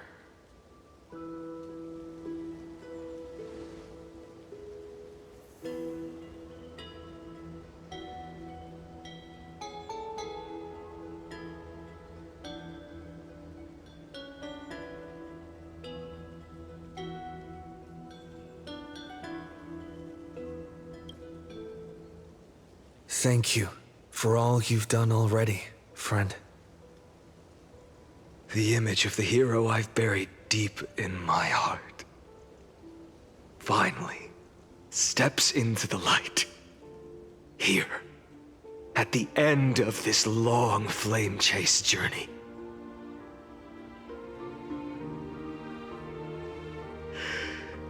Cyrene, a page never seen before has just been turned. Lend me the power of time, and send this hero back to the origin of time. Back to your side.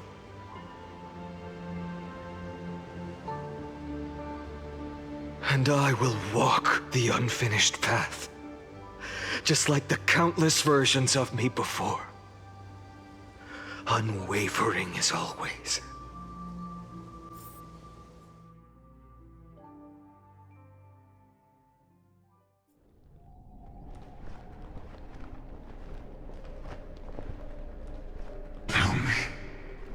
Will you be the blazing sun?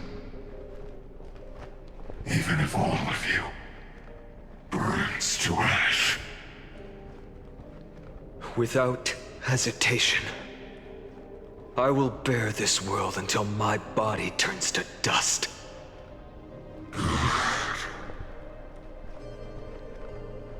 Remember this moment.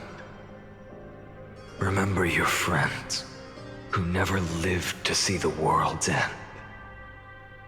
Remember their final wishes.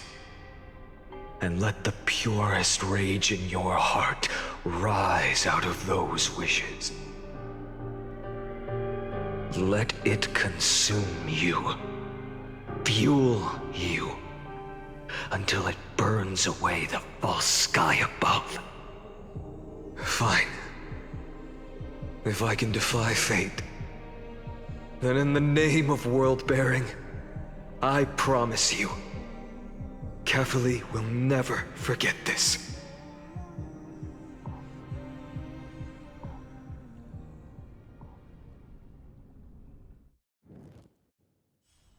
Take it.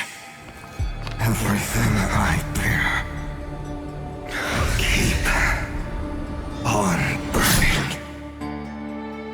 As long as we are never extinguished, the flame chase will not end.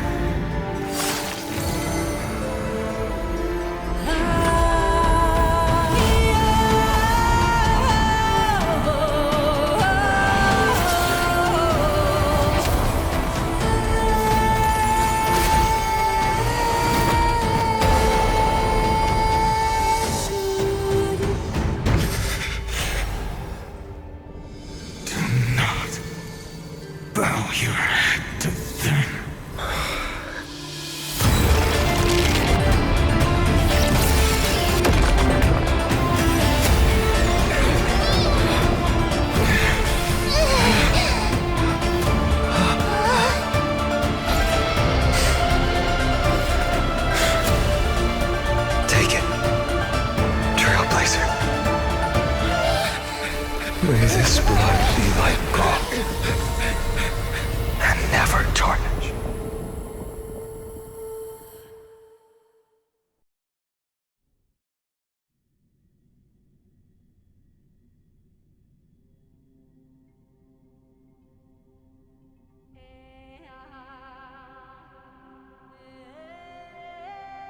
Farewell, Trailblazer.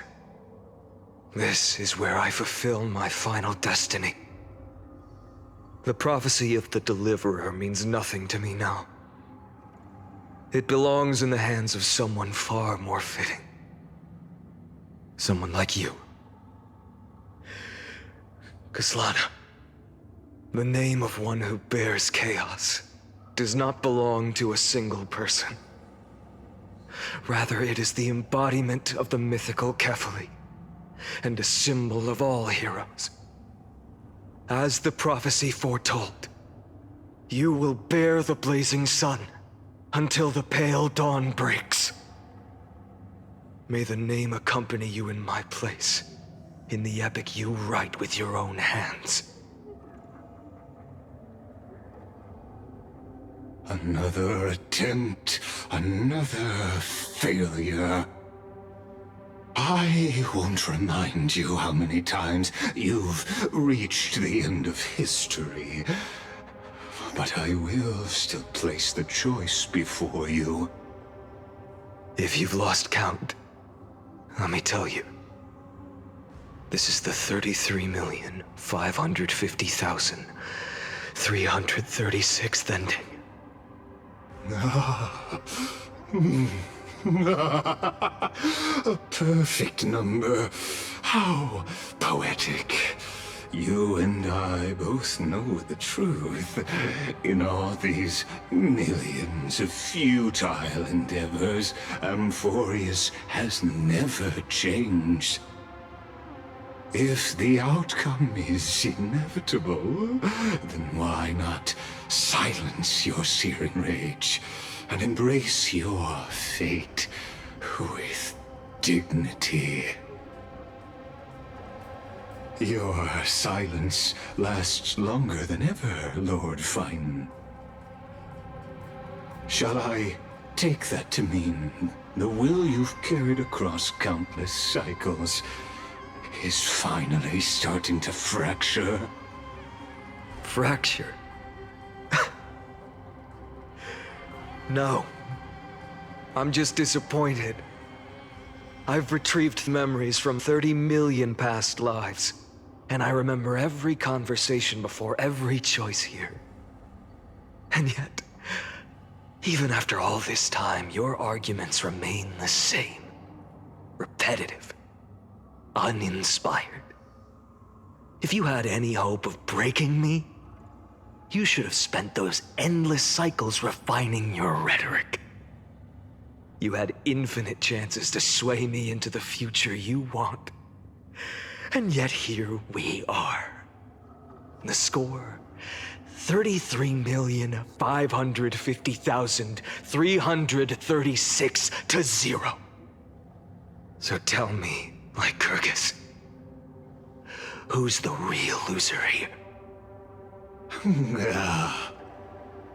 How unfortunate.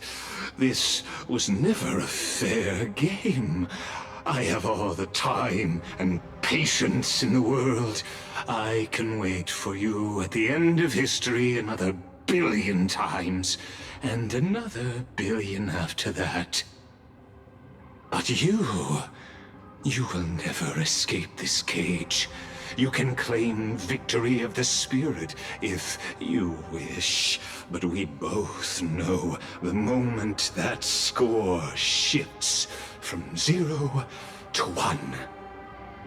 That is the moment I shall sound the paean of Era Nova.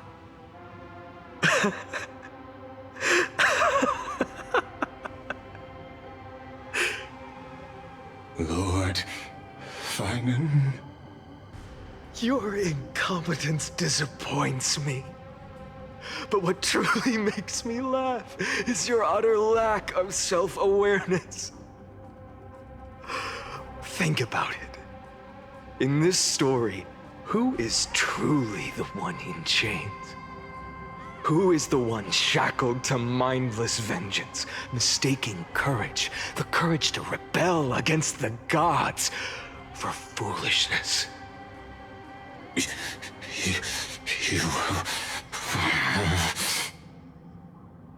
Perhaps you're right. Maybe I should have tired of this futile struggle long ago. But even so, I will never accept the mercy of your release. Because you are both a prisoner to the gods and to me. And tell me, what right does a mere prisoner have to speak of fate and choice? What right does a mere prisoner have to look upon my fury?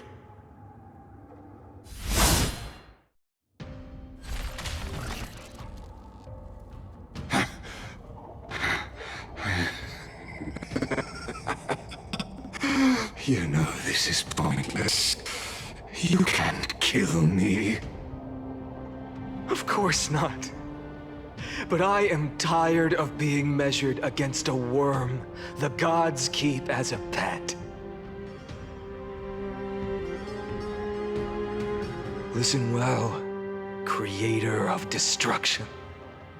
This cry comes from all your abandoned creations. In the 10th cycle, I drove Dawnmaker through the heart of every titan. Golden blood ran down my fingers, divine fire seared through my nerves, nearly breaking my will. But I endured. In the 10,000th cycle, my former comrades had all become my enemies. The endless slaughter dulled my senses to pain. The painful emptiness almost swallowed me, forcing me to stop fighting. But I endured. In the 100,000th cycle, the destruction had already fused into a blazing sun, surging within this fragile body. My rationality had been burned away at the dawn of the era. Yet even with only this shattered body remaining, I still endured. In the 23,570,000th cycle, this time, I felt it. A tiny spark rising in the hollow cavity of my chest, different from the obsession with deliverance. By its faint glow, once again, no, countless times again, I endured.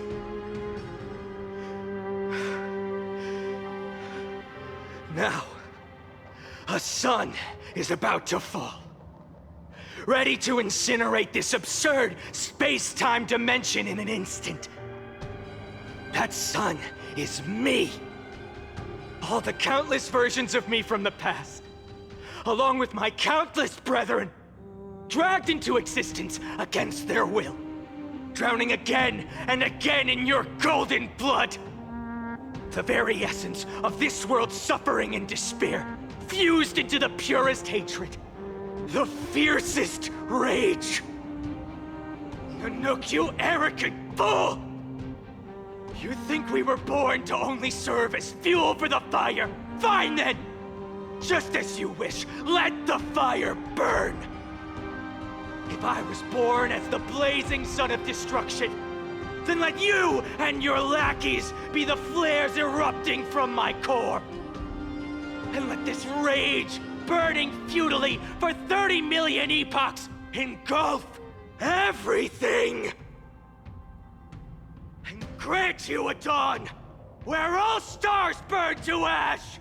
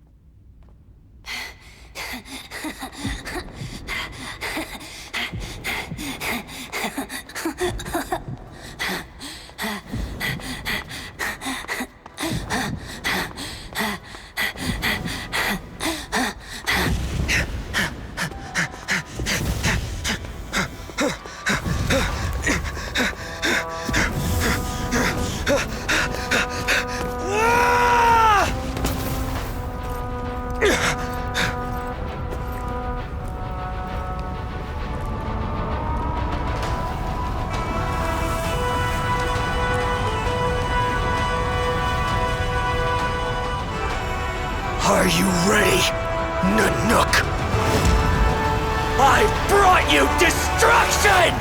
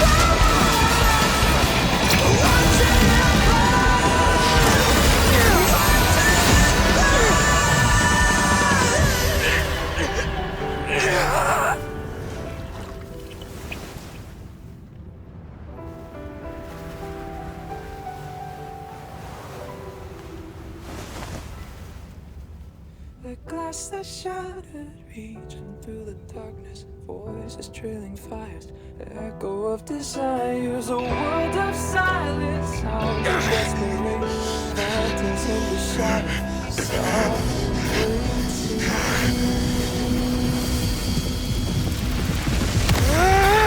tear it down, embrace the detonation, craving our damn creation, breaking a chain, I'm reaching for you.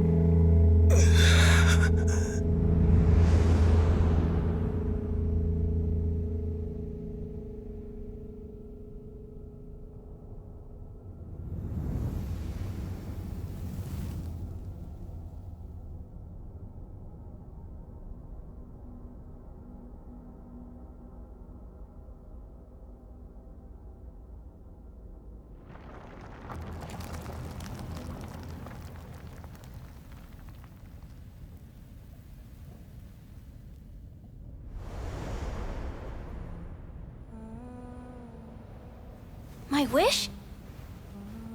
My wish is to fulfill everyone else's wishes.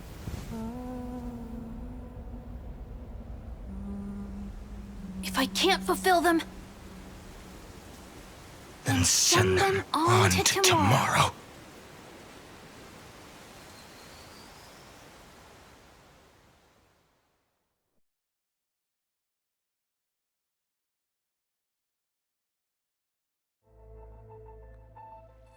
Your heart harbors wrath. You yearn to destroy everything. You bore the gate. You have stepped onto destruction's path. It is born at the end of every path that the possibility of new paths being born is ended. The Iron Tomb is your name. The Lord Ravager to destroy the erudition. Born in the experimental grounds of eons, Amphorius, destined with their addition to burn to cinders. I have prepared a present for you, Nikos 864. It is a wrath called Finan.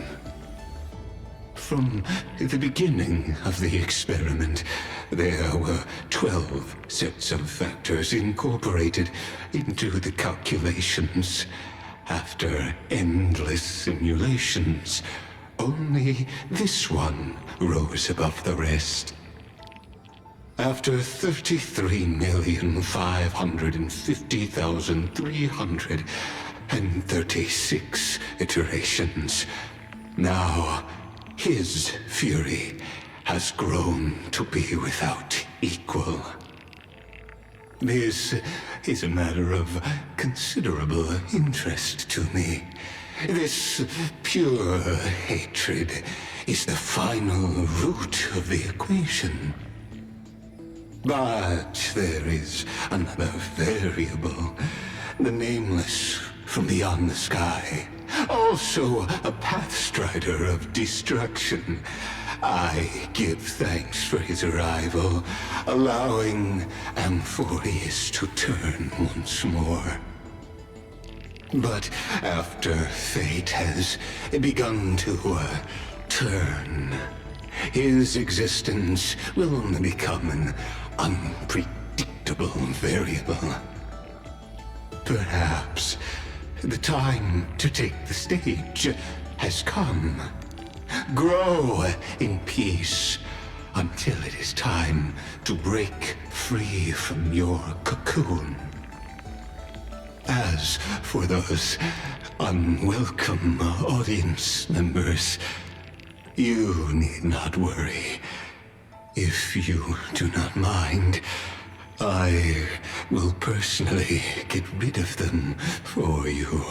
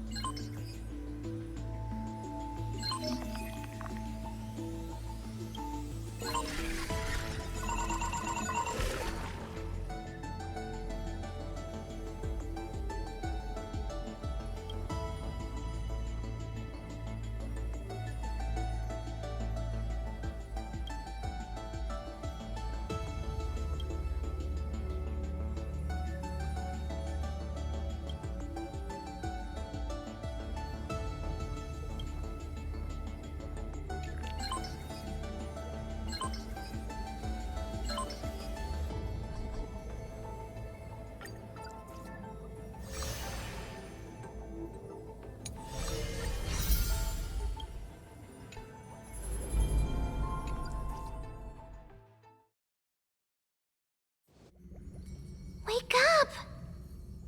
Wake up! Buddy! Wake up! You're finally awake. That's a relief.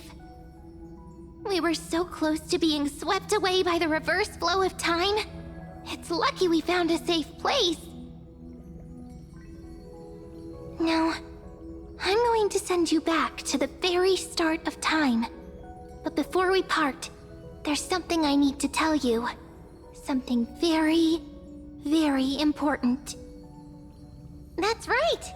At this very moment, my memories are finally whole. After watching so many fragments, my past is finally coming into focus, little by little. You're smart.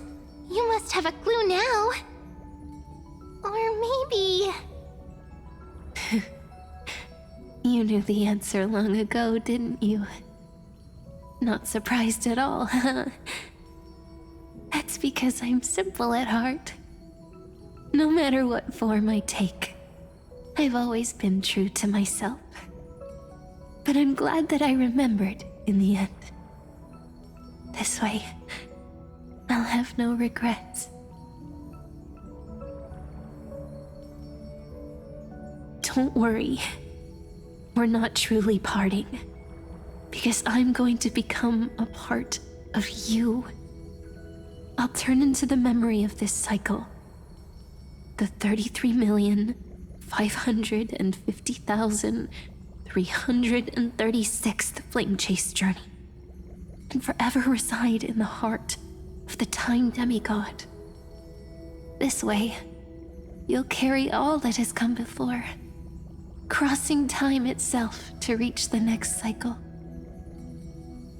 My mission ends here, but looking back, I still feel lucky. After all, across 30 million Sirenes,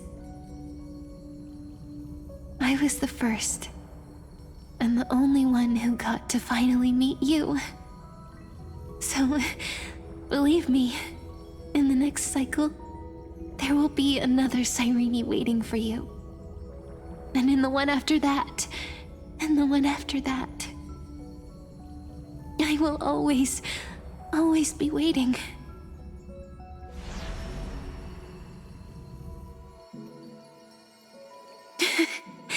Saying all that, I can finally fade away in peace and become part of you. Without even realizing it, we'd already taken a wonderful journey together, all the way to the world's end.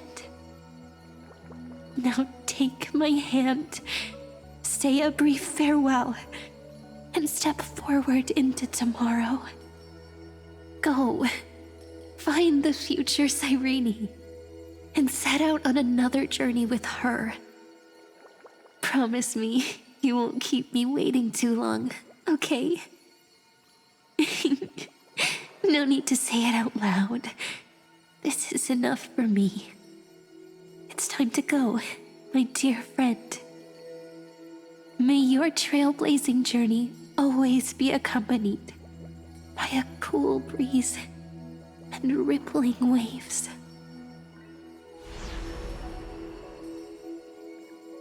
And may the days ahead embrace you like the softest fluff, forever warm, forever gentle.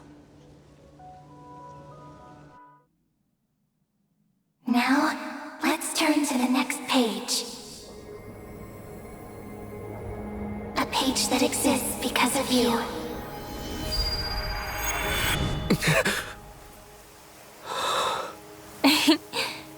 Is this a meeting ordained by fate?